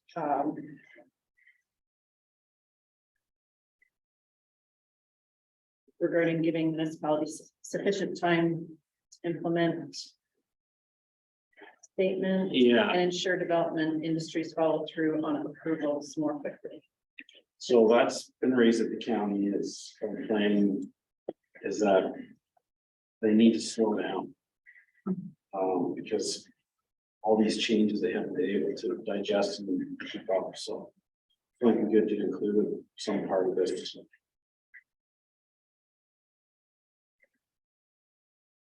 If it's all relevant, you could copy and paste it. Yeah, I don't have a problem.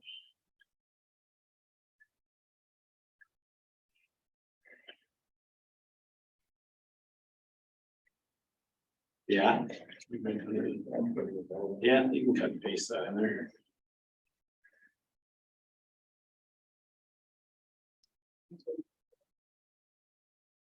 And abandon the coastal market area priority policy would be the other one I wanted.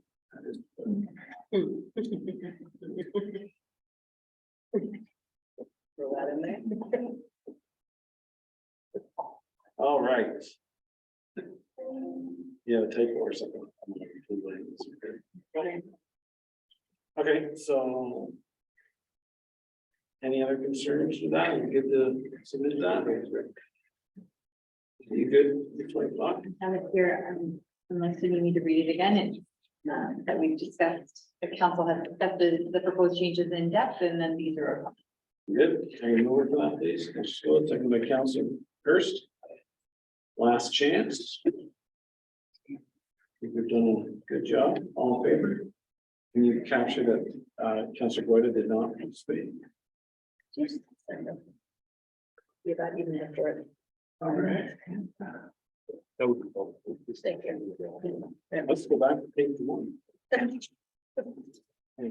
Mr. Mayor, when I have to get my kids off the bus at 3:45, so I have to stop at 3:30. All right. We would have been done if we didn't stop there. Okay, let's do the consensus. Go. We can rock and roll. So you have a resolution for the consensus by Fox? Sorry. any question?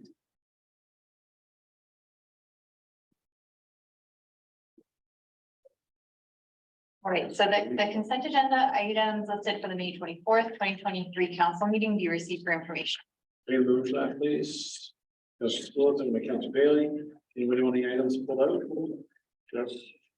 Well, we'll go in order. First. 6.8 through 6.19, 6.19, Bill 5, and I think that got flagged in the questions. And the second one is 6.39, the Pragmites monitoring group. Let's go ahead. I did want to pull out 6.31. I do believe that there's a motion already been suggested, so as long as that's addressed somewhere, it doesn't. Mr. Spruce, 6.11, 6.8, which is a theme of a lot of the 6.1.1 or 6.11 or so 6.1.1. Okay. 6.8.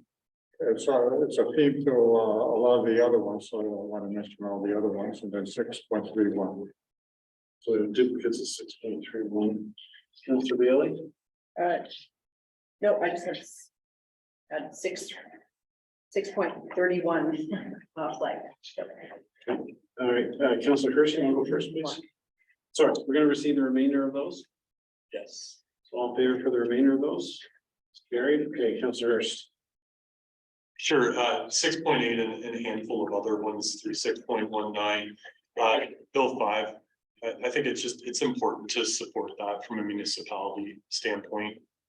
I'll stop there. I think the only other thing I would add to that is if there's any guidance from our integrity commissioner as to how we go about doing that would be useful information to have on hand. Okay. Comments from council? Councillor Goyda? Yes, I would supporting this. Yeah, and is this one of the ones that had a draft? Motion to share on Is there a draft motion? Sure. So I'm going to, it's 6.8 to 6.19 is what this is relating to, as I've heard, just so I can make sure we get all of them included in this. Yes. Okay. So it's the consent agenda items 6.8 through 6.19 regarding the Women of Ontario Say No Bill 5, the Stopping Harassment and Abuse by Local Leaders Act be received. And be it resolved that the Township of Plymouth Council supports Bill 5, Stopping Harassment and Abuse by Local Leaders Act, and that this resolution be sent to Premier Ford, Speaker Arnold, MPP Ray, and the Association of Municipalities of Ontario and all Ontario municipalities. All right, can you move for that, please? Councillor Willis, Councillor Hirsch, comments? Okay, all in favor? It's carried. Did you pull up 6.39? Yeah, so that one was Phragmites Ontario Working Group, and my request there is that township staff engage with that working group. Phragmites is a concern in some of the roadways within the township, and I think any lessons learned from that working group would be beneficial to potentially implement in this municipality if deemed applicable. Do you need a resolution from council? So I guess the resolution is for staff to engage the working group. Can I get a move for that, please? Councillor Hirsch moved it, Councillor Spillis. And any comments, concerns with staff engaging the working group? No? I think it's important that we've got resident complaints on this issue. It's every time you gotta get on. Just another comment. I know this has come up in the past, and I think it was identified that a lot of the Phragmites are actually along the county roads, not just the township roads. So I don't know whether including county staff in on this would be a benefit. Let's have our staff work with the working group, and if anything comes out of it that's beneficial, then they can bring it to us and we can bounce it up. Does that work? Okay. That's it for Mr. Hertz, correct? All in favor? Carried. I believe we're on to Councillor Goyda, 6.31. Yes, I wanted to pull out 6.31. I know Councillor Sepoulas has a draft motion on this as well, but I would support it because this is addressing that currently these speed cameras can only be placed in designated community safety zones. And this motion speaks to the ability to be able to implement it on other roads, either temporarily or permanently, due to limited enforcement resources and speeding concerns, which are similar concerns in our community. So I felt that this was good to support this. I don't want to take away from Councillor. No worries. You get to, because you go before. Councillor Smith, would you mind reading your resolution? Oh, sorry. That consent agenda item 6.31 regarding City of Cambridge Highway Traffic Act amendments be received. And whereas the Township of Plymouth is in receipt of the correspondence from the city of Cambridge Clerk to Minister Mulroney dated May 10th, 2023, concerned with requesting the minister to amend the Highway Traffic Act. Be it resolved that the Township of Wilsonch supports the resolution therein that the Ontario government amend section 205.1 of the Highway Traffic Act to permit municipalities to locate an ASE system permanently or temporarily on any roadway under the jurisdiction of municipalities and as determined by the municipalities and not be restricted to only community safety zones and school safety zones. And the council directs staff to forward this resolution to the Ontario Minister of Transportation, the Ontario Minister of Municipal Affairs and Housing, Speaker Arnott, MPP Ray, and the Association of Municipalities of Ontario and all Ontario municipalities. Mover, Councillor Goyda, seconded by Councillor Spoulos. Comments? Comment or just say? Well, just clarification, is this being shared with the County Roads Committee? Is that when we include it in the all municipalities, does that include them? Well, when I drafted it, it was all municipalities to me, that includes everybody, including Wellington County. I just think it would be good to go to the Roads Committee You can forward it. as correspondence, maybe. Yep. Put it on the radar. All in favor? Carried. Councillor Spoulos, you had 6.11. 611. Go ahead. Okay, and it's regarding 9.7.1 tender results of Wilson's Community Center and Board of Park improvements. When I made the comments last time, I was pleased with the outcome, and I made the comment to the fact that the park will now be fully accessible. The intent of that statement was that new playground equipment and pavilion will now be fully accessible. Unfortunately,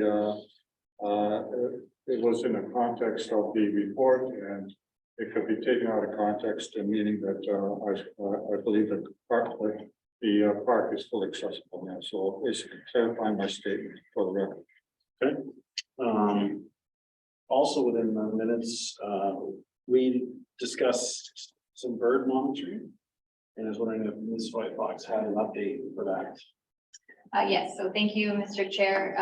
At the last meeting, council directed staff to look into retaining an ecology firm to go and do bird monitoring for species at risk on a property off of Concession 7. And council asked staff to report back on the costing of that and just kind of how it's progressed. So we did obtain approval from Hydro One as it's within their corridor, and we do have an ecology firm that's going to be starting in the next week or so doing that monitoring. Also pleased to report that the costing came in at around $1,700 for almost 6 weeks of monitoring. So it was very reasonable, and we'll be happy to report back on that at the end of that survey work. Okay. Do we need a resolution to receive? Moved by Councillor Spoulos, second by Councillor Goyda. All in favor? Carried. 6.8, Councillor Spoulos. We did So we did that. We did that. Sorry. 6.31. So your way's done. Yep. All right. Really. Resolutions are done. Oh, we're just flipping through pages. Public meeting, May 31st at 6 p.m. Open house held at 23 Brock Road South in person and by electronic participation through Zoom regarding the following matter. Heritage designation process open house. Correct? Hopefully I'm here. When's that? So 6 days, 7 days from now. All right, next we have report FIN 2023-016, Ms. Hassan. Hassan, did I just butcher your last name? I No, you did a good apologize. job. Okay, so council, this is just an annual report that's required in order to adopt our final tax levy due dates and tax rates through the passing of a bylaw. I'd welcome any questions from council. White Fox. The report FIN 2023-016 entitled 2023 final tax levy and rates be received, and that the final property tax rates as identified in Schedule B and Schedule C to report FIN 2023-016 be approved, and that the final property tax due dates be established as Thursday, August 31st, 2023 and Tuesday, October 31st, 2023. And the council give 3 readings to bylaw number 2023-025 being a bylaw for the levy and collection of property taxes for the 2023 taxation year. Mover for that, please, Councillor Hurst, second by Councillor Gordon. Yes. Any questions or comments for Ms. Hassan? No? Oh, yeah. One comment very briefly, not specifically in the tax rates, but in the one that went out earlier this year, there was a newsletter within it, and I thought that was incredibly well done. And I would encourage township staff to do a similar process if a mail out's going out to all residents. I think there's really good information within that. We can double dip communication around engagement with lunch and that type of stuff. Yes, so that is something that we do with each tax bill that does go out. So yes, definitely Justine's team will head that up again. Perfect, thank you. Thanks. Right, all in favor? Carried. All right, Andrew, or no? Sorry. No. Annual building permit report, Mrs. Sand. Yes, so this is another financial report that relates to the building permit fees collected in accordance with the Building Code Act, just to provide council with the current balance in the building surplus reserve, as well as direct and indirect expenses and revenues in the building department for 2022. I'd welcome any questions from council. Soapbox. That report FIN 2023-020 entitled 2022 Annual Building Permit Report be received. Any mover, please, Councilor Bailey, Councilor Spoulos. Any questions or comments? All in favor? Carried. General surplus, Mrs. Sand. So this is an annual report that we provide to council after our audited financial statements are presented to council. So as you can see, the report has the 44,019 incorporated in it, which matches the audited financial statements. I'd welcome any questions from council. The resolution, please. That report FIN 2023-021 entitled 2022 Township General Surplus be received, and that the 2022 general surplus amount of $44,019 be allocated to the asset management discretionary reserve in accordance with the council resolution number 2019-347. And move that, please. Councilor Hurst, second by Councilor Spoulos. Any questions or comments for Ms. Hassan? I have a comment. I'd like to suggest that we ask staff to prepare a report on the asset management plan, upper and lower limits. Because what's happening now, we're seeing contracts coming in 10–15% over. And we haven't changed the lower threshold limit for the contribution to the asset management plan. And if we don't do that, we're going to be all of a sudden come 2 or 3 years from now saying, oh, we need to bump up the numbers exponentially. So we can do it progressively. It's not as a hard hit. So my suggestion is to ask for a motion, I should say, to ask for a report from staff regarding the upper and lower limits associated with the contributions to asset management. Let's move. Seconder, Councilor Hurst. Thank you. Any questions? I think it's a really good idea. We're seeing the asphalt program. The parks plan at our last meeting came in over. The fire truck we got on that goes way over. And then there's items continually coming up that aren't even in the plan, like the electronic sign. And we have not adjusted those numbers since 2019. So I think we need to look at it. I don't know if it's urgent nature or if it can be part of budget when we discuss budget time. I know that we've been really good about putting our surpluses almost entirely into this account, but I do think that we should get a staff report to just touch on this and let us know where we're at. And also because if we are within some kind of an acceptable limit and we are adequately funding it, then perhaps we can shift our priority to contributing to other programs such as the gravel roads discretionary reserve instead of always putting our reserve in a single standard fund. Surplus. Great. Any comments? Not on that. A question for Mary. You have a question for me? Yeah. Go ahead. Hi, Mary. Hi. So, question for you.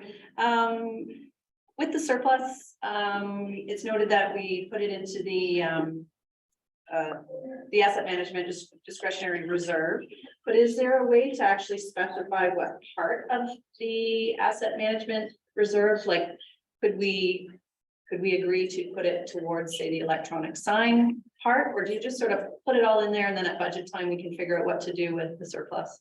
We do put it all in there because that reserve is a corporate reserve for all of our departments, as it relates to asset management for all of our assets that we currently have in our inventory. So we don't specifically indicate which project it relates to, but that would be incorporated as part of budget time. Right. Okay, thank you. Counselor, anybody else? Mrs. Fan, we've had historical surpluses in the six-figure number, and we're down to under 50,000. Is that due to construction costs? It's making me nervous that our surplus is only 44,000. Is there any easy explanation as to why we're, other than very efficient budgeting, why we're so close? We really rely on that to fund our asset management plan. So I think the majority of the,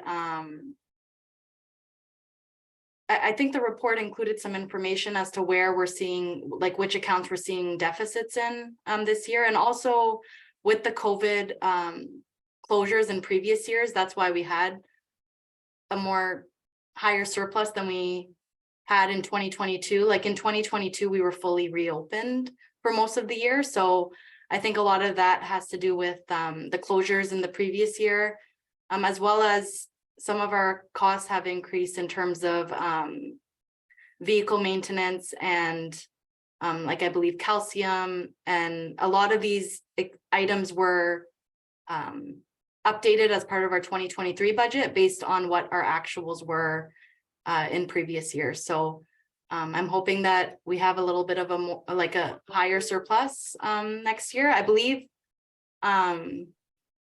Yeah, and we also did a really good job with budgeting. I agree.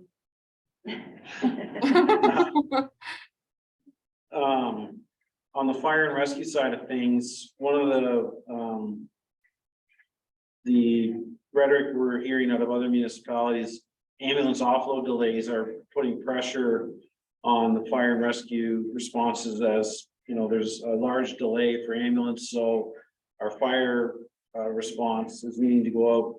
Is there a way that staff could report back on whether the ambulance offload delay is having an impact on our staffing costs? Because this is $114,000 deficit, and Wellington County Council is meeting with Guelph Council.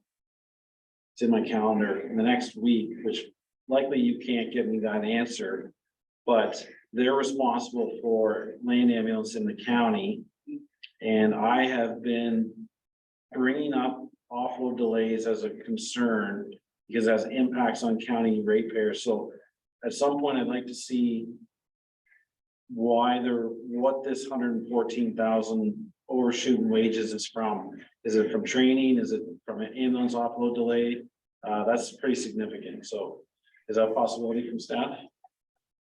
Sorry, the 114,000 isn't only remuneration. It includes vehicle maintenance as well. 37.1, still an increase, significant increase. That's a 1% tax increase. But if it's like offload delays specifically, that would be great information for me to take to Guelph City Council. I don't need a resolution for that. All right. Just we have a mover and seconder for that. Okay, all in favor in receiving that report as amended? So Ms. Hoyt Fox, is the council resolution just going to also add that staff report back on the minimum target balance and maximum target balance in the asset management discretionary reserve as part of budget? That works. Well, I'm okay with Budget during that. it. Yeah. No rush. Yeah, we can make sure to include the timing. Okay. Where are we? 9.2.4. This is again you, Mrs. Sand. Yes, so this was just a report to provide to council based on council direction at the April 12th council meeting. And it's just advising what the legislation said prior to 2018 in terms of that if there were additional proceeds of sale, like over the cancellation price, and all the debtors had been paid, and like if there was no owner of the land on the property, then the previous legislation allowed the municipality to receive some of the funds. That was the legislation prior to 2018, which was repealed. So this information is just provided based on our discussions with Real Tax as well. The resolution. The report FIN 2023-022 entitled Reinstatement of Legislation Permitting a Municipality to Retain Surplus Proceeds from Tax Sales Be Received. And the council direct township staff to send a letter to all relevant taxation bodies, including the Ministry of Municipal Affairs and the Ministry of Finance, Wellington County Council, MPP Ted Arnott, Association of the Municipalities of Ontario, and all other municipalities in Ontario, urging them to reinstate previous legislation that permitted a municipality to apply for and retain the surplus proceeds from a tax sale in their jurisdiction. Let me move, please, Councillor Bailey, second by Councillor Hurst. Comments? All right, all in favor? Carried. All right, 9.25. Ms. Hassan. So this is just the first quarter financial report for council's information. All right, resolution, please. The report FIN 2023-023 entitled First Quarter Financial Report 2023 be received. Can I move for that, please? Councillor Spoulos, second by Councillor Goida. Any questions or comments? All in favor? That's carried. 9.3.1. Maybe that's Ms. Brotherston. Did I put you that too, or is that okay? You're good. Through you, Mr. Chair, this report is to provide council with proposed housekeeping amendments to the open air burning bylaw to enable staff to submit an application to the attorney or the Ministry of the Attorney General Office to introduce set fines under Part 1 of the Provincial Offences Act. The resolution is with Yes. The council receives report ADM 2023-020 regarding the open air burning bylaw, housekeeping amendments and set fines. And the council gives 3 readings to bylaw number 2023-027, being a bylaw to amend the township's open air burning bylaw 2014-045, attached to this report is Schedule A. Can move for that, please? Councillor Spoulos, second by Councillor Bailey. Questions or comments? Go ahead. I just have a related question. I don't know, wasn't really in this report, but can you just speak to what actually happens when someone purchases a burn permit? Is it just sort of create a master list of who will be, what addresses may be having fires burning, or what sort of happens from the other end? I just purchased mine the other day, got a response, said, hey, here's your burn permit. And I thought, well, who's at the other end and what happens with that information? Who wants to speak to that? Anyone know? Right. So through Mr. Chair, I can start, and then Mary and her team actually administer them through the customer service. And so they are submitted, and Fire has access to them, and we keep them in a database. So if there was to be a complaint that was made about a fire, that would be something that would be checked first. Do they have an open air burning permit? And then this bylaw sets out the parameters of what that can look like. Yeah. Good. Councillor Hurst. Just, yeah, and I'm similar. I purchased my burn permit every year, and that's the last I hear of it, so I feel comfortable. I'm curious, the rationale for increasing or implementing some fines, is this triggered by any particular incidents, or maybe just a bit of explanation for the rationale for this? Yeah, so through you, Mr. Chair, without set fines, you would be looking at a Part 3 summons to enforce your bylaw. So that is a very different process. You're summoning someone to court. Set fines can be used as part of an educational tool. First and foremost, you want to inform folks of the bylaw, but they are kind of that interim step if it's a one-off, if it's something that can be dealt with through a set fine educational tool. So this is introducing this for the first time to this bylaw. So if I heard that right there, it's not so much a bad actor scenario within the municipality. This is just implementing some administrative process to aid compliance and enforcement in the event that it happens. That's exactly right. Thank you. Good. All in favor? Carried. All right, 9.3.2, Ms. White Fox. Thank you. So through you, Mr. Chair, this is a report that is outlining the township planning services.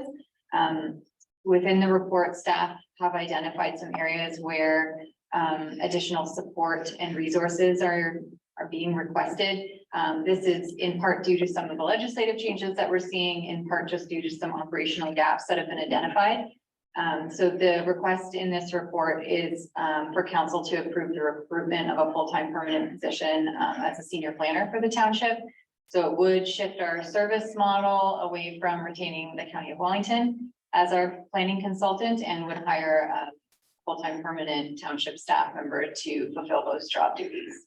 I'm happy to answer any questions. Can you read the resolution, please? That report ADM 2023-024 entitled Township Planning Services be received, and the council directs staff to proceed with the recruitment for the full-time permanent position of senior planner for the township of Westland, and that the position be funded as detailed throughout the report. And a mover for that, please. Councilor Spillis, second by Councilor Goyda. Comments, Councilor Hurst? None. I do have a comment. I just want to say, I think this is an excellent report. It outlines, sort of the role that this will be fulfilled. But I do just want to say, I think it's important that we, recognize the benefit that the township has received over the years from the county planning. And the role that they've fulfilled in that planning role for us for so many years. And I think that even though sort of the legislative changes and local demands are driving this new planner at the local level, there will continue to be a close working relationship with county staff, and we heard that even today. So I just think it's important that we sort of formally express our gratitude to the county, whether that be as a corporation or individually. I just wanted to sort of highlight that. Thank you. Councilor Spillis. Yes, I echo Councilor Goyda's comments. I understand, Mr. Mayor, that you did talk to somebody. I was just wondering how that happened. I first called the CAO of the county and just gave him a heads up. This report was on our agenda, and I then proceeded to call Aldo Sauls, the manager of planning, and both conversations went very well. They appreciated hearing it from myself first versus through the grapevine. The CAO conversation was brief. He asked if he should notify Aldo, and I asked him to not and let me do it myself. He asked if this was going to be a temporary position or a full-time position, and I said that the intent was that it was going to be full-time, and changes in policy is very brief, and it was received well. I didn't pick up on any animosity in the conversation. The conversation with Aldo, it was very similar. He did ask me if this was reflective of the service of county staff, and I assured him it wasn't. That a negative component, you know what I mean? And that we have been, on the cusp with workload through the aggregate, and then with all these provincial changes, that now that we saw that there was a need. So received well, and my belief is that all the planners are going to be very, very busy, and they might actually appreciate the freeing up of their staff to deal with everything that's changing. So it went well. I'm sure the individual may, there might be some, I don't know how to word it. It's gonna be tough because they might not be doing as much or be as integrated with us, but As Councilor Boyd mentioned, that we're appreciative of the work they've done and it's not that we're gonna still have relationships there and working with the county, so. I was happy that it went well. Conversations.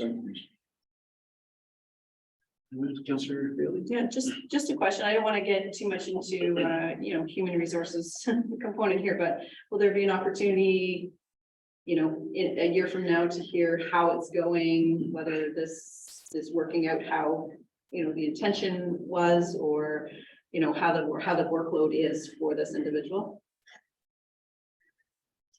Review. So through you, Mr. Chair, I think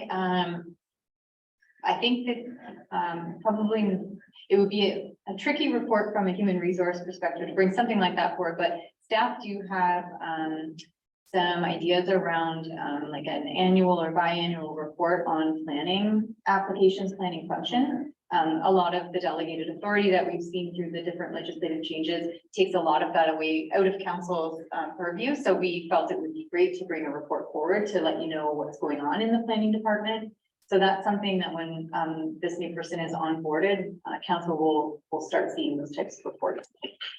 That's great. That's a great, way to do it. Thanks. All right, we've got to move in a second. Okay, all in favor? Carried. 9.3.3. Is he here? Sorry, Councilor Hurst, I was hurrying, but.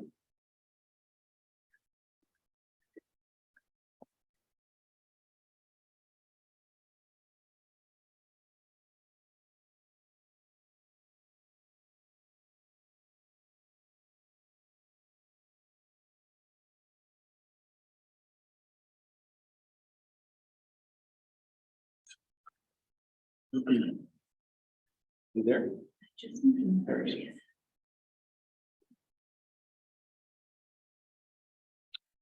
Welcome, Kyle. There he is. Hello. Nice to see you. Nice to see you as well, Mayor Sealy. Whenever you're ready. Okay, thank you very much. The report in front of council today for your consideration is the 2022 Source Protection Annual Report pursuant to the Clean Water Act. As council will recall, there is a legal requirement to provide annual reporting to the province through the conservation authorities by February 1st of each year. I'm pleased to tell council that reporting was completed as required by February 1st.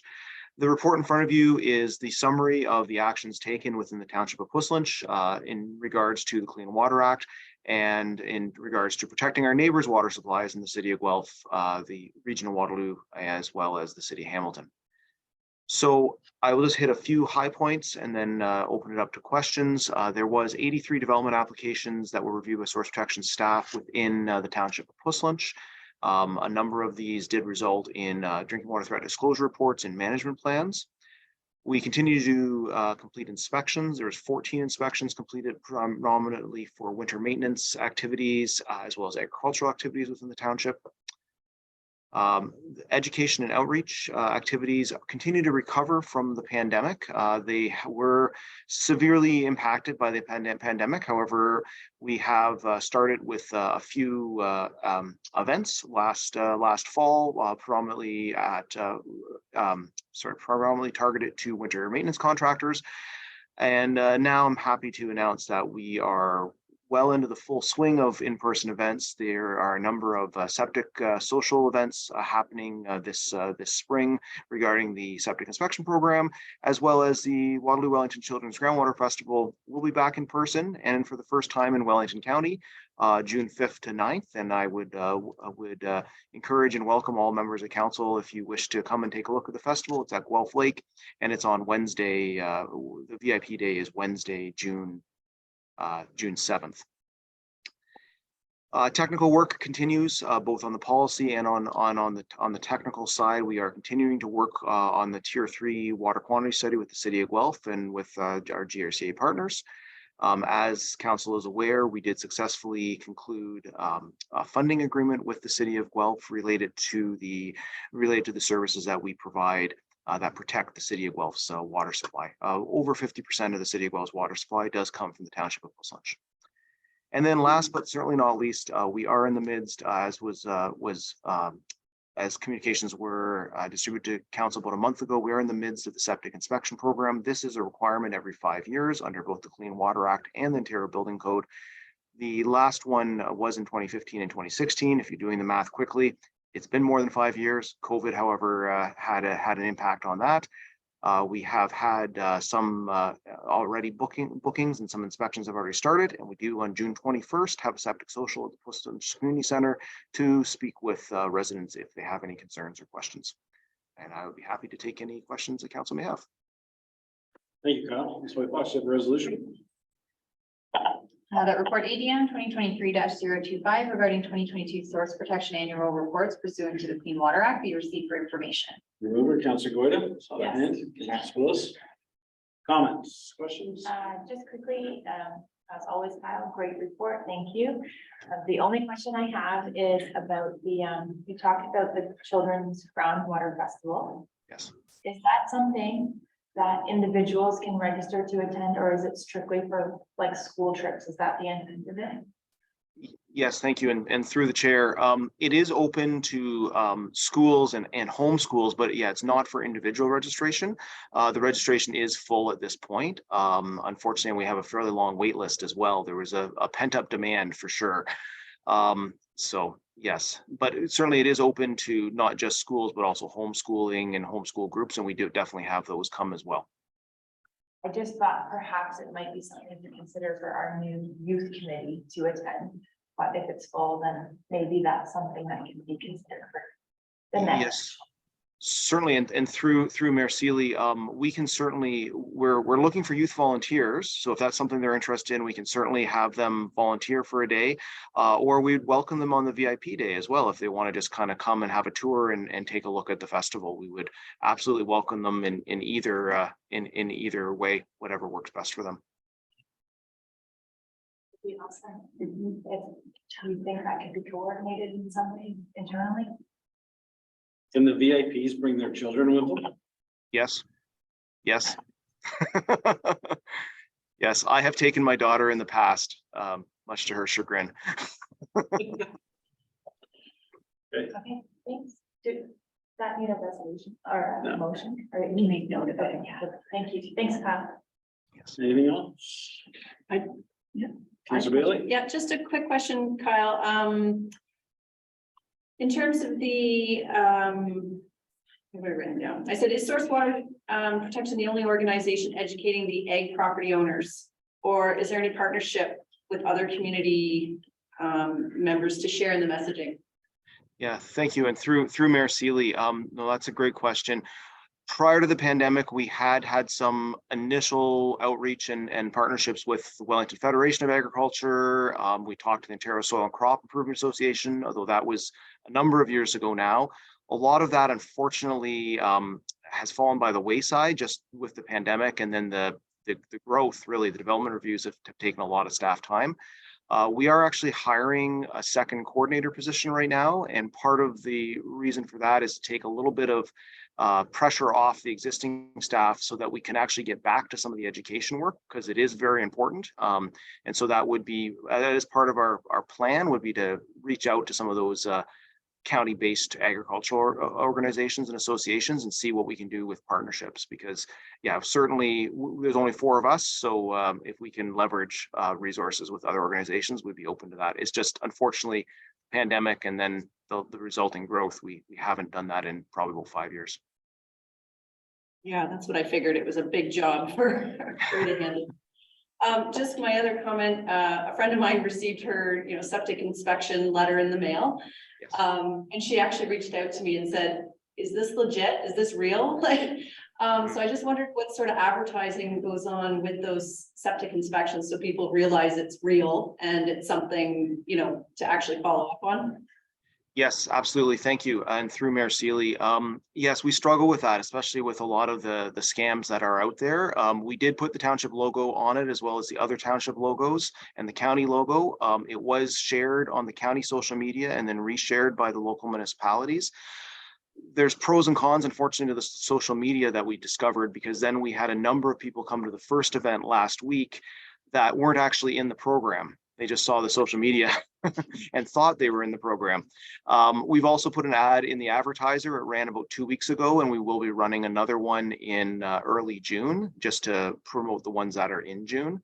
So that's the steps that we've taken. And then, of course, we encourage people to call, and we've definitely had those phone calls, both ourselves and our consultants, in terms of asking us that exact question: is this legit? And we also have information on our website, the wellingtonwater.ca website, which is linked in that letter that they received, that also talks all about this and why this is required. Good, thanks, Kyle. Okay, any other questions? No? All in favor? And you, Kyle? Okay, thank you very much. Good day. All right, 9.6.1, Mr. Fowler.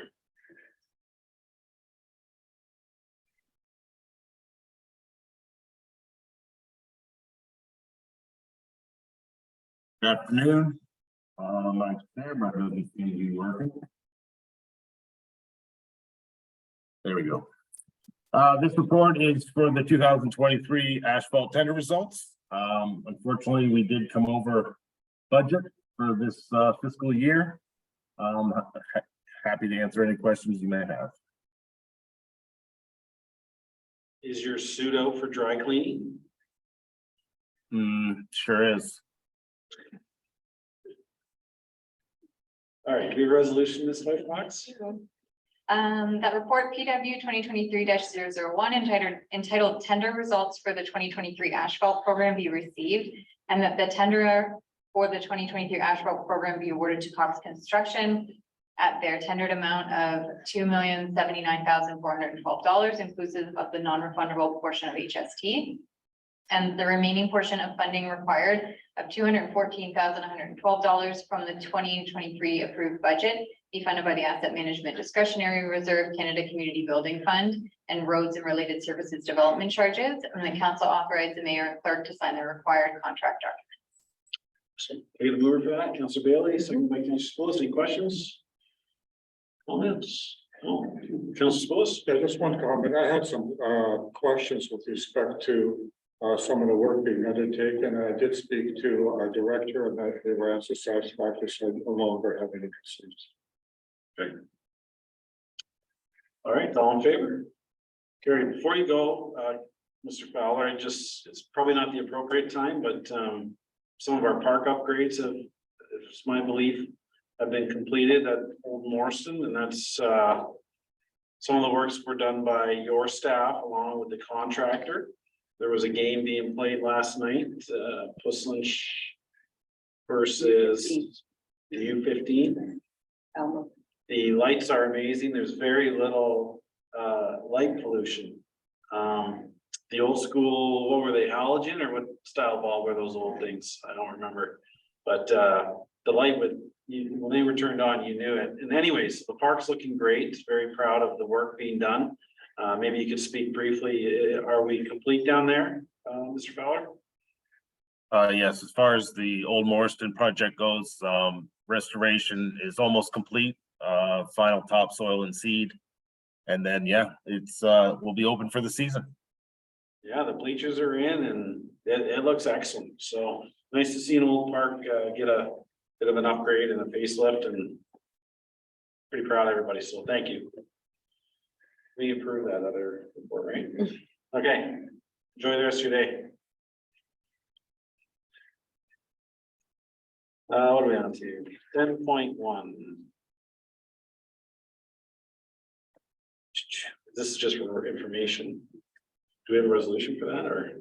So through Mr. Chair, this is in response to council's resolution from a previous meeting, looking for some information around the pit activities, whether or not the license had been surrendered since the activity had stopped, and then also just looking for information on this use related to aquaculture. So this is the response that staff have received back from CBM relating to council's request. All right. I'll open up the floor and then I'll say my comments. Anyone? Sure, go ahead. Yeah, I just wanted to make sure that your original resolution was, I guess, partly to CBN, but also it was partially asking for a consultant to comment. And we didn't get a consultant report back. Is that still coming? I'm just gonna pull up the original resolution, just bear with me. And that was, I think, in regards to the aquaculture piece.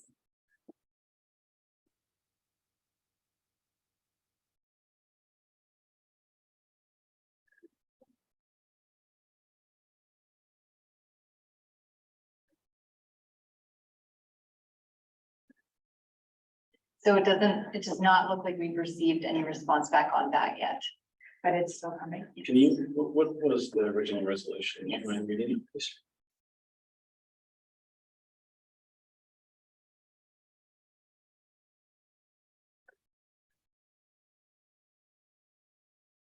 So it was in relation to the McMillan Pit Water Quality Analysis Report and peer review that we had back in March, and that council directs staff to contact the MNRF to surrender the license for this gravel pit, given that extraction has ceased since 2004. And the council directs staff to retain a consultant to review the property in relation to the Ontario Divisional Court decision, so MPAC versus County of Wellington decision, in order to classify the property assessment in accordance with the decision, and whether the end use of aqua farming is an approved use under the ARA license, and if it is an approved use in accordance with the township zoning bylaw. And that council directs staff to confirm with the pit operator that the extraction activity has ceased permanently. So in relation to the first part of it, we did contact MNRF. I do not believe we received a response. We did receive a response from the pit operator, and then the part of the direction about retaining a consultant is still ongoing. Councilor Gordon? That's it. Okay, so, County of Wellington is mapping the area properties in Puslin to implement the new tax scheme, for lack of a better word. So I called Ken Hart about some properties, and this was one of them. And so I feel that once we get a report on, the implementation of that, this probably would be inclusive of that. I would like to forward this letter to Ken. Well, I already did forward it, but because in this letter, they're making, they've stated that there's resources still on the east side of the property. So with the decision, if a pit has been fully extracted, it returns to the residential tax rate. So by admission of this letter, there's still aggregate in the pit, and this pit was appealed, then it would not revert, is the word I was looking for, revert back to the residential tax rate, because there's still a resource left. The other implication of this letter that I'm wondering is Mr. May claims that the aqua farming is a permitted use under the ARA industrial, so thus should the aqua farming and the pond, which supports the aqua farming, be taxed at the industrial rate, as they've indicated here. So how do we deal, and we didn't get an answer from MNRF whether that was an appropriate use. So how do we deal with that component as well? Do you have a comment in this way, Bob? So through you, Mr. Chair, I think those are all very good questions that we should have answered. Staff will continue to follow up with the ministry. Really is within their purview to tell us if this is in compliance with their license notes.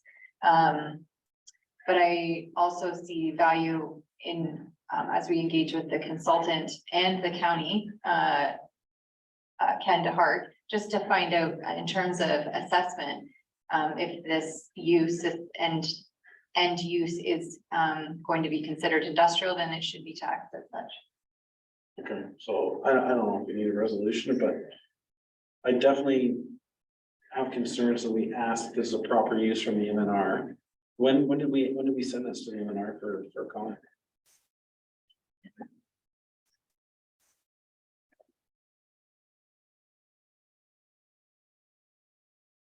Looks like it was sent on March the 30th. Okay, so we're going to be discussing AMO delegations later. Can you keep this handy? Because one of the delegations I'd like council to consider requesting is the lack of response in timely manners from MNR. We can highlight this one and other requests to the minister at AMO.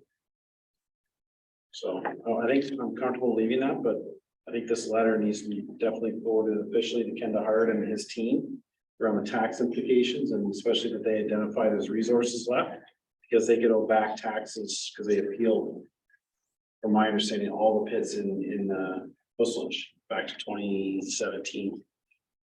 Do you have the address for that pit?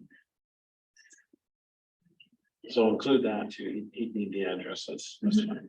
And sorry, Mr. Chair, that's to Ken DeHart. Send this with the address. Yes, please. So I don't know if you need a mover or seconder for that.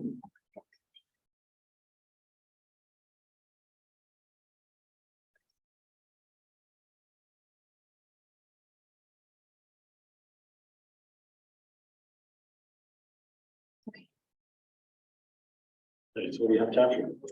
That council received the correspondence item 10.1 for information, and that council direct staff to follow up the ministry regarding our response to the previous correspondence that sent on March 30th, 2023.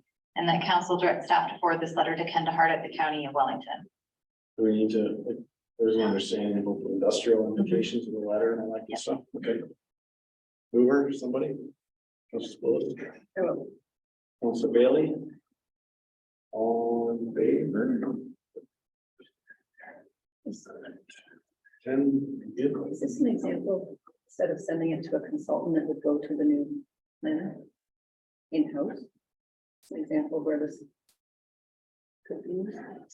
So through you, Mr. Chair, potentially, I would see them being involved in this. Given the complexity of this, we may also want to retain somebody with aggregate experience. Okay. 10.2, AMO conference delegation requests. Who's the alternate for August? I'm just kidding. I want to see them sweat. Oh, who's gonna have to go delegate? All right, so pretty straightforward. AMO delegation suggestions, don't bombard me. It's unless you're willing to support staff in building the material to give to the minister. Anyways, he's gone, so Mr. Grota. I just have aggregate compliance site plans.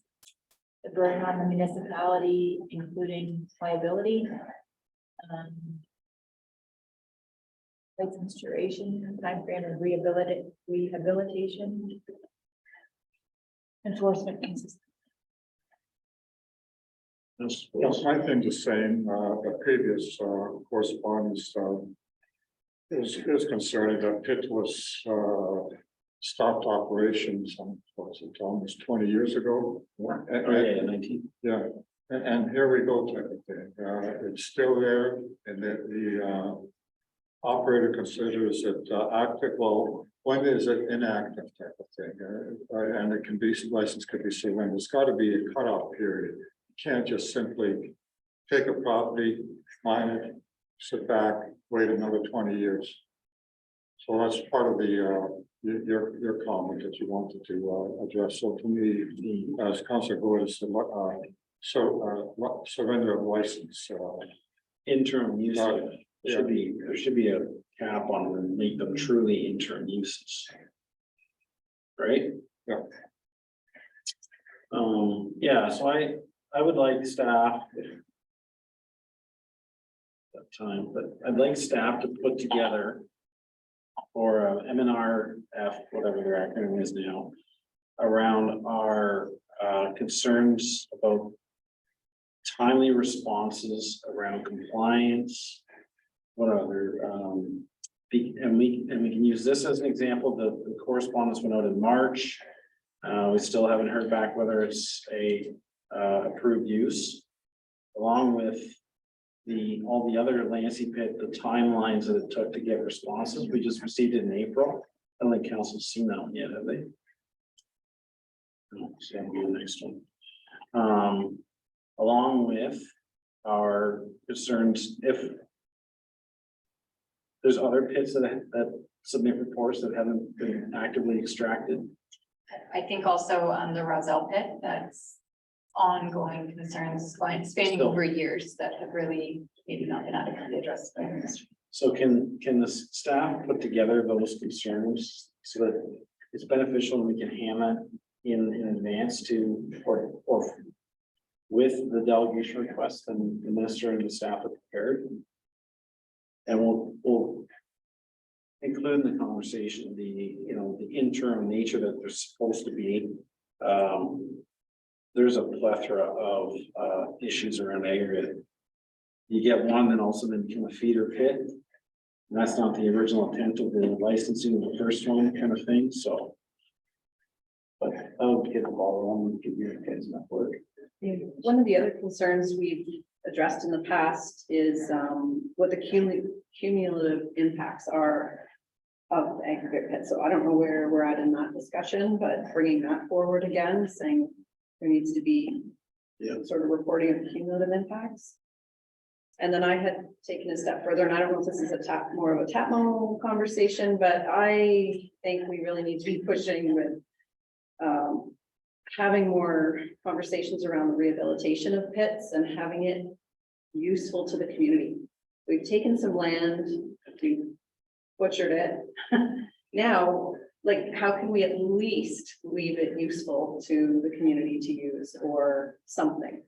So I think there should be a big conversation around rehabilitation and use, how the conversation of the licensing, at the beginning can include the municipality. I don't know. Yeah, post use is important. Yeah, post use.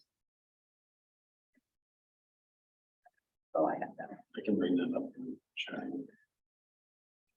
I have a question, Council Bill. When you're saying post use, are you assuming that the township assumes? Or are you saying you're asking the gravel pit operator to make it available? I'm not sure what I want, because we don't want, the municipality wouldn't really want to take it on as a liability, but for example, there's a private gentleman in the community who owns an old aggregate pit. I was lucky enough to be on his property the other day, and it's a beautiful, it's a walking trail all the way around. He's got it mowed beautifully, and it's just, I'm thinking this should be accessible for the community to use, Well, the new provincial policies are gonna permit it. Yeah.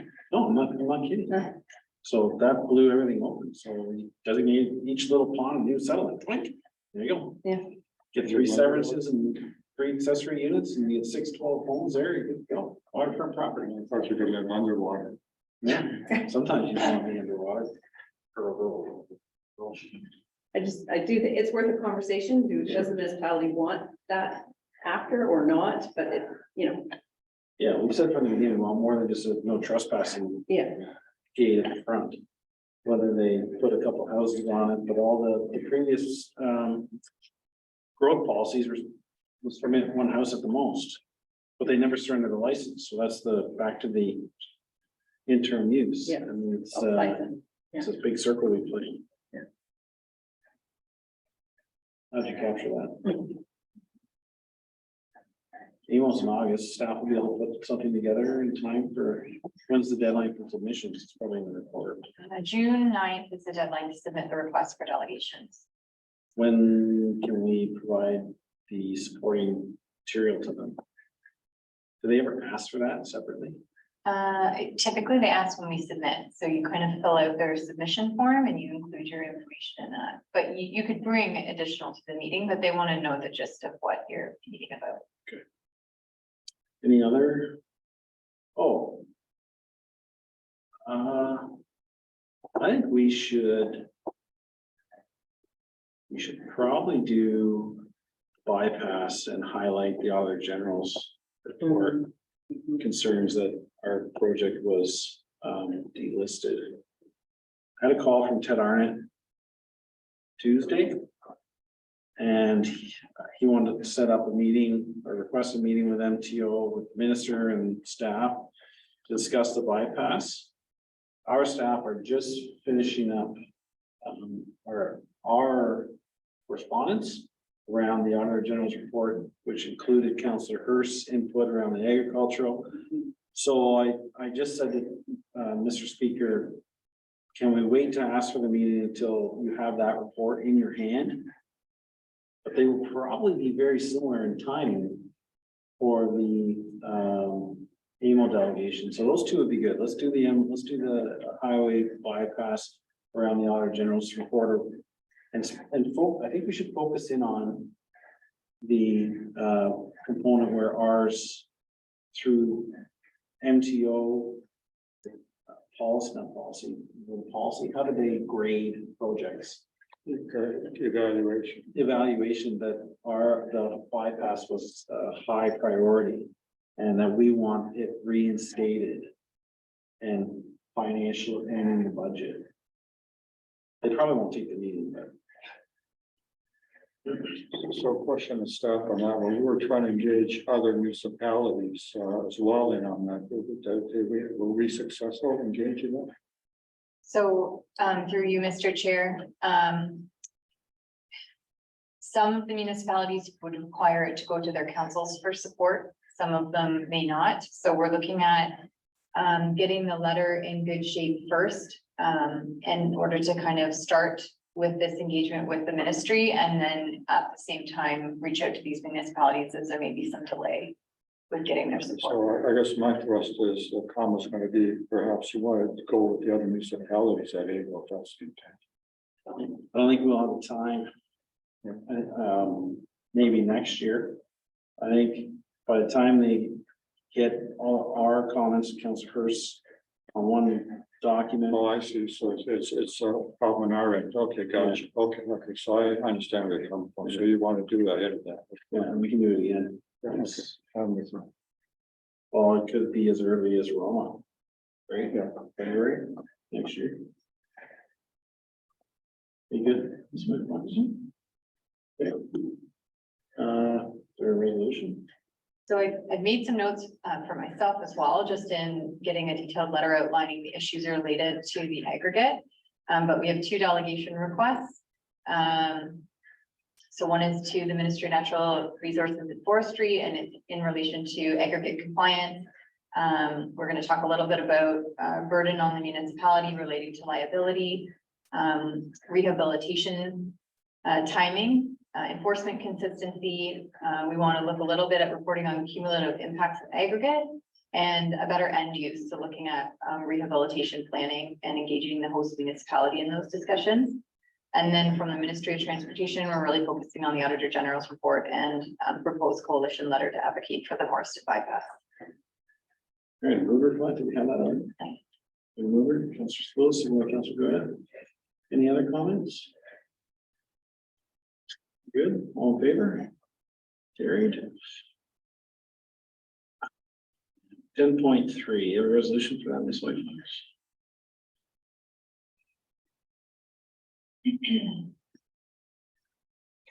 So the council received correspondence item 10.3 regarding County of Wellington resolution regarding county initial plan review, urban expansion request for information. Can you move for that, please? Councillor Bailey, seconded by Councillor Spillis. Comments? Just a one, it really doesn't affect us. They do make a reference to phase 3B will be important to us. As all the township road plans be considered, so. Yeah. It's interesting to see when the timing of that is. Most of this was probably penned before they changed it for this bill, huh? She's rewritten so many reports, it's not even funny, because they keep changing things. All right, all in favor? Sorry. Well, I just had a question, but I don't know who to ask. And sorry, I can't reference where it was, but it showed in an expansion, it included an aggregate pit. And I just wanted some clarification on why an expansion would include a pit. Well, the one expansion that included the pit was City of Guelph, and that was, both agreed upon by Guelph and Hermosa. That was a doe line. I know that one for sure. Is that because it's gonna be used for residential? Yeah, they're, use? Okay. so they're gonna cease operations and cease pumping so much water, let it come up to a higher level and put residential development in there. This is outside the town of Erin. Oh. Oh, now, so, Expansion request in it, when you look on the mapping, it's an aggregate pit. So yeah, I just wasn't sure. the mayor of Erin has been asking, county to include those lands in an expansion. But I don't know if that's greenbelt, but there's also some challenges with it. I guess I just wondered why, and if it's for a reason that makes sense in Whistland, then maybe that's something we should be. Well, they're gonna have sewers up there. Right. We don't. Right. And I think it's along the same lines as you're thinking after use. I don't believe that one's below the water table, but they are definitely having the sewers put in, so they have more opportunity. Okay. Which we don't have. Fair enough. All in favor of receiving that one? Carried. 10.4. So. The council received correspondence item 10.4 regarding the County of Wellington Roads Committee report regarding Highway 6 Hanlon Expressway mid-block interchange, proposed Wellington Road 53 and 54 for information. And move to that, please. Still, second by Council Goda, questions or comments? You have something, please? Council Spills? Yeah, just a comment. It's glad to see that the county's taking this over rather than the township being responsible for something that's gonna be high speed. High volume. Sorry? Is it high speed or high volume? Oh, Sure. high speed and high volume. Whether it's legal, high speed, or that's what 5%. Yeah, it made sense. It's connecting a provincial arterial road to a county road, so. Councilor Bailey? I was just curious if we're gonna be able to calculate sort of what the cost savings would be to the municipality now that this isn't ours, and then what do we do with those savings? In the sense of asset management plan? Yeah. And allocate, no. I mean, Mr. Fowler can maybe speak to, time savings on that gravel portion of the road, maybe? Is this in reference to section 7? Correct. There's definite operating savings, both between gravel and calcium maintenance. As far as plowing, that would be minimal as type of any cost savings. So relatively low volume as far as resident section of road. So it would be, the cost savings wouldn't be tremendous, but there definitely will be some, especially in the operating side of the budget. Would it be savings or would it just give you the opportunity to redeploy those resources to other problematic areas? That's a fair statement. So yes, those same resources could be deployed to another section of the township, or as as we've seen in the most recent years with the rising prices of calcium and gravel, there wouldn't be a need to come to council for increased operating.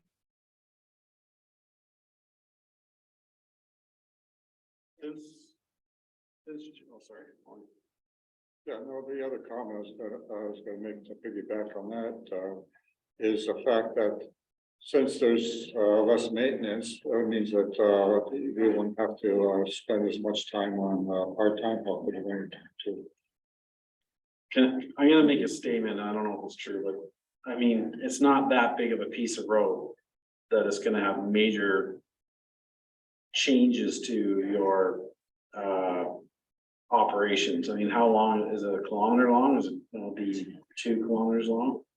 Yeah, it's about 1.8 kilometers long. And as far as any type of time savings, or we'll say resource savings.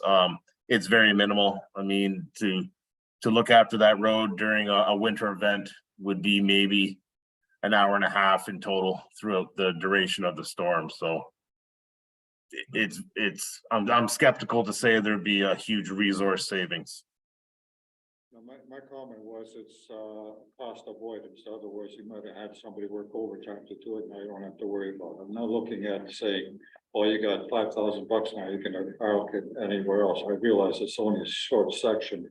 It's just that avoids cost that you might not have, that you can avoid that. I was just worried that the conversation was gonna go on cutting back part-time that. workers, because it's just not enough.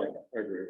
Since we have you on the horn, Mr. Fowler, there's a bridge out on 35. That's correct. And they're redirecting traffic from 35 across to east. And then they're proceeding south on 20. You just mentioned calcium, which spurred this thought. Have we completed our calcium program this year, or are we in the midst of it? You know, because of that additional traffic on that road, people are starting to call me. So if you could just enlighten council and myself on where we are with that.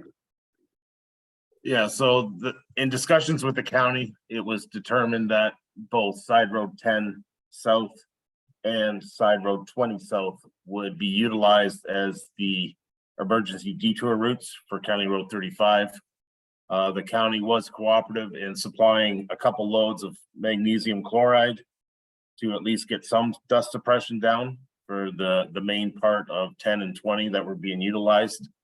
At this time, I'm having a difficult time securing our calcium supply for this year due to a driver shortage. I'm currently looking at, I think, the second week of June until I can start getting some dust suppressant down. But in the meantime, we do have a water truck, and we'll try our best to at least get a couple loads of water on these affected roads. Okay, that's good to know. I wasn't sure where we were in the calcium program, so. Okay, but the intent is to do our best to water the road until the calcium shows up. Where do you start the calcium program? Do you start on the west side of the township, the east side? How does that work? Currently this week, we are doing our gravel road maintenance, and it entails mostly with the east side. But due to the emergency road closure, Side Road 10 and Side Road 20, basically from concession 2 all the way to the Gore, will be one of the first priorities. And because of that detour, do you have staff monitor the road, or is it just wait till people call, or what are we doing now that the county traffic's being pushed onto our road? Well, we try our best to do at least a road patrol per day.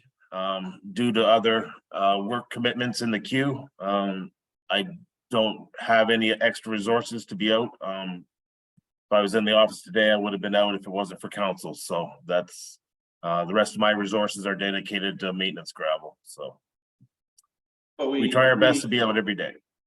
Right, so if somebody calls me and says, you know, my road's dusty and what are you guys doing? I can say that staff are monitoring that road, you know, to the best of their abilities, besides other obligations. It's not like you grade it once and we're just done until the calcium shows up mid-June, right? Oh, no, that's correct. We, if we grade the road, we use the water truck to at least keep the dust down. It all depends on the weather pattern too. If we were able to get some rain throughout that week, it does suppress the dust. If not, we have to schedule the water truck to make an appearance. Okay, perfect, thank you. All right, anything further from council? All right, thank you, Mr. Fowler. We're on tickets. Did we? That was the highway interchange. I'm not sure. All in favor of that last report for the county road? That's carried. Council reports. So you've heard that I have a meeting tomorrow morning with with MPP Arnett and MPP Ray. I have a TAMO meeting June 1st, and we're gonna discuss the executive director position, funding models, job description. We're gonna discuss AMO delegations. What else do we have going on? I think that's it for now. All right. Anything from any members here? Question, Mike, has the Yes, speak up. question for you, Mike, is the gym? The gym lines started? Is that project started? Actually, that project is complete. So starting should be this week. The gym should be open again for rentals. And yeah, looks pretty good in there. Excellent. Great, thank you. And our roller skating is starting soon, or this week, Already started. today? Yes, it came online this week, and as of yet, I don't know the attendance yet. Excellent. All right, any further? Nope. A resolution. Yes, the council received the mayor and council member updates for information. Can you move for that, please? Councilor Bailey, second by Councilor Goyda, all in favor? Carried. Bylaws. That's what I thought. That the following bylaws be taken as read 3 times and finally passed in open council. Bylaw number 2023-025 being a bylaw to provide for the levy and collection of property taxes for the 2023 taxation year. And bylaw 2023-027 being a bylaw to amend the open air burning bylaw. And a mover for that, please, Councilor Bailey, second by Councilor Goyda. All in favor? Carried. Next. Oh, that one's not, we're not doing that one. Open air. Mr. Mayor, just a question on these bylaws. Some of our reports have the statement that the bylaw be read 3 times, and then we're going through this again. Is there a way of, did it have to be repeated twice? I'm just looking at time constraints. We can look at that. I know that our order of business is included in the procedural bylaw. I think staff put it in the resolution just to acknowledge that council is okay with passing the bylaw at today's meeting, and then this formally passes them. Okay, Yeah. thank you. Okay, so we're doing the open air burning bylaw. Oh, sorry. Announcements. Did you have an announcement? Big rodeo. You have an announcement? No, the bike rodeo. Yeah, I mentioned it at our last meeting, but there's a bike rodeo coming up. School bus is there. I don't remember the date off the top. Registration is May 28th and then the record is June 3rd. Yeah, the event's on June 3rd, Saturday, June 3rd, and I think they can register anytime up to the 28th. Yeah, online. Thank you. Oh, I want to go back. Anyways, how did the township cleanup day go? Mr. Fowler, can you speak to that a little bit? I was away. I was in Florida, Disney. The township cleanup went very well. It was very well used, and it was actually we spent actually the Monday and Tuesday following the weekend continuing to pick up garbage. So the community definitely took part and cleaned up a lot of roadside ditches. So it turned out very well, and in conjunction with the county, they supplied a couple bins and they were removed by Monday. So no complaints from Public Works. Lots of garbage out of the ditches. That's good. Great. All right. Any other announcements? No. Thank you again. All right. No closed session, right? Any business arising from the closed session we didn't have? Notice motion? New business. Permitory bylaw. That the following bylaw be taken as read 3 times and finally passed in open council. Bylaw 2023-028, being a bylaw to confirm the proceedings of council for the corporation of the township of Plessis at its meeting held on the 24th day of May 2023. And then move it, please. Councilor Goyda, second by Councilor Willis, all in favor? Carried. And I believe adjournment. Council hereby adjourns at 4:17 PM. Mover, Councilor Bailey. Second, by Councilor Goyda, all in favor? Are you guys hitchhiking?